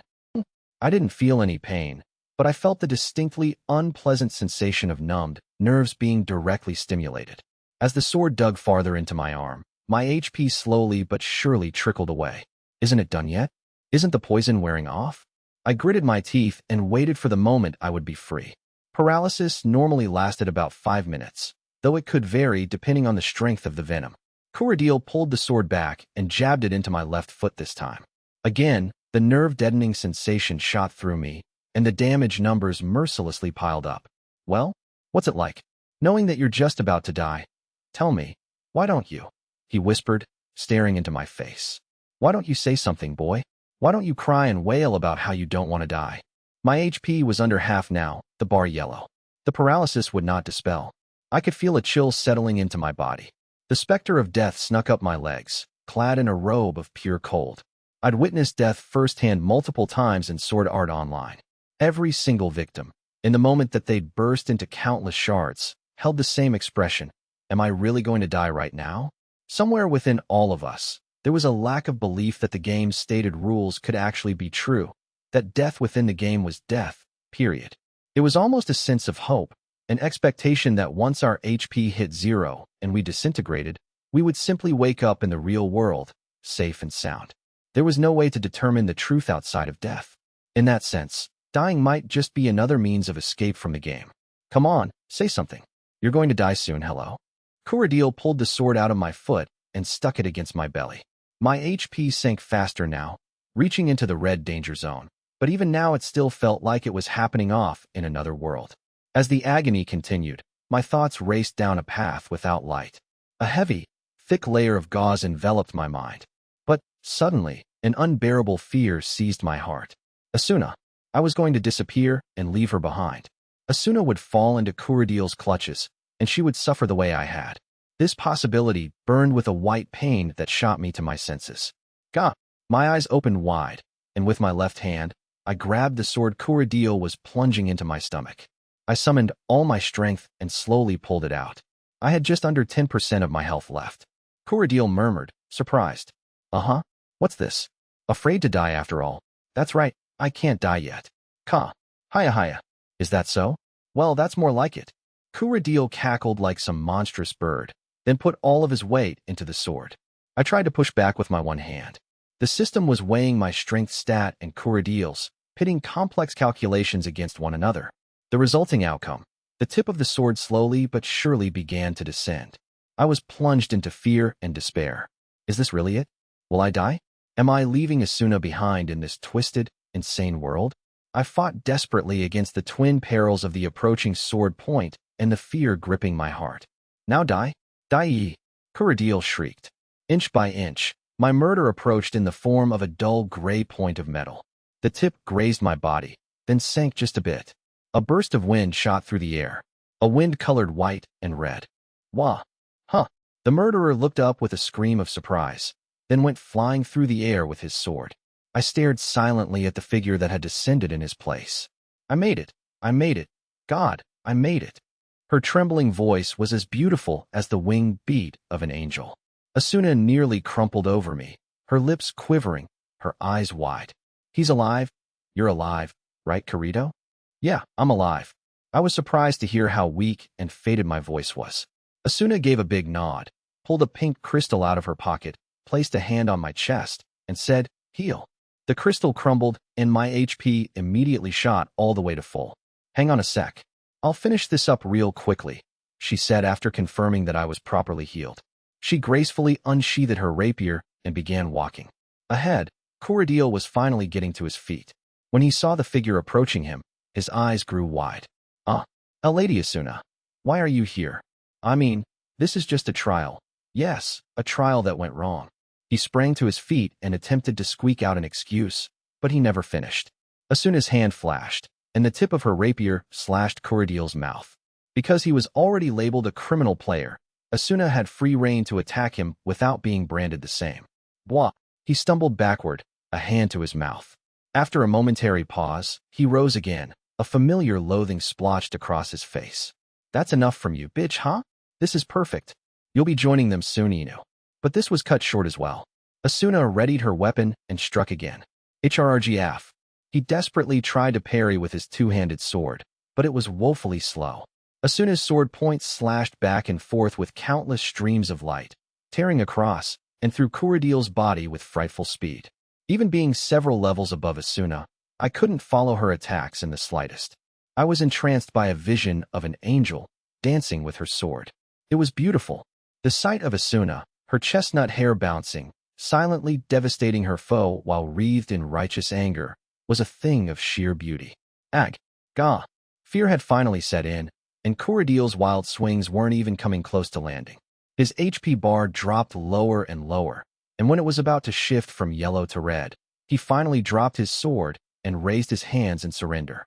All right. I'm sorry, it was all my fault. He cowered on the ground. I'll leave the guild. You'll never see me again, I swear. Just don't. Asuna silently listened to his piteous wails. Slowly, she raised her rapier, then spun it in the palm of her hand to point downward. Her slender arm clenched and rose several inches, preparing to thrust it directly into the small of Kuradil's back as he hunched prostrate on the ground. The murderer emitted an even, high-pitched scream. Eek! I don't want to die. The point stopped as though it had hit an invisible wall. Her body was visibly trembling. Even from here, I could feel the internal battle of Asuna's hesitation, rage, and fear. As far as I knew, she had never taken the life of another player. Killing a player in Sword Art Online meant the death of that player in real life, too. PK was a familiar term to online gamers, but it obfuscated the truth. Here, it was actual murder. That's right, Asuna. Stop. You can't do this. But at the same time, a part of me screamed the opposite. No, don't hesitate. He's hoping you'll stay your hand. An instant later, my fears came true. Hiya! Kuradil sprang up from his begging position, his sword flashing as he screamed. With a metallic clang, the rapier flew out of Asuna's hand. Wah! Asuna yelped and lost her balance. The sword glinted over her head. Not very smart. Vice Commander, he screamed, unhinged. Kuradil swung the sword downward without hesitation, trailing deep red light. Raff! This time the roar was mine. The paralysis finally undone, I leaped up, crossing several yards in an instant, pushing Asuna out of the way, and taking Kuradil's sword full on my left arm. Chunk! It rang unpleasantly. My left forearm flew off, severed at the elbow. Below my HP bar, a limb damage icon flashed. Crimson particles meant to resemble blood spurted out of the cut, but I straightened the fingers of my right hand and thrust it straight into the gap in his heavy armor. My arm flashed yellow and sank wetly into Kuradil's stomach. I'd hit him with Embracer, a point-blank martial arts skill. It took every last bit of Kuradil's remaining HP. The skinny body shook violently, then slumped over, powerless. I heard the greatsword clatter to the ground, then a hoarse whisper in my ear. "Why, you murderer?" A chuckle, and Kuradil's entire existence turned to glass shards. With a cold burst, the polygons exploded outward, knocking me to the ground. For a while, my consciousness numb. The only sound was the wind blowing across the field. Eventually, I heard uneven footsteps over the gravel. I looked up and saw a frail figure stumbling toward me, her face empty. Asuna plodded several steps closer, face downward, then slumped to her knees like a puppet whose strings had been cut. She extended her hand toward me, then shrank back just before it touched. "I'm sorry, it's my fault, this is all my fault." The look on her face was heartbreaking. Tears filled her large eyes, sparkling like jewels, then fell. Finally, I managed to rasp one word out of my parched throat. "Asuna, I'm sorry. I don't have the right to even see you in him." I desperately raised myself from the ground, finally in control of my body again. The damage I'd suffered still left an unpleasant numbness, but I could at least extend my right and severed left arm to Asuna. I plugged her beautiful pink lips with my own. She stiffened and tried to use her hands to push me away, but I held tightly to her slender body with all my strength. It was certainly enough to set off the anti-harassment code. At this moment, she would be seeing a system message warning of my actions, and with the push of a button, she could have me instantly teleported to the prison in Blackiron Palace. But I didn't let my arms slack an inch, moving from her lips to nuzzle her cheek. I buried my face into her neck and murmured, "My life belongs to you, Asuna. I'm all yours. We'll be together until the final moment." My left arm was still in a severed state and wouldn't return for 3 minutes, but I held it around her back anyway. Asuna let out a trembling breath and then whispered back to me, I promise I'll protect you too. I'll be here for you forever. Just don't leave me." She didn't need to say any more. I held Asuna tightly, listening to her breathing. Bit by bit, the warmth of her body thawed the ice within me. 16. The entire time that Asuna had waited back in Grand Zam, she had been following my location on her map. According to her, she'd started running out of town when she saw Godfrey's marker disappear, which meant that in barely 5 minutes, she had covered the 3 miles it took us an hour to walk. It was an impossible number, faster than the agility stat boost could explain. When I pointed this out, she smiled and said it was an act of love. We returned to guild headquarters, reported what had happened to Heathcliff, and applied for temporary leave. Asuna cited her lack of trust in the guild, and after a momentary silence, Heathcliff accepted her request. But at the end, he gave that strange smile again and added cryptically, "You'll be back on the battlefield soon enough." Outside of the tower, it was already growing dark. We walked to the teleport gate holding hands. Neither of us spoke a word. With the orange light of the sun hitting our backs, we walked slowly through the black silhouettes of Grand Zam's many towers. I absently wondered where Kuradil's bottomless hate had come from. It wasn't that rare for players to commit wicked deeds in SAO. It was said that there were several hundred criminals in the game, from thieves and bandits to those like Kuradil and Laughing Coffin, who brutally slaughtered their victims. At this point, they were considered a natural feature of the game, much like monsters. But the more I thought about it, the stranger it seemed. It was obvious that anyone who intentionally caused harm to other players was working to the detriment of our shared quest to beat the game. Their actions suggested that they didn't want to leave. But when I thought about Kuradil, he didn't seem to fit that definition. His thoughts had nothing to do with escaping the game or preventing others from doing so. He represented an absence of thought. A man who had stopped pondering the past or future, allowed his own desires to rule him, and fostered the will of evil. What did that make me? I couldn't honestly state that my entire purpose within the game was to defeat it. If anything, I was exploring dungeons and gaining levels out of simple inertia, nothing else. If the only reason I fought was to know the pleasure of being better than others, did I truly wish for the game to be over? I suddenly sensed that the metal plate under my feet was losing balance and sinking, so I stopped walking. I gripped Asuna's hand harder, as though fighting to stay attached. I glanced at Asuna for an instant and saw her peering quizzically at me, her head tilted. I turned back to the ground and muttered more to myself than to her. No matter what happens, I'm going to send you back to the real world. This time, she squeezed my hand. We'll go back together. She smiled. We eventually reached the teleport gate square. Only a few players milled about, hunched over in the chill winds that suggested the coming of winter. I turned straight to Asuna. The warm light that shone from her powerful soul was meant to guide me. Asuna, I want to spend the night with you, I said unconsciously. I didn't want to be apart from her. I'd just faced the threat of death like never before, and that pall was unlikely to leave my spine anytime soon. I would see them in my dreams tonight, if I slept at all. His madness, the stabbing sword, the feeling of my hands sinking into flesh. I was sure of that. Asuna looked at me wide-eyed, seemingly grasping the meaning of my statement, and eventually gave a small nod, her cheeks flushing. Asuna's apartment in Selmberg was just as luxurious on my second visit, and it had a welcoming warmth to it. The decorative objects placed here and there spoke highly of the owner's excellent taste, but when Asuna saw them, she stammered, "Oh my gosh, it's such a mess. I haven't been home in a while." She giggled nervously and started stashing things away. "I'll get started on dinner. You can read the newspaper or something." Okay." She removed her equipment and disappeared into the kitchen with an apron while I sank into the comfortable sofa. I picked up a large bundle of paper on top of the table. Calling it a newspaper was a bit disingenuous. It was really just a collection of stories cobbled together by players who made a living gathering information and selling it as news. But with no real form of entertainment in Aincrad, this was a precious bit of media, and more than a few players bought subscriptions. I picked up the 4-page paper, gazed absently at the front, then threw it aside in disgust. The front story was my duel with Heathcliff. Dual Blades wielder unveiled, mercilessly crushed by holy sword. The headline screamed, with a helpful picture of me, taken with a special recording crystal, lying prostrate before the triumphant Heathcliff. All I'd done was help add another entry to his legend. On the other hand, if this cemented the public's opinion that I was no big deal, it would help deflect attention, I told myself. I flipped to the item marketplace listings, and eventually a fragrant smell wafted out of the kitchen. Dinner was steak from one of Aincrad's cattle-like monsters, topped with Asuna's special soy sauce. The meat itself wasn't a particularly high rank, as such things go, but the sauce did all the work. Asuna smiled as she watched me stuffing my face. After dinner, we sat facing each other on her sofas, drinking tea. She was being unusually talkative, rattling off her favorite weapon brands and places she'd like to sightsee on various floors of the castle. I mostly listened absent-mindedly, letting her do all the talking.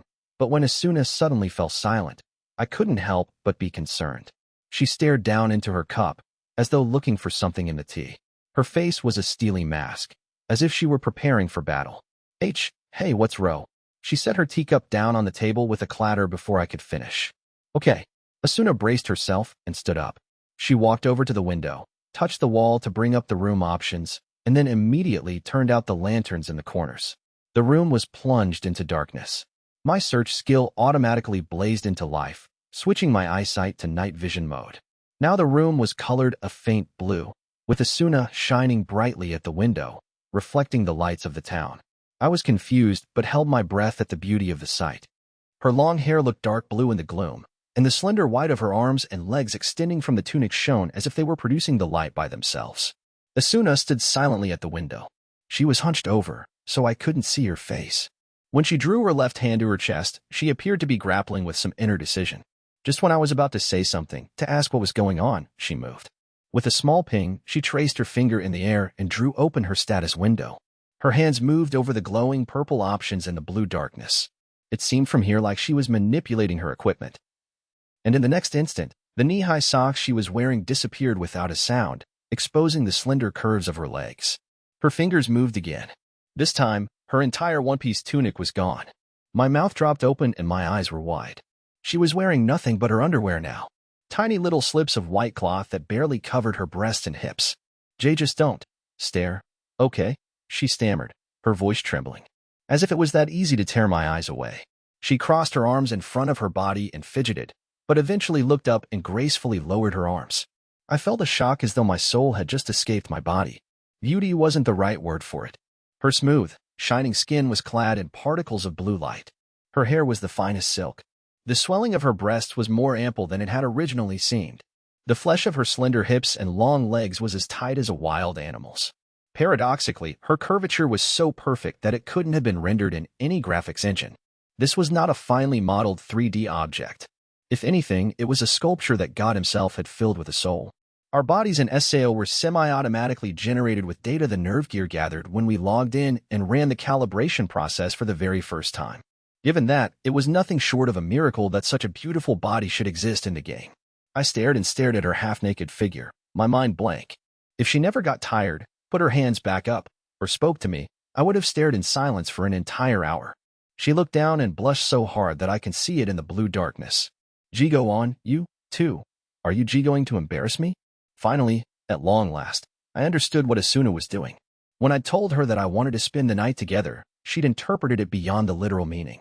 The instant I realized what was happening, my mind fell into a deep panic. I just made the biggest mistake of my life. No, that's not what I didn't mean it like. I only meant that I wanted to sleep in the same room. That's all. Wah. I spilled my train of thought in an embarrassingly straightforward manner, and now it was Asuna's turn to be blank-faced. Soon enough, it turned into a mixture of absolute shame and rage. Why you? I could see the lethal intent she fused into her clenched fist. Idiot. Asuna's punch burst forward at my face with the full assistance of her agility stat, but just before it could connect, the system's anti-crime code kicked in, sending deafening echoes and purple sparks around the room. I'm sorry, forget that last part. I waved my arms desperately and tried to explain before Asuna could ready another blow. I'm sorry. It was my fault. Besides, can you even do that? In SAO.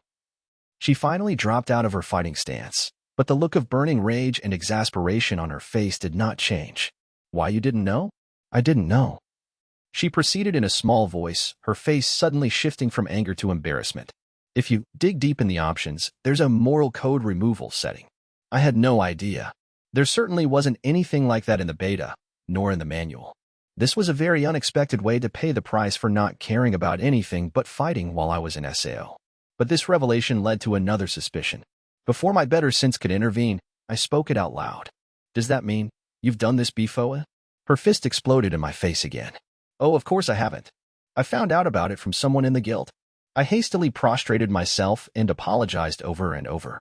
It took several minutes to defuse the situation.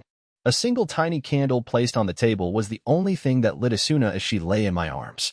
I traced the pale skin of her back with a finger. Just that warm, smooth sensation coming through my fingertips was pure intoxication. Asuna's eyes opened slightly, batted several times, and she smiled at me. Sorry, did I wake you? I was dreaming. Of the old world, it's weird. She rested her face against my chest, still smiling. In my dream, I got so worried. I was afraid that everything about Aincrad, and the fact that I met you here, was a dream of its own. I'm glad it didn't turn out to be that way. That's weird. Don't you want to leave? I do. But I don't want to lose the time I've spent here. We've come a really long way. But these 2 years are very important to me. I realize that now. She looked serious for a moment, then took my hand off her shoulder and held it to her chest. I'm sorry, Kirito. It should have been me who finished that fight. I sucked in a quick breath, then let it out slowly. No. Kurodio went after me, and I was the one who drove him to do what he did. That was my battle. I stared into Asuna's eyes and gave a slow nod. Her hazel eyes were faintly brimming with tears. She raised my hand to her lips. I could feel their gentle touch. I'll be there to help bear what you bear. We'll carry it together. I promise. No matter what happens, I'll be there to protect you. Those were the words that I'd never been able to utter up to this point. And now, my lips trembling, the words came tumbling out of my throat, out of my soul. And the faint sounds barely pushed the air. We'll be there to protect you. It was so tiny, so doubtful, so unconvincing. I couldn't help but grimace, and then I squeezed her hand back. You're strong, Asuna. Much stronger than me. She blinked at this, then smiled. That's not true. In the other world, I was always the type to hide behind someone else. I didn't even buy this game for myself. She giggled, remembering something. My brother bought it and had to go on a work trip, so I got to try it out on the very first day. It was so hard for him to leave without it, and now I've been hogging it for 2 years. I bet he's so angry. It seemed to me like she'd gotten the worst side of that deal, but I nodded in agreement. You need to get back and say you're sorry. Yeah, I've got my work cut out for me. But those brave words came mumbled, and she looked away nervously. Asuna squeezed her entire body against me. Hey, Kirito. I realize this contradicts what I just said, but do you think maybe we should leave the front lines for a bit? Huh. I'm just scared we've finally connected in this powerful way, and I can't help but feel like going back into battle will lead to some terrible thing happening. Maybe I'm just tired of this. I brushed her hair with my fingers and was surprised to find myself agreeing with her. Good point. I'm tired too. You didn't need dwindling stat numbers to notice that day after day of stressful combat took its toll, especially when it involved extreme shock like today. Even the strongest bowstring will snap if you keep pulling on it. A little rest was necessary sometimes. I could feel the impulse that drove me to battle, something that felt a bit like peril, drifting further away. All I wanted to do right now was be with this girl, to grow closer together. I put both arms around her and buried my face in her silken hair. There's a nice place down in the southwest region of floor 22. Lots of forests and lakes, no monsters. There's a tranquil little village there. Couple of log cabins available to buy. Let's move down there. And then, when I paused to find the right words, Asuna turned her sparkling eyes to me. And then, I forced my stubborn tongue to continue. Oh, let's get married. I'll never forget the smile she gave me then. Okay. One large tear rolled down her cheek as she nodded. 17. There are 4 kinds of system-defined player relationships within Sword Art Online. First, complete strangers. Second is friends. Friends registered on the friend list are able to send simple text messages to each other, as well as search for their locations on the map. The third category is guild members. In addition to the previous functions, teaming up with guildmates in battle gives each member a slight experience bonus. The downside of that is that a certain percentage of all call earned must be subtracted for the guild's coffers. Asuna and I already met the friend and guildmate criteria, but by temporarily leaving the guild, we filled its place with the 4th and final category. That was marriage, though it's a far simpler and less ceremonial step than you might think. One person sends a proposal message to the other, and if it is accepted, boom, you're married. The consequences, however, are far greater than a simple friend or guild request. At the most basic level, marriage in SAO means the sharing of all information and items. You can observe your spouse's status screen at any time, and all items are pooled into a shared inventory. It exposes one's most potent vulnerabilities to another person, which means that in Aincrad, where betrayal and deception are rife, very few couples reach marriage. The abysmal gender ratio doesn't help, either. The 22nd floor of Aincrad was one of the most sparsely populated in the castle. As it was closer to the bottom of the egg-like structure, it had a wide area, but the majority of it was covered with thick forests and countless lakes. The largest form of civilization to be found was a tiny village. There were no monsters in the wilderness, and the labyrinth was easy, so the entire floor had been cleared in just 3 days, and few players bothered to remember it. Asuna and I bought a little log cabin in the middle of the forest and settled in. Even a small house in Sao was no simple matter to purchase, however. Asuna offered to sell her apartment in Selmberg, but I strongly objected. It would have been an incredible waste to get rid of such a perfect place, so we raised the funds by selling off all of our rare valuables with Agile's help. Agile looked disappointed that we were leaving. He offered us the use of his upstairs at any time, but a general store was a rather unromantic place for a honeymoon. Plus, just the thought of the uproar that would ensue if word got out that a celebrity like Asuna was married gave me the chills. A lonely place like the 22nd floor would buy us plenty of time to relax in peace. Ooh, the view is nice. Asuna leaned out of the south-facing window in the bedroom. For what it was worth, the cabin only had 2 rooms. She was right about the view. Because we were close to the outer perimeter, we had an expansive slice of the sky hanging over the leafy trees and sparkling lakes. Given that most of the time, life in Aincrad meant having a lid of stone looming a few hundred feet above your head, the sense of liberation that came with being so close to the sky was breathtaking. Just because we have a nice view doesn't mean you should get too close to the edge and fall over. I stopped sorting our household items for a moment and put my arms around Asuna from behind. The thought that she was now my wife filled me with the warmth of the winter sun, as well as an unfamiliar sensation much like surprise, the knowledge that I'd come so far in my time here. Until I became a prisoner of this world, I was a mere child, living a circular route of home and school with no great ambitions. But the real world was a long-lost relic of the distant past now. Beating this game and getting back to the real world should be my goal, Asuna's goal, every player's goal, but the thought of it actually happening made me worry. I clenched Asuna tighter. That hurts. Kirito, what's wrong? Sorry. Hey, Asuna. I clammed up for a moment, but I had to ask. Is this just inside the game? Us. I mean, is it something that's going to vanish when we return to the real world? Are you trying to get me angry? She spun around, pure emotion burning in her eyes. Even if this were a normal game and we weren't stuck inside it, I don't fall in love for fun. She squished my face in her hands. There's one thing I've learned here. Never give up until the end. If we get back to the real world, I'll find you again, and I'll fall in love with you again. How many times had I been amazed at Asuna's strength? Or was it just a sign of how weak I was in comparison? In any case, I'd forgotten how good it could feel to rely on someone else, to let them be your support. I didn't know how long we'd be here, but hopefully, as long as we were away from battle. I let my mind wander, my arms full of gentle warmth and a sweet scent. 18.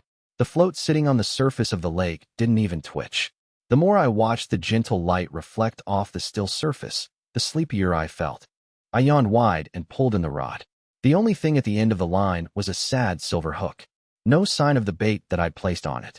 We'd been living on the 22nd floor for 10 days. I'd removed my two-handed sword skill from its slot. I hadn't touched it since a long-past period of experimentation, and set fishing in its place to catch our food. So much for being an angler and living off the land. I'd barely caught a thing. My proficiency was more than 600, so while I wouldn't be catching any whopping tuna, you'd figure something would bite. Instead, I watched the pail of bait I'd bought at the village slowly run empty. This is a waste of time, I muttered, tossing the rod aside and rolling over. The breeze off the lake was chilly, but the thick overcoat Asuna knitted me with her tailoring skill was nice and warm. She was working on her skill just as I was, so it wasn't up to store-bought quality, but it got the job done. It was the month of Cyprus in Aincrad, November in the real world. Winter was close at hand, but the season shouldn't have an effect on fishing here. I suppose that I'd used up all my luck snagging my lovely wife. I rolled over, unable to hide the shameless grin this train of thought produced, when I suddenly heard a voice from overhead. Are they biting? I lurched upward with a start to see a man standing over me. He was wearing a heavy coat and a cap with ear flaps, and he carried a fishing rod, just like me. The real surprise was the man's age. He had to be in his 50s, at least. The lines of old age were carved into the face behind the wire-rimmed glasses. It was extremely rare to find such an elderly person in the midst of a game populated by hardcore players. In fact, I'd never seen anyone as old as him. Unless, I'm not an NPC, he said, reading my mind. He made his way down the embankment. I am sorry, I was just really surprised. No, I don't blame you. I've got to be the oldest person in this thing, by a long shot. He laughed heartily, his solid body shaking. The man sat down next to me and pulled a bait box out of his waist pouch, fumbled with the pop-up menu, and attached the bait to his rod. Name's Nishida. I'm a fisherman here. Before this, I was head of network security for a company called Toto Broadband. Sorry I can't give you my card. He laughed again. Oh, I had a feeling I knew why he was here. Toto Broadband was a network management company partnered with Argus. They were responsible for the network lines leading to SAO's servers. My name's Kirito. I just moved down here from up above. Mr. Nishida, are you involved in maintaining SAO's connections? I was the man in charge of that, yes. He nodded. I felt conflicted about this. He must have gotten trapped in this world just by doing his job. The bosses told me I didn't actually have to log in, but I'm the type who can't be satisfied unless I see my work with my own two eyes. Well, I sure paid a price for that one. He laughed again and cast his rod with magnificent expertise. This was a man who knew how to fish. Apparently, he liked to talk, as he continued without waiting for a response. I believe there's about 20 or 30 other older fellas like me who got caught in something they shouldn't have. Most of them are biding their time down in that first town, but I just can't keep myself from a good day of fishing. He tugged on the rod. I've been on the search for good rivers and lakes, and that's what brought me all the way up here. I see. And there are no monsters on this floor. Nishida simply grinned at that statement. What's the word? Are there any good spots up higher? The 61st floor is all lake. More like a sea. Really, so I imagine there are big fish to catch there. Uh-huh. I'll have to pay it a visit. Suddenly, his line jolted downward. Without missing a beat, Nishida tugged the rod up. Not only was he probably an adept fisherman in real life, but his fishing skill was likely through the roof. Whoa, it's a big un. I leaped to my feet in a hurry, but Nishida calmly spun his rod and yanked a large, sparkling blue fish out of the water. It flopped around at his feet, then disappeared as it was automatically transferred to his inventory. Nicely done. Nishida smiled shyly. Nah, it's all just a numbers game here, he said, scratching his head. The problem is, I can catch him, but not cook him.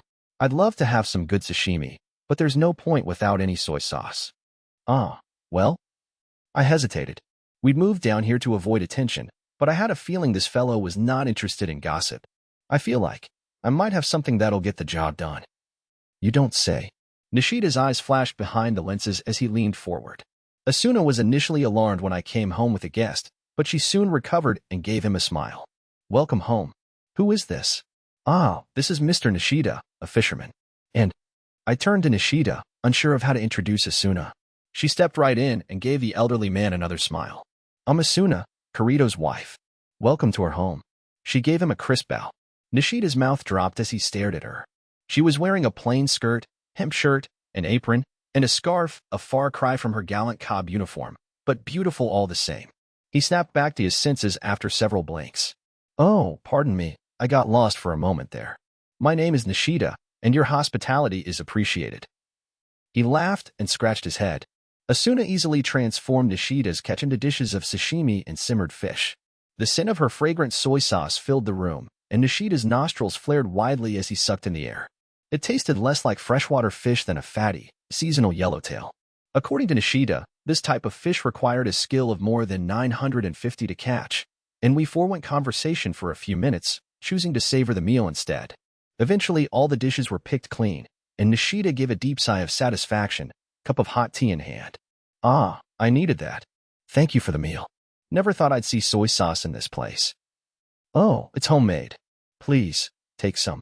Asuna brought a small bottle out of the kitchen and handed it to Nishida. She wisely did not mention the ingredients. She smiled and thanked him in return for the fish. Kirito's hardly brought me anything from the lake. I sipped my tea unhappily, the conversation's whipping boy. The lakes around here are too hard to fish in. Oh, I disagree. The only really tough spot is the big one, the one you were trying this afternoon. Wah. Nishida had stunned me into silence. Asuna grabbed her stomach, chuckling softly. Why would they have programmed it that way? Well, the thing about that lake is, Nishida whispered conspiratorially. We leaned closer. That's where you'll find the big one. Big one, we repeated simultaneously. Nishida pushed his glasses up and flashed us a confident grin. At the tool shop in town, there's one type of bait that costs head and shoulders above the rest. I was curious, so I had the idea to try it out for myself. I swallowed, but I couldn't catch a thing with it. Tried it out all over the place. Then it occurred to me that it was probably for the one lake tougher than all the others. And did you catch something? I got a bite. He nodded, then looked disappointed. But I couldn't haul it in. Took my rod with him. I caught a glimpse of it, and it was bigger than big. No doubt about it. That thing is a monster in its own right. He extended his arms to indicate its size. Now I understood why Nishida had simply grinned at me when I told him there were no monsters on this floor. Wow, I want to see it. Asuna said, her eyes sparkling. Nishida turned to give me an inquisitive look. You confident in your strength stat, Kirito? Well, confident enough. Then why not join me? I'll do everything to get a bite, and you can handle the heavy lifting. Ah, you want to use the switch tactic with the fishing rod? Is that even possible? I wondered. Let's do it, Kirito. This sounds fun. Asuna bubbled, excitement in her eyes. She was always ready to try something new. I couldn't deny that my curiosity was piqued as well. Shall we? I asked. Nishida beamed widely and laughed. That's the spirit. That night, Asuna wriggled into my bed, complaining about the cold. Once we were fully nestled together, she finally gave a contented sigh. My wife blinked her eyes sleepily, then smiled, remembering something. I guess there really are all types here. He was a jolly guy, wasn't he? Yeah. We giggled for a few moments, then stifled it. I've been fighting up above for so long, I completely forgot that there are still people trying to lead normal lives, I muttered. I'm not saying that we're special or anything, but I think being a high enough level to fight on the frontier means that we have a responsibility to them. I've never thought of it that way. I always prioritized getting stronger for my own personal survival, nothing more. I think there are plenty of people putting their hope in you, Kirito, including me. Hearing that just makes me want to run away. Oh, geez. I brushed her hair as she pouted, and inwardly prayed that this life would continue just a bit longer. Sooner or later, we'd have to return to the front line, for the sake of Nishida and all the other players. But just for now. Agile and Klein had sent messages warning us of the difficulties in clearing the 75th floor. But in all honesty, my life here with Asuna was the most important thing to me. 19. 3 days later, Nishida sent me a morning notice that he was ready to catch the big one. Apparently, he went around to rally up all of his fishing buddies, and we'd have an audience of about 30 for the attempt. Yikes. What do you want to do, Asuna? Frankly speaking, his arrangement wasn't exactly welcome. I'd chosen this place specifically to avoid intel dealers and Asuna's crazed fans, so appearing in front of a small crowd was the last thing I wanted. How about this? She tied up her long chestnut hair and wrapped her long scarf up high around her face. After a bit of menu manipulation, she was covered in a big, frumpy overcoat as well. Ooh, nice. You look like a tired old farmer's wife. Was that meant to be a compliment? Of course.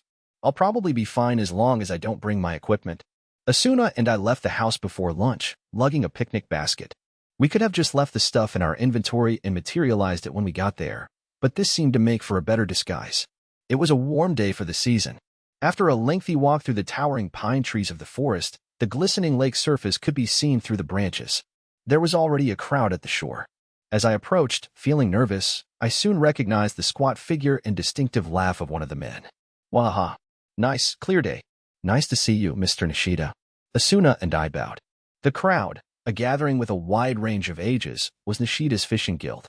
We hesitantly greeted the group, but fortunately no one seemed to recognize Asuna. What surprised me was how proactive the old man was. He must have been an excellent boss. They'd apparently been doing an impromptu fishing competition before we got there, and the group was in an excited mood. Well then, I think it's time for today's main event. Nishida announced in a loud voice, a long fishing pole in one hand. I gazed at the large rod and its thick line, following it until I realized, with a start, what was hanging on the end. It was a lizard. An extremely large one, about the size of an adult's forearm. Venomous-looking red and black patterns crossed its hide, and its wet surface suggested freshness. Asuna was late to notice the creature and stumbled back several steps, a grimace on her face. If this was the bait, there could be only one thing to catch. But before I could even interject a comment, Nishida turned to the lake and held the fishing rod high. He swung it forward with an audible whoosh, his form impeccable, and the lizard flew through the air to land out in the lake with an admirable splash. Fishing in SAO involved virtually no waiting. Once you'd cast your line into the water, it was only a number of seconds until you either had a bite or the bait was lost. We held our breaths and watched the water. Eventually the line twitched a few times. Nishida didn't budge an inch. I think it's coming, Mr. Nishida. Nope, not yet. The normally pleasant old man was staring intensely at the line, his eyes burning behind the glasses. He took an every-minute vibration at the end of his rod. The end suddenly bowed much harder. Now, Nishida bent backward sharply, pulling the rod with his entire body. Even from the side, it was clear the line was absolutely taut, a loud twang for all to hear. I've got a bite. It's all up to you now. He handed me the rod, and I gave it a hesitant yank. It didn't budge. I might as well have been pulling on solid ground. Just as I began wondering if this was an actual bite and turned to look at Nishida, the line tugged downward with incredible force. Whoa. I dug both feet in hurriedly and pulled the rod back up. The physical force feedback the game ordinarily used was far weaker than what I was feeling now. Is it safe to pull with all I've got? I asked Nishida, concerned for the durability of the rod and line. They're the finest you can buy. Let her rip. His face was red with excitement. I regripped the handle and pulled with all my strength. The rod contorted into an upside-down U shape. After a level up, players are given the choice to spend their points on either strength or agility. An axe warrior like Agile might choose strength every time, while Asuna would get better use out of her rapier with more agility. I split my points down the middle as an orthodox swordsman, but when it came to personal preference, I leaned on the side of agility. Despite the lack of focus on strength, my level was apparently high enough to give me the advantage in this particular test. I dug my feet in and slowly backed up, steadily pulling the unseen quarry closer and closer to the surface. Oh, I saw it. Asuna jumped up and pointed over the water. I was well clear of the shoreline and leaning backward, so I was in no position to take a closer look. The other onlookers murmured and rushed to the water's edge, peering down into the water, which grew exponentially deeper away from the shore. I finally gave in to my curiosity and summoned all my strength to yank the rod upward. Suddenly, all the figures crowding around the water in front of me flinched. They all began to back up. What does it look like? Before I could finish, they all turned around and ran, full speed. Asuna passed me on the left, Nishida on the right, their faces pale. When I turned back to call to them, the weight suddenly lifted from my hands, and I fell backward onto my rear end. Damn, the line snapped. I thought. I tossed the pole aside and leaped to my feet to run to the water. The next moment, I saw the surface of the lake bulging upward, an enormous silver circle. Wah! I stood there, eyes and mouth gaping, until I heard Asuna's voice calling out from a distance. Kirito, watch out! I turned and saw that Asuna, Nishida, and all the others had retreated to the bank above the shore a considerable length away. I heard an enormous splash behind me and finally realized the gravity of the situation. An unpleasant foreboding itching at my skin, I turned around to the water again. The fish was standing. To be more accurate, the creature appeared to be more like a reptilian coelacanth, somewhere on the evolutionary link between fish and crocodile. Little waterfalls spilled over its scales, and 6 massive legs crushed the grass on the shoreline as it peered down at me. Peered down. The full height of the thing was well over 6 feet. Its mouth was located just taller than my head, and it seemed made for swallowing cows whole. A familiar lizard leg poked out of the corner. There was a basketball-sized eye on either side of the ancient fish's head, and they looked into mine. A yellow cursor automatically appeared over the beast. Nishida had said that the big one in this lake was a monster in its own right. There were no rights about it. This was a monster, through and through. I took several steps backward, my smile twitching. Then I spun around and took off like a rabbit. The beast let out an earth-shaking roar, then barreled after me. I was practically flying through the air, every last point of my agility in use, and in a few seconds I had reached the others and was ready to argue. THTH, that's not fair. You can't run off without me. I don't think this is the right time for the blame game, Kirito. I turned back to see the giant fish charging after us, its movement clumsy but fast enough. It's running over the land. Does it have lungs? Kirito, this is no time for idle contemplation. We gotta scram. Now Nishida was the one yelping in panic. Most of the crowd had frozen stock still. Several of them collapsed on the ground. Do you have your weapons? Asuna asked close to my ear. She had a point. It would be incredibly difficult to lead all these people to safety. Sorry, I don't. Oh, fine then.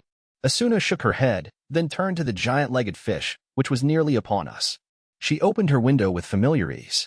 As Nishida and the other fishermen watched helplessly, Asuna ripped off her thick scarf and overcoat, her glimmering chestnut hair rippling in the breeze. Underneath the coat were a long green skirt and a plain hemp shirt, but her silver rapier sheath sparkled in the sun. Asuna drew her sword, proudly facing the oncoming monster. Next to me, Nishida finally realized what she was planning to do, and he grabbed my arm. Kirito, your wife is in terrible danger.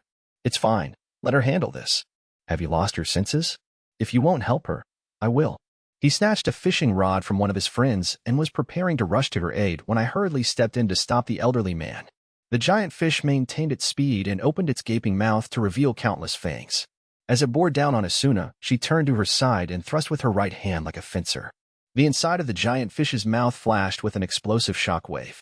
The monster flew high up into the air, but Asuna's feet had barely budged.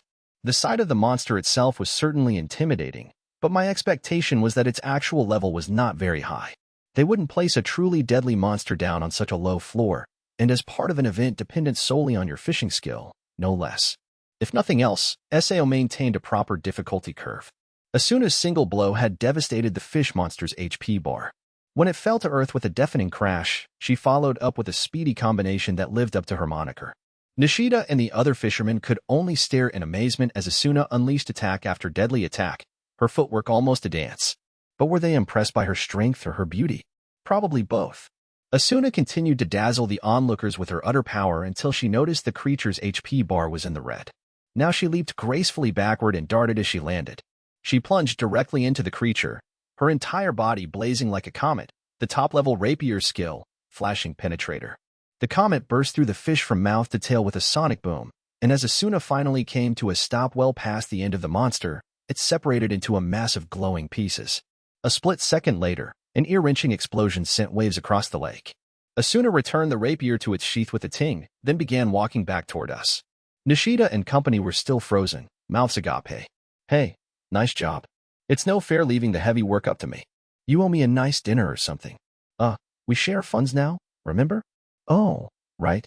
We continued teasing each other until Nishida finally regained his senses, blinking rapidly. Well, that was a surprise. Your wife is, quite powerful. Do you mind if I ask her level? Asuna and I faced each other. This conversation could lead down a dangerous path. Forget about that. Look, we got an item from the fish. Asuna manipulated the window, and a shining silver fishing rod appeared. Given that it came from a unique boss monster, it was bound to be a rare prize not available for purchase elsewhere. Oh, what's this? Nishida took it, his eyes sparkling. All the others around him murmured in amazement. Just when I thought we might have distracted them. Hey, are you Miss Asuna from the Knights of the Blood? A younger fellow came forward a few steps and stared closely at Asuna. Recognition flooded his features. Yes, I knew it. I've got a picture of you. Asuna gave him an uncomfortable smile and backed away. Now the murmuring in the crowd doubled in volume. This is fantastic. I never thought I'd get to see you fight in person. Can I have an autograph? He stopped suddenly, looking back and forth between Asuna and me. Then he murmured, his face stoic, Why, you're married. Now it was my turn to give him a stiff smile. We stood there awkwardly while the man gave a wail of grief. Nishida simply blinked uncomprehendingly. That was how, after 2 weeks of blissful peace, our secret honeymoon ended. I suppose that ultimately, I should consider myself lucky to have participated in such a silly event. That night, a message arrived from Heathcliff, calling members to a planning meeting for the boss monster of the 75th floor. Next morning, I sat slumped over on the side of the bed as Asuna, already dressed, clicked her boots on the floor and chided me. Come on, no moping around. But it's only been 2 weeks, I groaned childishly. Despite my foul mood, I couldn't deny that Asuna looked very smart in her familiar white and red knight's uniform again. Given the circumstances that led to our leave of absence from the guild, we certainly could have refused the summons. But the line at the end of the message, which said, We have already suffered casualties, weighed heavily on our consciences. I think we should at least hear him out. Come on, it's time.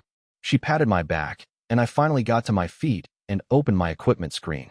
Since I was on temporary leave from the guild, I put on my familiar old black leather coat and minimal armor, topping it off with my 2 swords crossed over my back. The fresh and unfamiliar weight seemed like my punishment for leaving them to rot in my inventory for so long. I drew them out of their scabbards and slid them back to make them feel better. The sound was crisp in the cozy room. I always thought you looked better like that. Asuna hopped to grab my arm, grinning. I craned my neck around to gaze a silent farewell at our new house. Let's get this over with and come back home. Yeah. We nodded to each other, opened the door, and stepped out into the cold morning air, heavy with hints of winter. The familiar sight of Nishida and his fishing rod greeted us at the 22nd floor teleport gate square. We'd told him when we were leaving, but no one else. He'd said he wanted to talk, so the 3 of us sat down on a bench to the side of the square. Nishida gazed up at the bottom of the floor above as he began to speak. I'll be honest, I've been keeping everyone who's on the upper floors, fighting to beat this game, out of sight and out of mind. It might as well have been happening in a different world altogether. Perhaps I gave up on ever getting out of here. We listened in silence. As you know, in the electronics business, things evolve a mile a minute. I've been a tinkerer since I was just a boy, so I managed to keep up until now, but 2 years away from the business is too long. If getting home means I'll just be a useless bump on a log feeling sorry for myself, maybe I'm better off staying here and enjoying a good fish, I figured. He trailed off, a small smile on his lined face. I didn't know what to say to him. There was no way I could imagine what a man in his position had lost, being trapped in sword art online. Me too, Asuna mumbled. I thought the same thing until about 6 months ago. I cried myself to sleep every night. Every day, my family, my friends, my school, my entire reality seemed to break down a little bit more. I felt like I was going crazy. When I slept, all my dreams were of the real world. I did nothing but work on my skills, trying to beat the game as quickly as I possibly could. Surprised, I turned to look at her. I would never have guessed that based on my first meeting with her. Of course, I was never known for being particularly observant of others. Asuna shot a glance at me, then smiled. But one day about half a year ago, I teleported to the front line to tackle the latest labyrinth, and I saw someone napping on the grass in the square. He seemed to be pretty high level, which made me angry. I told him, if you're just going to waste your time around here, could you please assist us in clearing the labyrinth instead? She put a hand to her mouth and giggled. So he says, this is the day with the best weather settings in the best season of Aincrad. It'd be a waste to spend it in a dungeon. Then he points to the grass next to him and says, come on, relax a little. I mean, how rude can you get? She stifled another giggle, then looked to the horizon. But that brought me to my senses. This guy is just living his life here, I thought. He isn't losing another day in the real world. He's gaining another day in this world. I never realized anyone saw it that way. So I sent my guildmates ahead, and I laid down in the grass next to him. The next thing I knew, the breeze was so nice, and the air so warm and comfortable, I dozed right off. No bad dreams. It was probably the deepest sleep I'd had since coming here. When I woke up, it was evening, but he was still there with me, looking exasperated. That was him. Asuna squeezed my hand. Though I didn't say it, I was incredibly confused. It sounded like a familiar enough story, but, sorry, Asuna, I don't think I meant it to be that profound. I think I just wanted to take a nap. I realized that. You don't have to spell it out. She pouted for a moment, then turned back to Nishida, who was smiling as he listened to us. Ever since that day, I would think about him as I got into bed, and I stopped having the nightmares. I figured out where he lived, and I tried to make time when I could go see him. Eventually, I began looking forward to each new morning. When I realized I was in love with him, I was filled with such joy. I wanted to treasure that feeling. For the first time, I felt glad that I was here. Asuna looked down, rubbed her eyes with her white gloves, then took a deep breath. To me, Kirito is the reason that I've spent 2 years here, the proof that I've lived, and the hope for tomorrow. I put on the nerve gear that day just to find him. Mr. Nishida, it might not be my place to say this, but I think you must have found something here as well. This might be a virtual world, where everything we see is just artificial data, but our hearts are real. Which means that everything we've experienced and gained here is real, too.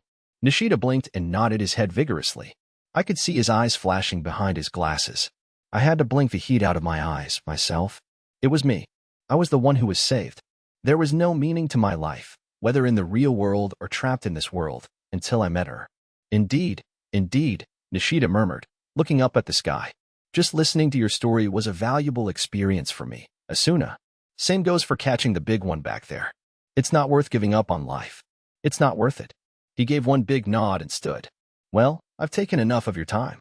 You've taught me what I needed to know, that as long as folks like you are fighting above, it's only a matter of time until we make it back to the real world.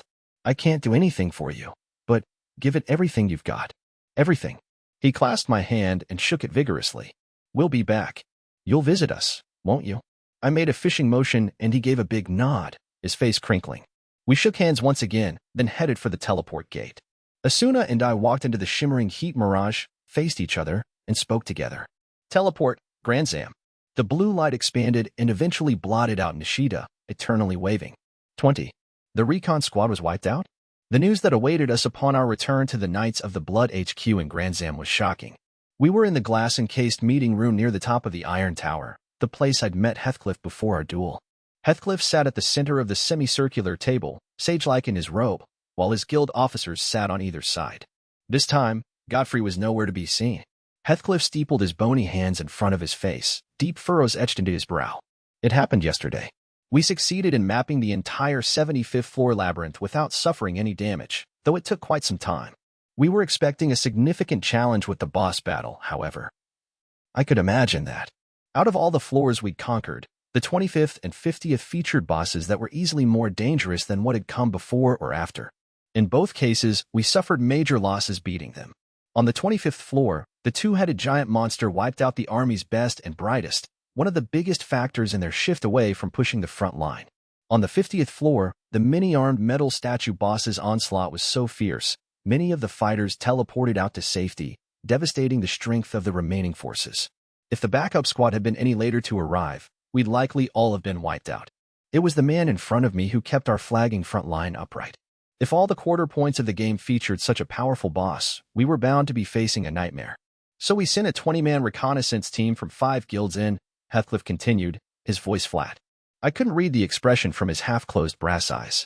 They took every precaution. 10 stayed back at the entrance to the boss lair, and when the other 10 reached the center of the room, right as the boss was about to appear, the door closed. What we know after that comes from the 10 in the rearguard. The door stayed shut for 5 minutes, lock-picking skills and direct force had no effect. When it finally opened, Heathcliff's mouth tightened. He closed his eyes and continued. There was nothing inside the room. The 10 players and boss were gone. No signs of teleportation, no return. I had someone check the monument in Black Iron Palace, just to be sure. He shook his head rather than say the rest. Asuna sucked in a breath next to me, then let it out in a murmur. 10 people. How did that happen? Was it an anti-crystal zone? Heathcliff nodded at my question. That is my only conclusion. Asuna had reported that the 74th floor's chamber was the same way. We should assume that all boss lairs will be similarly equipped from now on. This is crazy. I sighed. If emergency escape was impossible, the number of players likely to die of unforeseen accidents would skyrocket. The entire point of clearing the game was to prevent people from dying. But beating the bosses was a necessary step. It's really starting to live up to that game of death, billing. But that doesn't mean we can simply abandon our attempts to conquer it. Heathcliff closed his eyes and spoke softly but clearly. It would appear that this battle will make the use of crystals impossible, as well as remove the option of a simple retreat. That means we must bring as large a party as can be effectively controlled. I hope you understand that I did not wish to summon you from your honeymoon, but the circumstances require it. I shrugged. You'll have our help. But as soon as safety is my very top priority. If the situation turns dangerous, I will put her well-being before the party's. A slight smile played over Heathcliff's lips. Those who work to protect something are strong in spirit and fiber. I look forward to your valor. The operation begins in 3 hours. Our planned party is 32 strong, including you. We meet at the 75th floor gate. Dismissed. The red-clad paladin and his officers rose as one and left the room. 3 hours. What should we do? Asuna asked, resting on the side of the long metal table. I stared back at her, silent. Her slender limbs in that red and white battle outfit, her long, shining chestnut hair, her sparkling hazel eyes. She was a beautiful, priceless jewel. I kept staring at her until finally her pale cheeks took on a shade of red. What is it? She laughed shyly. I spoke hesitantly. Asuna, what? Hear me out, and don't be mad. I don't want you to participate in this boss battle. Will you wait here instead? She stared at me closely, then looked down sadly. Why would you say that? I know I gave Heathcliff my word, but you don't know what might happen in a place where crystals won't work. I'm scared when I think about the possibility that something might happen to you. So you're going to venture into danger like that and expect me to wait where it's safe? She stood up and briskly strode over to me, twin fires blazing within her eyes. If you don't come back from this, I'll kill myself. There won't be any reason for me to live any longer, and I'll hate myself for waiting around doing nothing. If you want to run, let's do it together. If you want to do it, Kirito, so do I. She stopped, then jabbed a finger against my chest. Her eyes softened, and a slight smile appeared on her lips. But I bet everyone taking part in this battle is scared. Everyone wishes they could run away, but they still got a few dozen to come. And I think it's because of the commander and you, the two strongest men in SAO, standing at the head of the party. I know it's not the kind of thing you're comfortable with, but I want you to do it for us, not for others. Let's do this together, so we can get back to the real world and meet again. I reached up and held the finger Asuna was pointing at my chest. All I could feel was a terrified desire not to lose her. Sorry, I'm being a coward. My heart says it wants the two of us to run off together. I don't want you to die, and I don't want to die, either. I don't care. I stared into Asuna's eyes and continued. I don't care if we never get back to reality. I want to live with you in that little cottage. Forever, just the two of us. With her other hand, Asuna clutched something invisible to her heart. She closed her eyes, her brows knitted, as though bearing something excruciating. When she spoke, it was a painful whisper of longing. I know, it sounds like a dream. Wouldn't it be nice? Together, every day, forever. But she stopped, then bit her lip, cutting off that frail hope. She opened her eyes and looked at me, her face serious. Kirito, have you ever thought about what's happening to our real bodies? I was taken aback. It was something that every player wondered at times. But with no way to contact the real world, it was pointless to worry about. It hung over all of us like a vaguely looming cloud. We just chose not to stare it down. Do you remember when this whole game started? When Akihiko Kaiba gave his little tutorial. He said the nerve gear was designed to give you a 2-hour window without power. The purpose being to provide enough time for our bodies to be taken to a proper hospital. She nodded at my answer.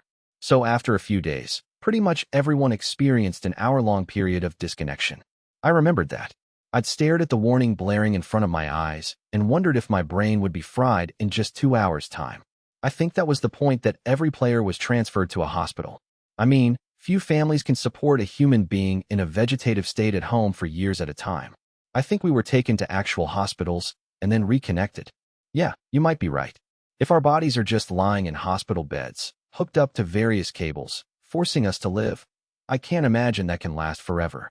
I was suddenly hit with anxiety that my body was getting weaker and weaker. I hugged Asuna close, as though we could confirm our existence by simply touching, meaning that whether we clear the game or not, there is a time limit that we'll all reach at some point. Yes, and it'll be different for everyone. It's taboo to talk about your old life here, so I've never said this to anyone, but you're different.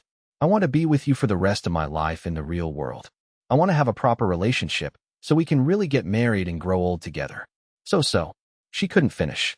Asuna buried her face in my chest, sobbing uncontrollably. I rubbed her back slowly and finished her thought. So, we have to fight now. The fear wasn't gone. But when Asuna was fighting against our fate, trying to keep herself together, I couldn't let fear cloud my judgment. It's okay. It's going to be okay. If we fight together. I squeezed Asuna harder, as though brushing away the chill I felt sneak into my chest. 21. The Gate Square in Kalinia, the city on the 75th floor, was already full of high-level players who were likely in the raiding party. When Asuna and I stepped out of the gate and toward them, they all stopped talking and turned concerned gazes to us. Some of them even gave us the guild's special salute.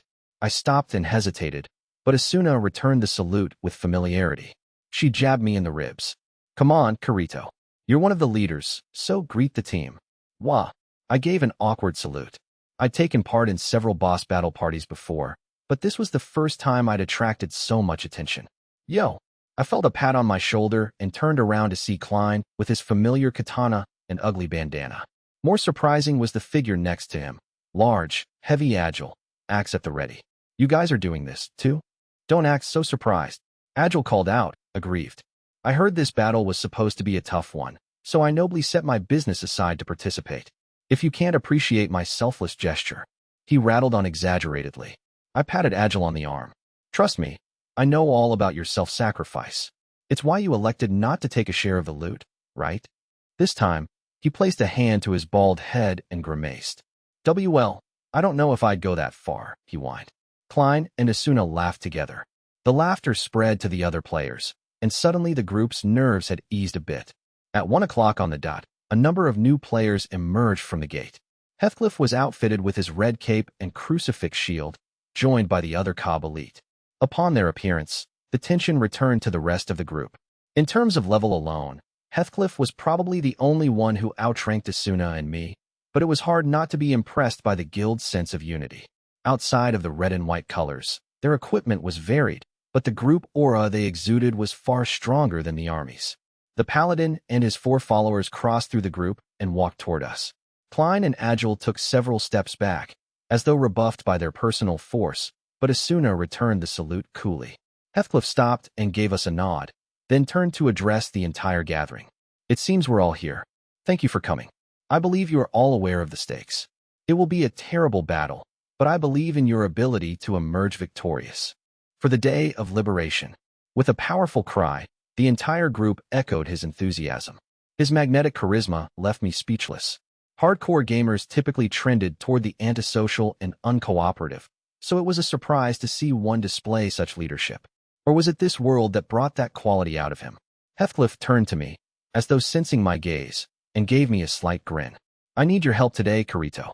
Put your dual blades to the test. I didn't sense a hint of desperation or tension in his soft voice.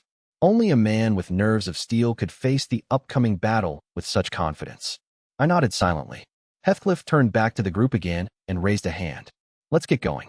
I'm opening a corridor to the spot right in front of the enemy's lair.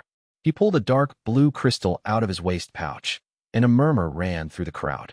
Normal teleport crystals transported the user to the floor of his or her choosing, but Heathcliff's corridor crystal was an exceedingly useful version that temporarily opened an entire teleport gate, offering access to the specified location to anyone who wanted to use it. The downside to that utility was its rarity, and the crystal wasn't available to buy at NPC shops. It had to be found in labyrinth treasure chests or looted from powerful monsters, so few players even wanted to use them, if they were lucky enough to get their hands on one. In fact, the murmuring of the players was not so much excitement over the glimpse of such a rare item, but rather surprise that he'd actually use one. Seemingly unaware of the stir he'd raised, Heathcliff raised the crystal high and called out, "Corridor open." The exceedingly valuable crystal crumbled instantly, and a flickering portal of blue light appeared before him. "Follow me, everyone." He turned to look over the group, then whirled his red cape and stepped into the light. For an instant he flashed blindingly, then disappeared. Seconds later, the 4 Cobb members followed him. Over time, the gathering in the square had grown to a considerable number. Perhaps they'd arrived to see us off. knowing that we were about to tackle a boss. Cheers of encouragement rose as the swordsmen trickled through the new teleport gate, one after the other. Finally, only Asuna and I were left. We nodded to each other, held hands, then stepped into the vortex of light together. Teleporting always left me a bit dizzy. When I was able to open my eyes, I was inside the labyrinth, in a wide hallway. Thick pillars lined the walls, and a giant door was visible at the end. The 75th floor labyrinth was made of a material like obsidian, but with a very faint hint of translucence. Unlike the rough-hewn nature of the lower-level labyrinths, the black stone here was polished like a mirror and placed at perfectly straight angles. The air was chilly and damp, and a faint mist trailed over the floor. Next to me, Asuna wrapped her arms around herself, feeling the chill. "I don't like the look of this." "Nope," I nodded. In the 2 years leading up to today, we'd conquered 74 bosses. With that much experience, you learned to gauge the strength of the foes by the look of their lairs. Around us, the 30 other players were bunched into groups of 2 or 3, their windows open. They were checking their equipment and items, but they all looked tense. I walked Asuna over to one of the pillars and put an arm around her frail body. I could feel my nerves working before the battle. My body trembled with anxiety. "It's going to be okay," Asuna whispered into my ear. "I'm going to watch over you." "That's not what I'm." Hee. She gave a little smile and continued. "And you can watch over me." "Yeah, you bet." I squeezed harder for an instant, then released my grip.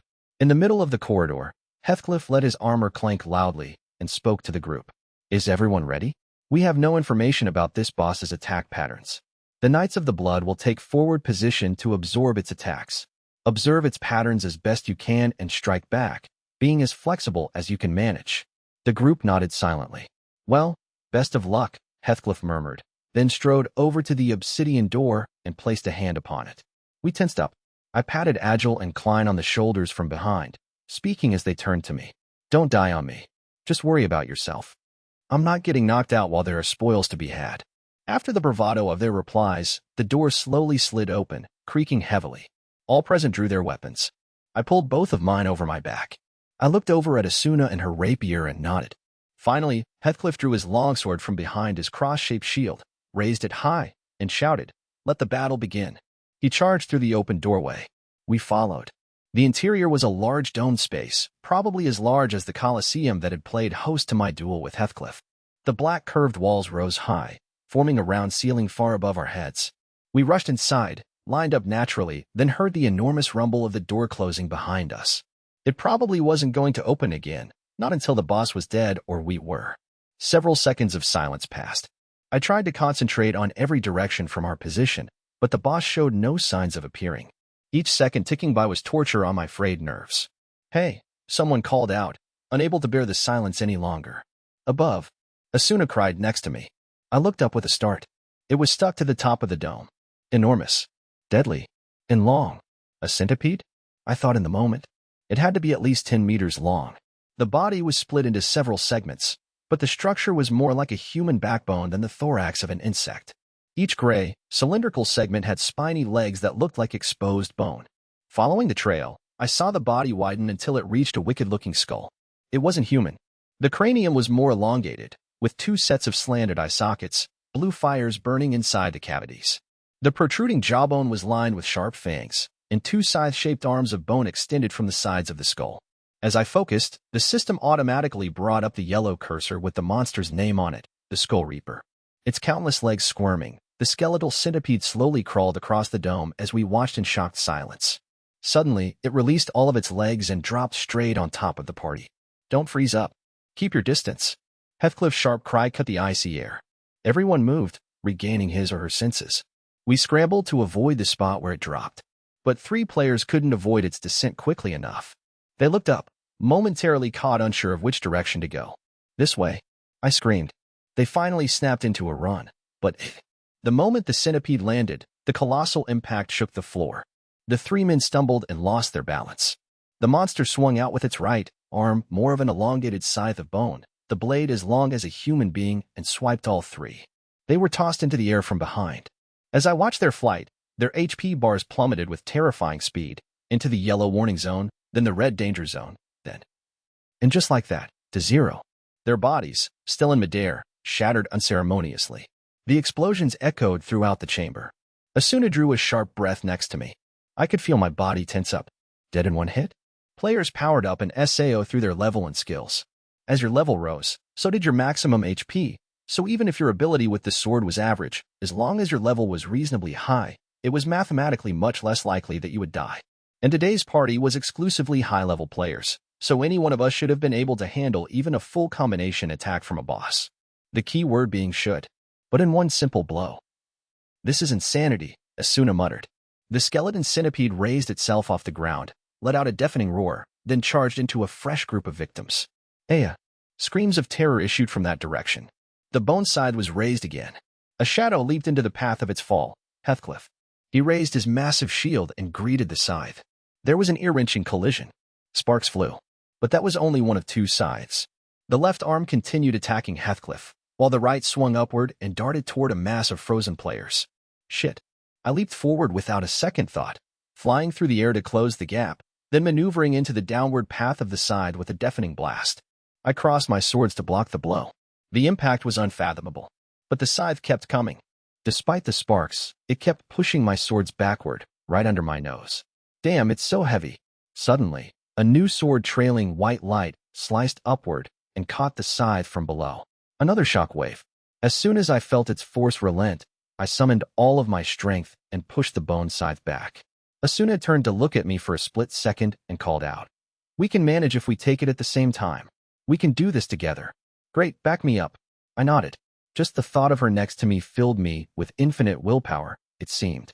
The scythe swooped toward us again, sideways this time, but we blocked it with simultaneous diagonal slashes.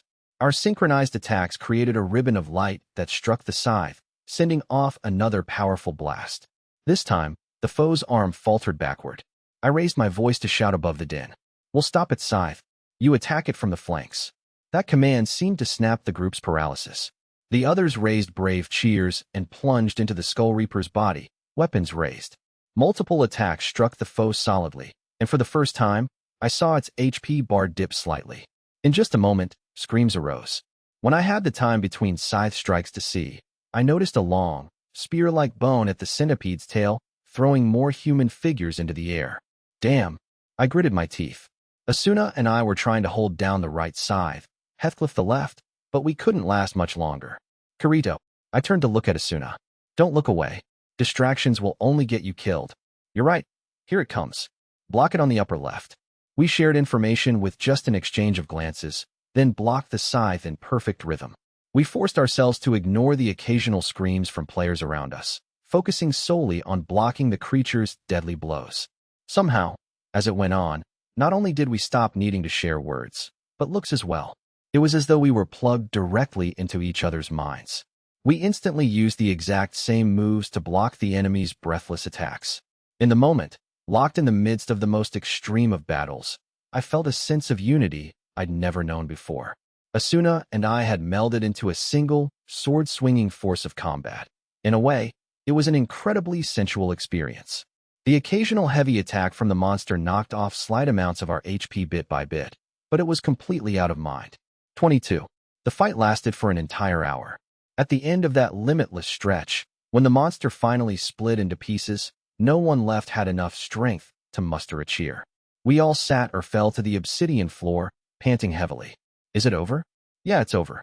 With that final exchange, it seemed the connection between Asuna and me was broken. A powerful fatigue enveloped my entire body, and I sank to my knees. We sat back to back, unable to move. We had both survived, though these were not circumstances for open celebration. A dear price had been paid this day. Starting with the 3 deaths on that first blow, our forces had suffered steady losses, the horrible shattering sounds popping off left and right. I'd counted 6 before I gave up. How many did we lose? Klein asked in a hoarse voice, slumped over to my left. Next to him, Agile lay flat on his back, his limbs spread apart. He could only turn his head to look at us. I waved my right hand to bring up my map, counting the green dots. I subtracted the total from our original number. 14 are dead. Even as I totaled the number, I couldn't believe it. These were all experienced, top-level players.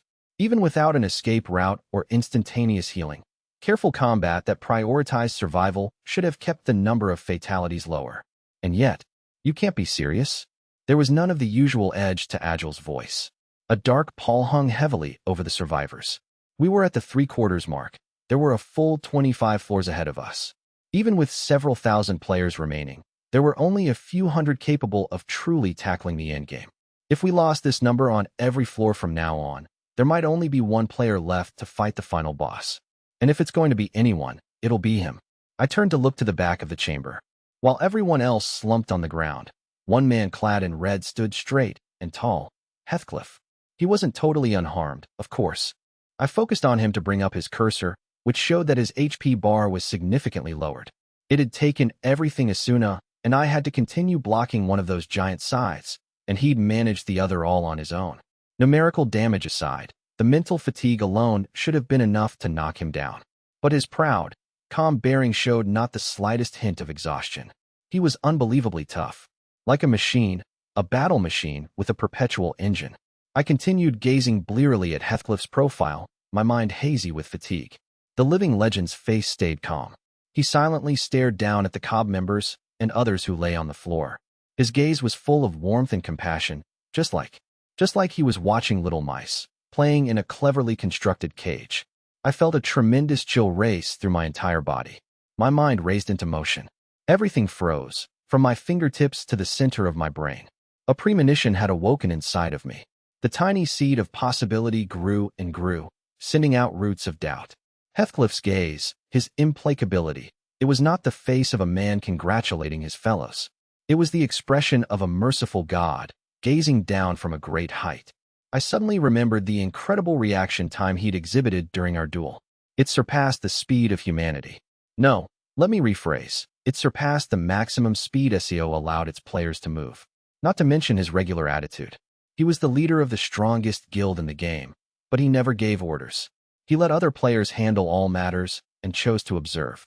What if that wasn't a sign of trust in his subordinates, but the self-control not to act on things that other players could not know? Someone unbound by the rules of this game of death, but not an NPC. No program could create that merciful expression. If he wasn't an NPC or an ordinary player, that left only one possibility. But how could I confirm it? There was no way. Except there was. One available right now, and only now.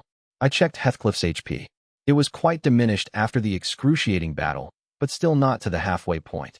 In fact, it was just barely still in the blue. This was a man who had never once fallen into the yellow zone. He possessed an insurmountable defense. The only time I'd seen Heathcliff's expression change during our duel was when I was about to knock his HP under 50%. But it wasn't being knocked into the yellow zone that he was afraid of. No, it was more likely. I slowly gripped my right sword.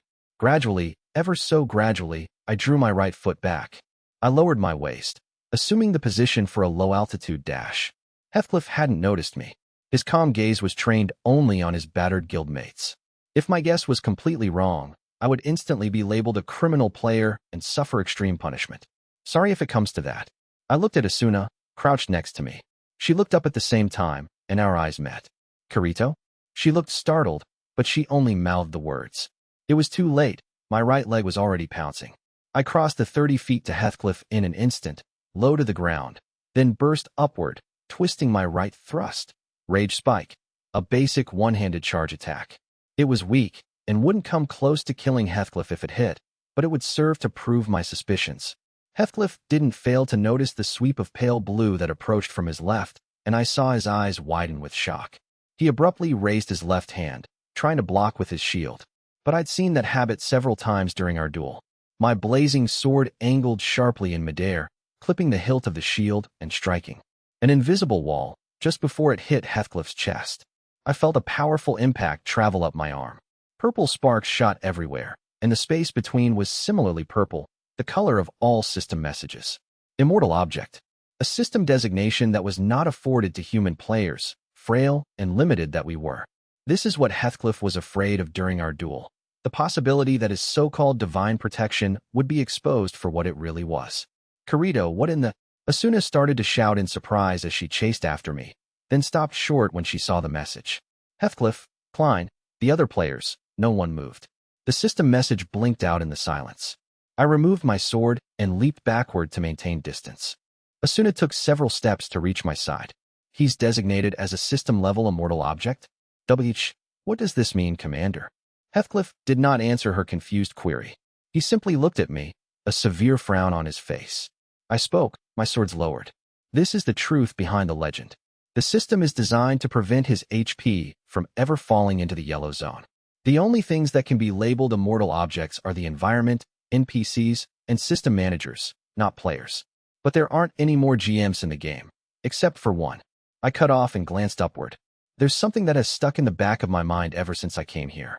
I figured he had to be watching us from somewhere, managing and fine-tuning the world. But I forgot a basic psychological fact, something that even a kid knows. I trained my gaze directly on the Crimson Paladin. There's nothing more boring than watching someone else play an RPG. Isn't that right, Akihiko Kaiba? The entire chamber was full of frosty silence. Heathcliff just looked at me, his face still placid. No one else moved. They couldn't. Next to me, Asuna took a step forward. Her eyes were devoid of emotion, like two empty voids. When she spoke, it was in a dry whisper. Commander, is this true? Heathcliff did not answer. He tilted his head and finally spoke. Will you at least tell me how you figured it out? I first noticed something was off during our duel. You moved too fast in that final moment. I should have known. That was a painful failure for me. I was so overwhelmed by your attack. I had no choice but to use the system's assistance. He nodded slowly, finally showing his first sign of emotion. A twisted corner of the mouth, the faintest hint of a wry grimace. My plan was to not reveal myself until the 95th floor had been reached. But alas, Heathcliff turned to gaze over the group, his grin looking more and more aloof. Then he finally announced himself. Yes, I am Akihiko Kaiba, and I am this game's final boss, the one who should have awaited you on the top floor. I felt Asuna swoon slightly. I propped her up with my right hand, my stare never leaving him. I don't think much of your taste. The greatest player in the game turns heel and becomes the final boss. But it's a compelling scenario, is it not? We had fun, but I wasn't expecting to be exposed just 3/4 of the way through. I had you pegged as the biggest wildcard element in the game, but even my estimates were off. Akihiko Kaiba, the developer of the game and jailer of all 10,000 prisoners, gave off his recognizable dry smile and shrugged. Heathcliff's physical appearance was a far cry from the real Kaiba, but that mechanical nature, his metallic disposition, was the same as that of the faceless avatar that had descended from the ceiling on that fateful day. Kaiba continued, the smile still playing over his lips. I'd always expected that you would be the one to confront me in the end. Out of the 10 unique skills in the game, Dual Blades is the one given to the player with the quickest response time. That player should have been the one to stand before the final villain, whether triumphant or beaten. But you exhibited power beyond my expectations, both in the speed of your attacks and the sharpness of your observation. But I suppose having one's expectations betrayed is one of the best features of an online RPG. One of the frozen players had finally risen to his feet. It was one of the Knights of the Blood. His naive, narrow eyes were filled with anguish. You bastard. We actually swore our loyalty to you. We put our hopes in you. And you betrayed us. He lifted a large halberd. You evil, twisted. And the man screamed and charged. There was no time to stop him. He took a huge swing at Kaiba. But Kaiba was faster. He swung his left hand instead, opening a window and manipulating it instantly. Suddenly, his attacker's body froze in midair, then fell with a clatter. A blinking green border surrounded the man's HP bar, paralysis. Kaiba kept tapping commands into the window. Oh, Kirito. I turned to see Asuna kneeling on the ground. From what I could see, everyone in the chamber aside from Kaiba and me was collapsing unnaturally, groaning. I put my swords over my back, kneeling to lift Asuna up and hold her hand. Kaiba turned to look at me again. What are you doing? Killing everyone here to cover up your evil deeds? Hardly. I would not be so cruel, he said, smiling and shaking his head. But I am left with no other choice. I must accelerate my plans and await your visit at Ruby Palace on the top floor. I have been building the cob to handle the powerful foes of the 90th floor and above. It is not my first choice to abandon you partway like this, but I think you've shown that you have the strength to make it on your own. However, before then. He stopped and trained his gaze on me, twin beams of pure willpower. He stuck the tip of his sword into the obsidian floor. A sharp, clear, metallic tone rent the air. I believe you deserve a reward for exposing my true identity, Kirito. I will grant you the opportunity to fight me in a one-on-one duel, right here and now. No immortality, of course. If you beat me, the game will be over, and all players will be able to log out of this world. What do you choose? The instant she heard those words, Asuna struggled futilely in my arms, shaking her head. You can't, Kirito. He's trying to get rid of you. We should pull back and think this through. My conscience agreed with her. He was a game manager, able to bend the system to his will. He might claim a fair battle, but there was no telling what he might do. The best choice here was clearly to retreat, share opinions, and come up with a plan. But what did he say? He built the cob? We could make it on our own. You sick bastard, I muttered before I knew what I was doing. He had kidnapped 10,000 people, fried the brains of 2/5 of them, and watched in person as we struggled, ignorant and helpless, to play along with his own pet narrative. There could be no greater enjoyment for a game master. I thought back to Asuna's past as described down on the 22nd floor. I remembered her tears as she clung to me. How could I stand before the man who created this world for his own pleasure, who had ripped Asuna's heart to shreds over, and simply back down? All right, let's settle this. I nodded slowly. Kirito, Asuna screamed. I looked down at her. It felt like I'd been shot through the chest to do this, but I forced a smile all the same. I'm sorry, but this has to be it. There's no turning back now. Asuna opened her lips, about to say something, then stopped and gave me a desperate smile. Tears trailed down her cheeks. You aren't going to die, are you? Nope. I'm going to win. I'm going to win, and I'm going to bring an end to this world. All right. I believe you. Even if I lose and turn to nothingness, you have to live on. I thought the words but couldn't say them. Instead, Asuna squeezed my hand, long and hard. I let go, then laid her body on the obsidian floor. I stood and walked over to Kaiba, loudly drawing my swords. Kirito, don't do this. Kirito. I turned and saw Agile and Klein desperately trying to push themselves upward. First, I met Agile's eyes and nodded to him. Thanks for all your support of the swordsman in the game, Agile. I know what you've done. You spent nearly all of your earnings helping to outfit players in the mid-level zones. I smiled at Agile, whose eyes were wide with surprise. Klein, ugly bandana, stubble, and all, was breathing in and out rapidly, trying to find the right words. I stared straight into his sunken eyes and took a deep breath. Try as I might, I couldn't stop my voice from trembling. Klein, remember when we first met? I'm sorry for what I did, leaving you behind like that. I always regretted it. That was all I could scratch out, but the instant I finished, the corners of my old friend's eyes sparkled and began to drip. After several moments of silent tears, he struggled anew to get to his feet, his throat ripping with anger. Don't you dare apologize to me. Now is not the time. You're not going to do this. I'm not going to forgive you until I've at least had the chance to buy you a dinner back in the real world. He tried to keep shouting, but I silenced him with a nod. All right, it's a deal. We'll meet up on the outside. I flashed him a thumbs up. Then I turned to the girl who'd helped me say the words I couldn't say for 2 years and gave her one last gaze. One last gaze at Asuna, her face smiling but tear-stained. Inwardly, I told her I was sorry, then spun around. I looked at Kaiba, still imperious and implacable, and opened my mouth. I have just one request. And that is, I don't intend to go down easily, but if I do die, ensure that Asuna can't commit suicide right away. He raised an eyebrow in surprise, but nodded assent. Very well. I'll see to it that she cannot leave Selmberg. Kirito, you can't. No, you can't do this. Asuna's teary cries echoed behind me. I didn't turn around. I drew my right foot back, pushing my left sword to the front and my right sword down. Kaiba hit a few more commands on his window that equalized our HP bars just at the edge of the red zone. Enough that one clean, heavy hit would finish the battle. Next, a system message appeared over his head reading, changed into mortal object. Kaiba had removed his artificial defense. He closed the window, then pulled his sword out of the ground and hunched behind his giant shield. My mind was cold and clear. After my inner apologies to Asuna had risen and dissipated like soap bubbles popping, only my instinct to fight was left, freezing and sharp. To be honest, I didn't have a foolproof plan for victory. In our previous duel, I hadn't gotten the sense that my sword work was clearly inferior to his. But if he chose to use the same system assistance, as he called it, that had caused me to freeze for a second while he reacted, there would be nothing I could do. It was only Kaiba's pride on the line that would keep him from using it. Based on his statements, I had to conclude that he would try to defeat me within the limits of his holy sword ability. My only hope for survival was to catch him off guard and finish the fight quickly. The tension rose between us. Even the air seemed to tremble with the weight of the situation. This wasn't a duel. It was a fight to kill. That's right, I was going to kill you. I spat, charging forward. I brought my right sword in for a long horizontal swipe. With his left hand on the shield, Kayaba blocked it easily. Sparks flew, illuminating our faces for an instant. As though the sound of metal clashing was the opening bell of our fight, we instantly accelerated into a full-blown sword battle. Out of the countless fights I'd experienced in this world, this was the most irregular, the most human.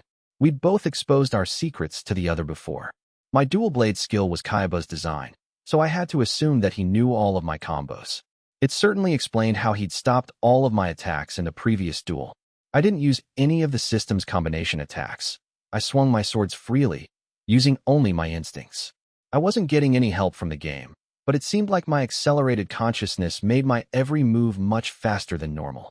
Even my eyes couldn't keep up with the speed, my swords waving into afterimages. 1, 5, 10, 20.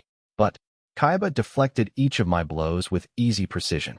When he had the opening, he would dart in with a sharp stab of his own. Instantaneous reaction speed was the only thing that kept me from being hit. The battle maintained an uneasy stasis. I focused on Kayaba's eyes, trying to read his thoughts, his actions. Our gazes met. Kayaba's, Heathcliff's brass eyes stayed chilly. That hint of humanity I'd witnessed in our public duel was nowhere to be seen. I suddenly felt a slight chill run down my back. I was facing a man who had slaughtered 4,000 people. Was that even humanly possible? 4,000 deaths, 4,000 voices of vengeance. No man who can live with that much weight over his head can be human. He's a monster. Rah! I roared, trying to banish the tiny inkling of fear blooming in my heart. I whipped my arms around even faster, striking multiple times a second, but Kayaba never blinked. He wielded his shield and longsword faster than the eye could follow, perfectly blocking each and every blow. Is he just toying with me? The fear soon turned to panic. If Kayaba was able to defend every single blow, he must have the ability to strike back and deliver a critical hit at any moment. Doubt clouded my heart. He didn't even need the system's assistance. Shit. In that case, how about this? I switched tactics, unleashing the dual blade's highest skill, the Eclipse. My sword edges bore down on Kayaba with ultra speed, flashing in all directions like a solar corona. 27 consecutive strikes. But Kayaba was simply waiting for me to fall into the system's pre-programmed combination. For the first time, his mouth displayed signs of emotion. But unlike our last fight, this was a smile of certain victory. After the first few swings of the combo, I realized my mistake. At the very end, I'd relied on the system for help, rather than my own instincts. I couldn't break out of the combo partway, it would freeze me momentarily. But Kayaba knew each and every attack in this string. As blow after blow was parried easily by Kayaba's crucifix shield, the only thing I could do was breathe a silent apology. I'm sorry, Asuna, at least I know you'll still be alive. The 27th and final left thrust struck the center of the shield in a shower of sparks. The next instant, the sword in my left hand gave a metallic screech and shattered into pieces. Farewell, Kirito. Kayaba's longsword was held high over my head, glowing crimson. It swung downward, a blur the color of blood. In that instant, a voice, loud and fierce, echoed inside my head. I'm going to watch over you. With incredible speed, a human blur darted between Kayaba's glowing blade and me. Chestnut hair flipped through the air. Asuna, why? She should have been paralyzed by the game system itself. But she stood before me, her chest held high, both arms extended. I could see surprise on Kayaba's face. But no one could stop his attack now. It all moved in horrifying slow motion, the sword slicing Asuna from shoulder to breast. I lurched forward desperately, reaching out for her as she fell. She crumpled into my arms, soundless. Our eyes met. She smiled faintly. Her HP bar was gone. Time stood still. Evening. Meadow. Breeze. A slight chill. We sat on the hill side by side, gazing out on the lake, the reddish-gold setting sun melting into deep blue. Leaves rustled. Birds called as they returned to their nests. She slipped her hand into mine, leaned her head on my shoulder. The clouds trailed past. Stars began to twinkle. 1, then 2. We silently observed the colors of the world shift and blur. Eventually, she spoke up. I'm a little sleepy. Mind if I use your legs as a pillow? I smiled and answered, go right ahead. Good night. Just like then, Asuna looked up at me from my arms, her face beaming, her eyes full of love. But the weight and the warmth of that previous time were gone. Her body slowly took on a golden glow. Motes of light separated and scattered. This can't be, Asuna. Why? Why did you? My voice trembled. but the light mercilessly glowed brighter. A single tear fell from her eye, sparkled momentarily, then vanished. Her lips moved, faintly, carving the sounds. IMSORRY. GOOD. BYE. Swish. The light in my arms flashed, then burst, countless golden feathers floating through the air. And then she was gone. I scrambled to regain the floating lights, a voiceless scream ripping my throat. But the golden feathers blew away as though on a gust of wind, spreading out, evaporating, disappearing. Forever. This can never happen. It should not. It can't. It can't. I crumpled to my knees. The final feather floated downward to rest on my hand, then blinked out. 23. The ends of Kaiba's mouth twisted, and he gave an exaggerated shrug, hands wide. That was a surprise. Almost like a story event in a single-player RPG, isn't it? She shouldn't have been able to recover from that paralysis, as I said, quite unexpected. But I couldn't even hear him. My every emotion was aflame, burning out, plunging into deep, black despair. I had lost my reason to do anything. Fighting in this virtual world, returning to the real world, continuing on with my life, it was all meaningless. When my lack of strength led to my guildmates dying those many months ago, I should have joined them in death. I'd never have met Asuna. I'd never have made the same mistake again. And I didn't want her to commit suicide? How could I have been so foolish, so shallow? I didn't understand a thing. How could anyone live with such utter emptiness? I gazed down absently at Asuna's rapier, gleaming on the ground. I reached out and picked it up. I stared at the frail, thin blade, hoping to find some trace, some record of her existence there, but there was nothing. Not a single fragment of its owner was present in that shining reflection. I slowly climbed to my feet, one of my swords in one hand, Asuna's rapier in the other. Enough. I would take my memories of the few days I'd been able to spend with her and then go to the same place. I felt as though someone called my name from behind me, but I didn't stop. I pulled back the sword in my right hand and struck at Kaiba. I took 2 or 3 ungainly steps forward, then thrust the blade. It wasn't a skill, not even a proper attack. Kaiba swung his shield and easily deflected the attempt with a pitying look, then buried his long sword in my chest. I looked down passively at the metal glimmer sunk deep into my body. There was nothing to think, just the objective resignation of my end. In the right corner of my vision, my HP bar slowly drained. Perhaps my accelerated senses had not worn down yet, because I could see the bar diminishing, dot by dot. I closed my eyes. In the moment that my mind ceased to exist, I wanted to see nothing but Asuna's smile. Even with my eyes closed, the HP bar was still there. The strip of red surely and steadily shrank. It felt as though the system itself, the god that had granted me life for so long, was silently licking its chops, waiting for the moment it would claim me forever.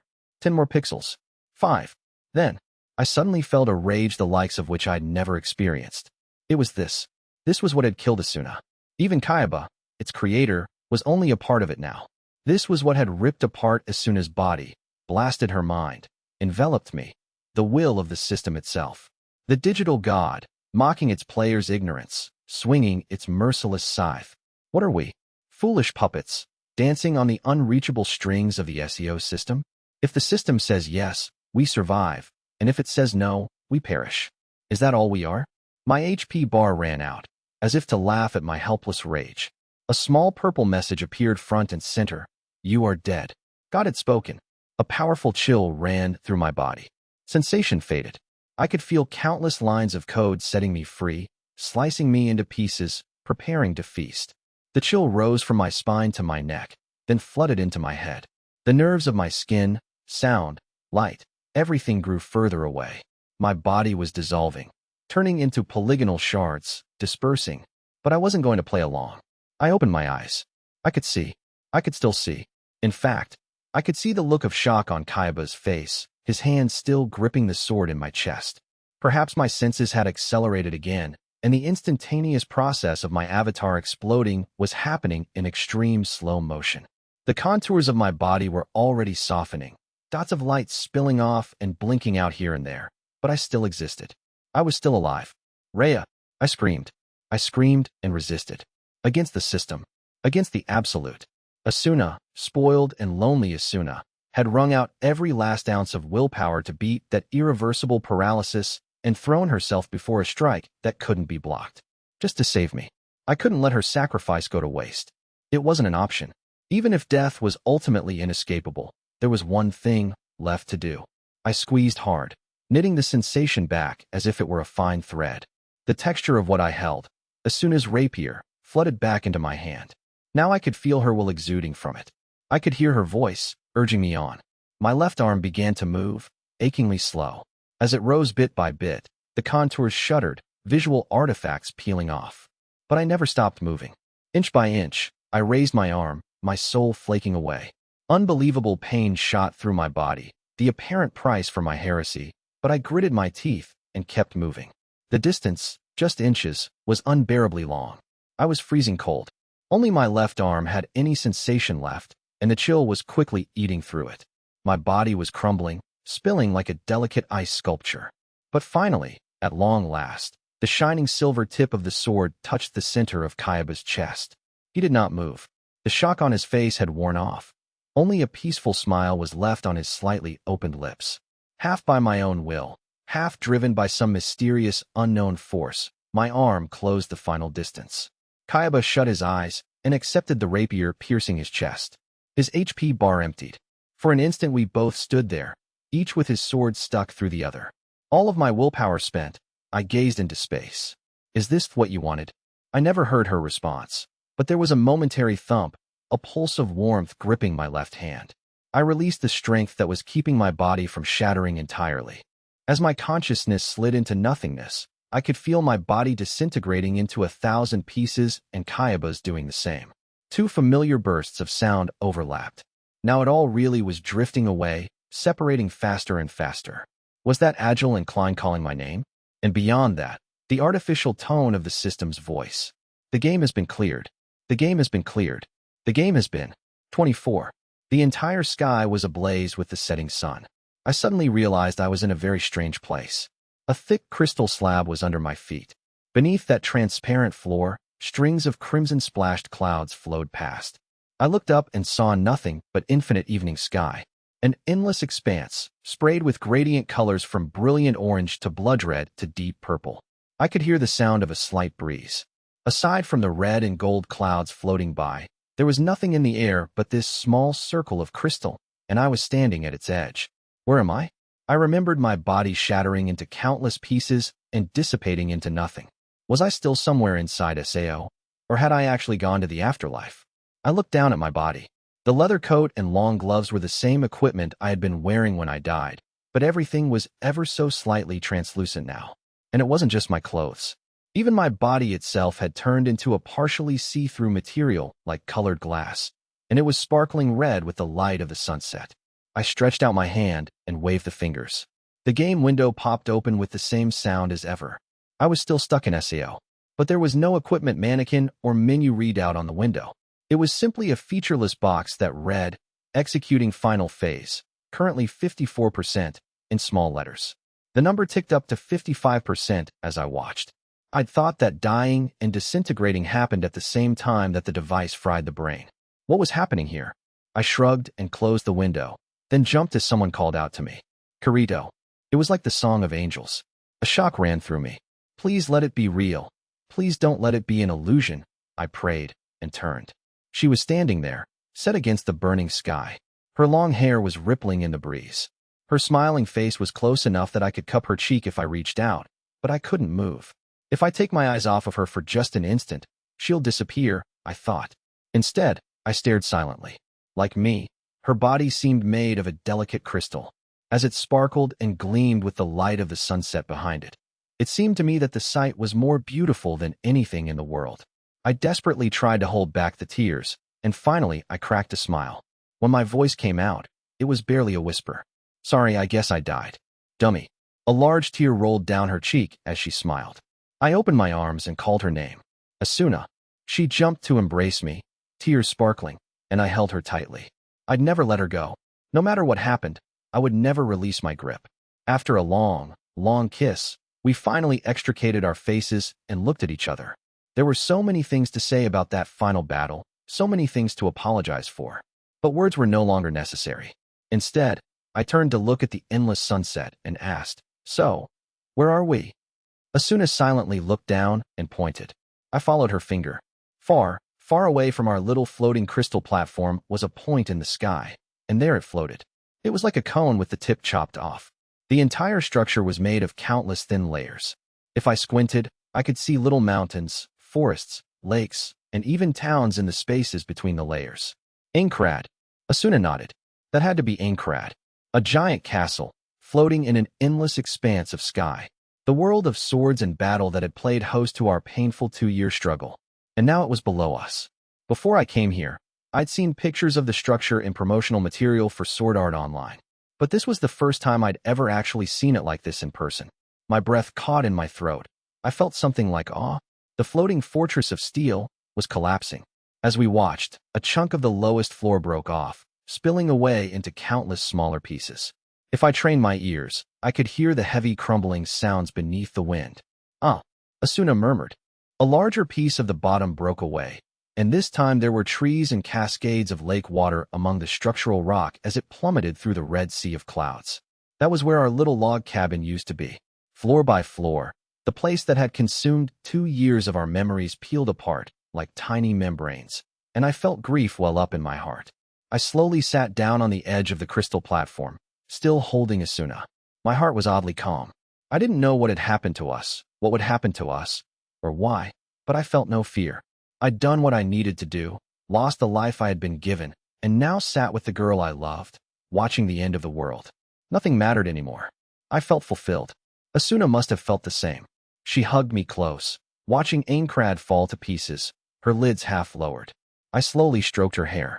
That's a fine sight. The voice from my right took me by surprise. Asuna and I looked over to see that a man was now standing at the edge with us. Akihiko Kayaba, the developer of Sword Art Online, not the Paladin Heathcliff. He wore a white shirt and tie underneath a long white lab coat. The contours of his face were fine and sharp, but the metallic eyes and the way he placidly observed the disappearing castle were the same as his prior incarnation. Like us, he was partially transparent. Less than an hour ago, I had been locked in a battle to the death with this man, but I felt at peace now. It was as if I had to leave all my rage and hatred behind to reach this world of endless sunset. I pulled my eyes away from Kayaba and back to the castle, then spoke. What's happening to Ainkrad? You might call it a visual metaphor. His voice was quiet. At this moment, the SAO mainframe, stored 5 levels underground at the Argus building, is deleting all data saved on its server. In another 10 minutes, nothing will remain of this world. What happened to all the people who were there? Asuna murmured. Don't worry about them. Just moments ago. He waved a hand, then glanced at the window that popped up. All 6,174 surviving players were logged out and regained consciousness. So Klein, Agile, and all the other people we'd met there, the ones who had lived through those 2 years with us, were all back in the real world, safe and sound. I shut my eyes tightly, warding off the emotion that threatened to seep out. And those who died, we both died, and we're here right now. So isn't it possible that you could bring the other 4,000 back to consciousness? He closed the window, his face unchanging, then placed his hands in the pockets of his coat. Life is not meant to be treated so lightly. They will not come back. In every world, the dead must disappear. You two are a special exception. I wanted a bit more time to speak with you. That is what a man who killed 4,000 people has to say for himself. But for some reason, the anger did not come. Instead, I had another question. A very simple question that every player in the game, every person who was aware of what happened here, wanted to know. So why did you do this? I thought I detected a pained smile cross his face. He was silent for a while. Why, you ask? For a long time, even I had forgotten. Why did I do this? When I learned about the development of the full dive system, in fact, long before that moment, I dreamed of creating that castle, creating a world that surpassed all the rules and laws of reality. And finally, I even saw the laws of my own world eclipsed. He turned the serene light of his eyes upon me, then back again. A slight gust picked up, rustling Kayaba's lab coat and Asuna's hair. The castle was more than half gone by now. Even memorable Algade had crumbled into nothingness, swallowed by the clouds. Kayaba continued. Children experience a great variety of dreams and fantasies. At a young age, I was gripped with a vision of a castle of iron floating in the sky. Even after I grew older, that vision never left my mind. In fact, with every year the picture grew larger and more real. For years, my one and only desire was to leave the surface and travel to that castle. You see, Kirito, a part of me still believes that castle really exists, in some world, somewhere. Suddenly, I felt the illusion that I had been born there, too, a boy who dreamed of being a swordsman someday. One day, that boy would meet a girl with hazel eyes. They would fall in love, be bound as one, and live out their days in a little cottage in the woods. Yeah, I hope it does, I murmured. Asuna nodded softly in my arms. The silence returned. As I gazed far away, I noticed that the process of entropy was now affecting more than just the castle. In the far distance, the supposedly infinite sea of clouds and red sky were being visibly swallowed by white light. The light was bleeding through here and there, slowly approaching. One last thing. Congratulations on beating the game, Kirito and Asuna. We both turned to look up at him. He was gazing down at us, a beatific smile on his face. And now, I should be going. The wind blew, and suddenly he was gone, as if erased from existence. The crimson sunset was sparkling subtly through the crystal platform. We were alone again. Where had he gone? Back to the real world? No, that was unlikely. He must have deleted his own mind and traveled off in search of the real Aincrad. Only the tip of the virtual fortress was left now. We were seeing the 76th floor and above for the very first time, but only in a state of rapid self-destruction. The curtain of light that swallowed the world was growing close. As the rippling aurora touched everything in its path, even the clouds and sky itself shattered into those familiar, fragile shards. An enormous red palace with a fragile spire sat atop the very tip of Aincrad. If the game had proceeded according to plan, we would likely have crossed swords with the wicked overlord Heathcliff there. Even as the top floor fell, the masterless castle continued to float, as if defying its fate. The deep red gleam of the structure stood out against the red backdrop, like the heart of the castle, left behind after all its flesh had fallen away. Eventually, the wave of destruction swallowed it as well. It disintegrated into countless rubies from the bottom up, spilling down into the clouds. The tallest tip of the castle burst into pieces just as the curtain of light swallowed all of it. Aincrad ceased to exist, and the only things left in the world were clouds, the little floating platform, and Asuna and me. There wasn't much time left. We were in the midst of a brief stay of execution, courtesy of Kayaba. When the world was completely gone, the nerve gear would execute its final procedure, and then it would truly be over. I cupped her cheek with my hand and slowly met her lips. It was our final kiss. I took my time, trying to etch her entire existence into my soul. Well, this is goodbye. She shook her head. No, it's not goodbye. We'll disappear as one. So we'll always be together. It was almost a whisper, but firm. She turned in my arms to face me head-on, tilted her head slightly, and gave me a gentle smile. Hey, tell me your name. Your real name. I was momentarily stunned. Then I realized that she was talking about my name and the life I'd left behind 2 years ago. The fact that I'd led a different life under a different name seemed like a story from the distant past, a world long lost. I spoke the name that floated up from the depths of my memory, grappling with the strange sensation. Kirigaya, Kazuto Kirigaya. I lost count, but I probably turned 16 last month. In that instant, I felt like the life that had paused so long ago started ticking once again. Kazuto slowly began to surface from deep within Kirito the swordsman. The heavy armor I'd gained in this world began to fall off, piece by piece. Kazuto Kirigaya. She sounded out each syllable, then gave me a conflicted laugh. So you're younger than me. As for me, I'm Asuna Yuki. Age 17. Asuna Yuki. Asuna Yuki. I repeated the most beautiful sounds I'd ever heard, committing them to my heart. Suddenly, I felt something hot spilling out of my eyes. The emotions that had been frozen in the endless twilight churned into motion. Incredible pain that ripped my heart in pieces. The first tears I'd shed since being taken prisoner in this world came flooding out of me.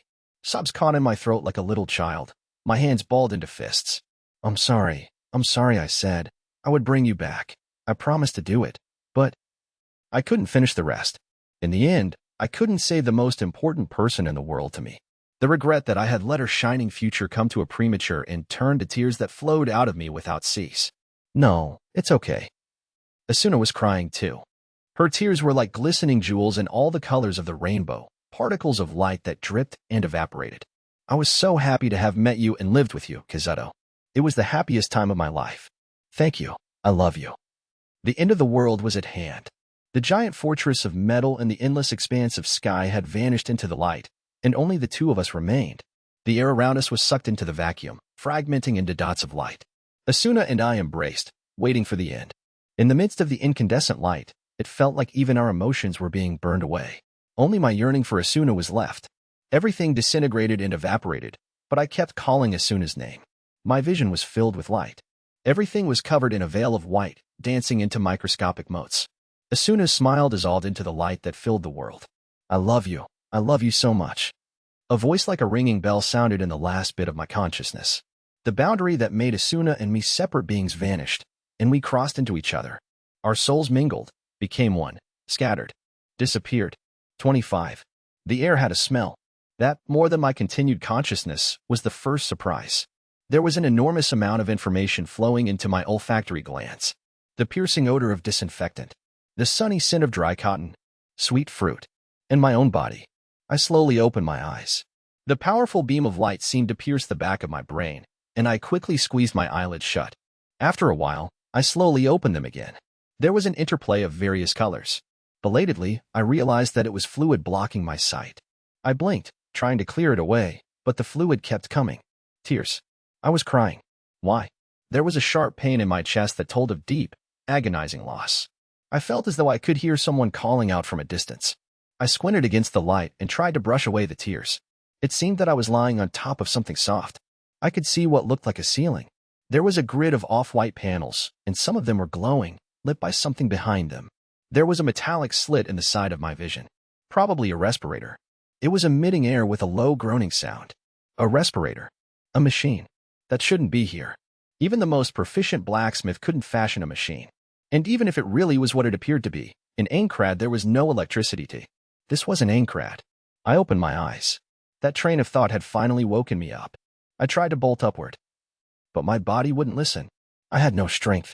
I raised my shoulder a few inches but immediately sank back down, pathetically weak. I could move my right hand, though. I drew it out of the light blanket that had been placed over my body, raising it in front of my face. For a moment, I couldn't believe that the startlingly thin limb in front of me was actually my own. This bony thing could never swing a sword. When I looked closely at the sickly pale skin, I saw countless soft, downy hairs. Purplish veins were visible beneath the surface, and fine wrinkles bunched around the joints. It was so incredibly realistic. In fact, it was so biological that it didn't feel right. Some kind of injection catheter was fixed into the inner joint of my elbow. A thin cord ran out and up into a clear packet on the left, hung on a silver mounting rack. The packet was about 70% full of an orange liquid, dripping with a steady rhythm through a nozzle into the tube. I moved my left hand, which was splayed next to my body, trying to find some sensation in it. I seemed to be lying on a bed made of some kind of high-density gel material. It felt slightly cooler than my body temperature, chilly and wet to the touch. I was naked, directly on top of it. A long-lost memory came back to me, a news segment from years ago, describing a product just like this one, a new development for patients who were bedridden for long periods of time. It protected against skin inflammation and broke down bodily waste. I tried looking around now. The room was small, the walls the same off-white as the ceiling. There was a large window on the right with white curtains. I couldn't see beyond them, but the yellow-tinged light passing through the material seemed to be sunlight. At the left foot of the gel bed was a metal tray cart, on top of which lay a wrought tin cage. A large bouquet of flowers in subdued colors was placed inside the cage. This must be the source of the sweet scent. Behind the cart was a square door. It was shut. Based on the information I just gleaned, this must be a hospital room. I was lying in it, all alone. I focused again on my right hand, still in the air.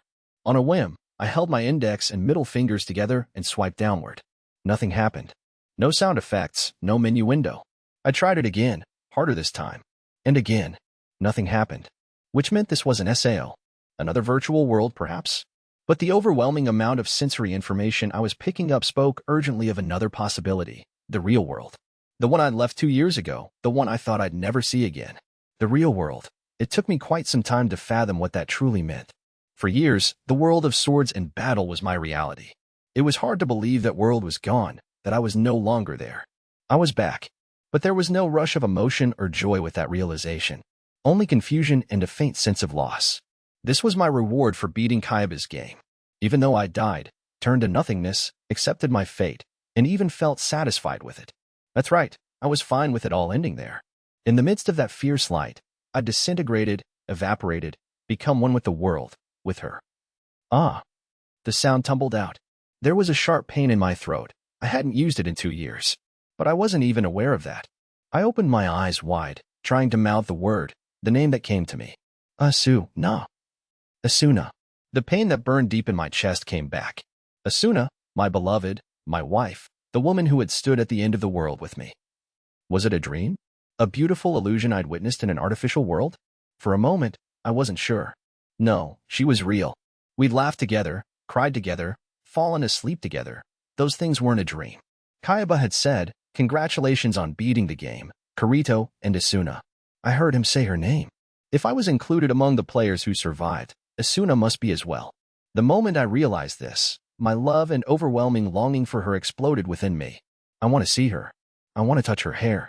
I want to kiss her. I want to hear her voice. I summoned all the strength I could and tried to sit up. For the first time, I realized that my head was being held in place. I felt under my chin and unlocked a tough harness I found there. There was something heavy on my head. Using both hands, I was able to pull it off. Once in a full sitting position, I looked at the object in my hands. It was a streamlined helmet in navy blue. Cables the same shade of blue extended from the long pad on the back of the helmet and down to the floor. It was a nerve gear. This is what kept me connected to that world for 2 years. The unit was powered off. If memory served, there were gleaming lights that lined the outside when it was running, but now it was dark, the edges of the helmet flaking off and the alloy base exposed. Inside it was all the memory of that world. I stroked the front of the gear, lost in thought. I'll probably never wear you again, but you were good to me. I laid the headgear down on the bed. At this point, my struggles with it were just a memory of the distant past.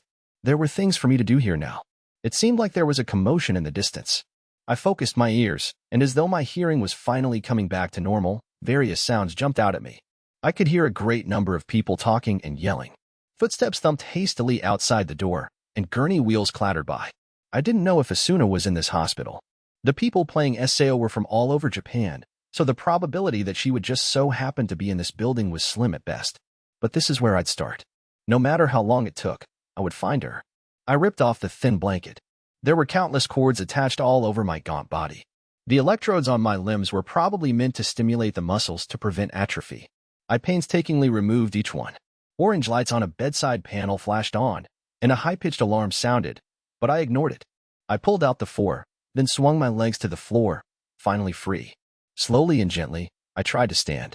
Quavering, I managed to support my weight at first, but my knees soon gave way. I had to laugh. I could really use that strength stat again. On my second attempt, I was able to stay on my feet by leaning on the 4 stand for support. I looked around the room, then spotted a patient's gown on the lower shelf of the cabinet that held the flowers. Just the act of putting it on left me breathless.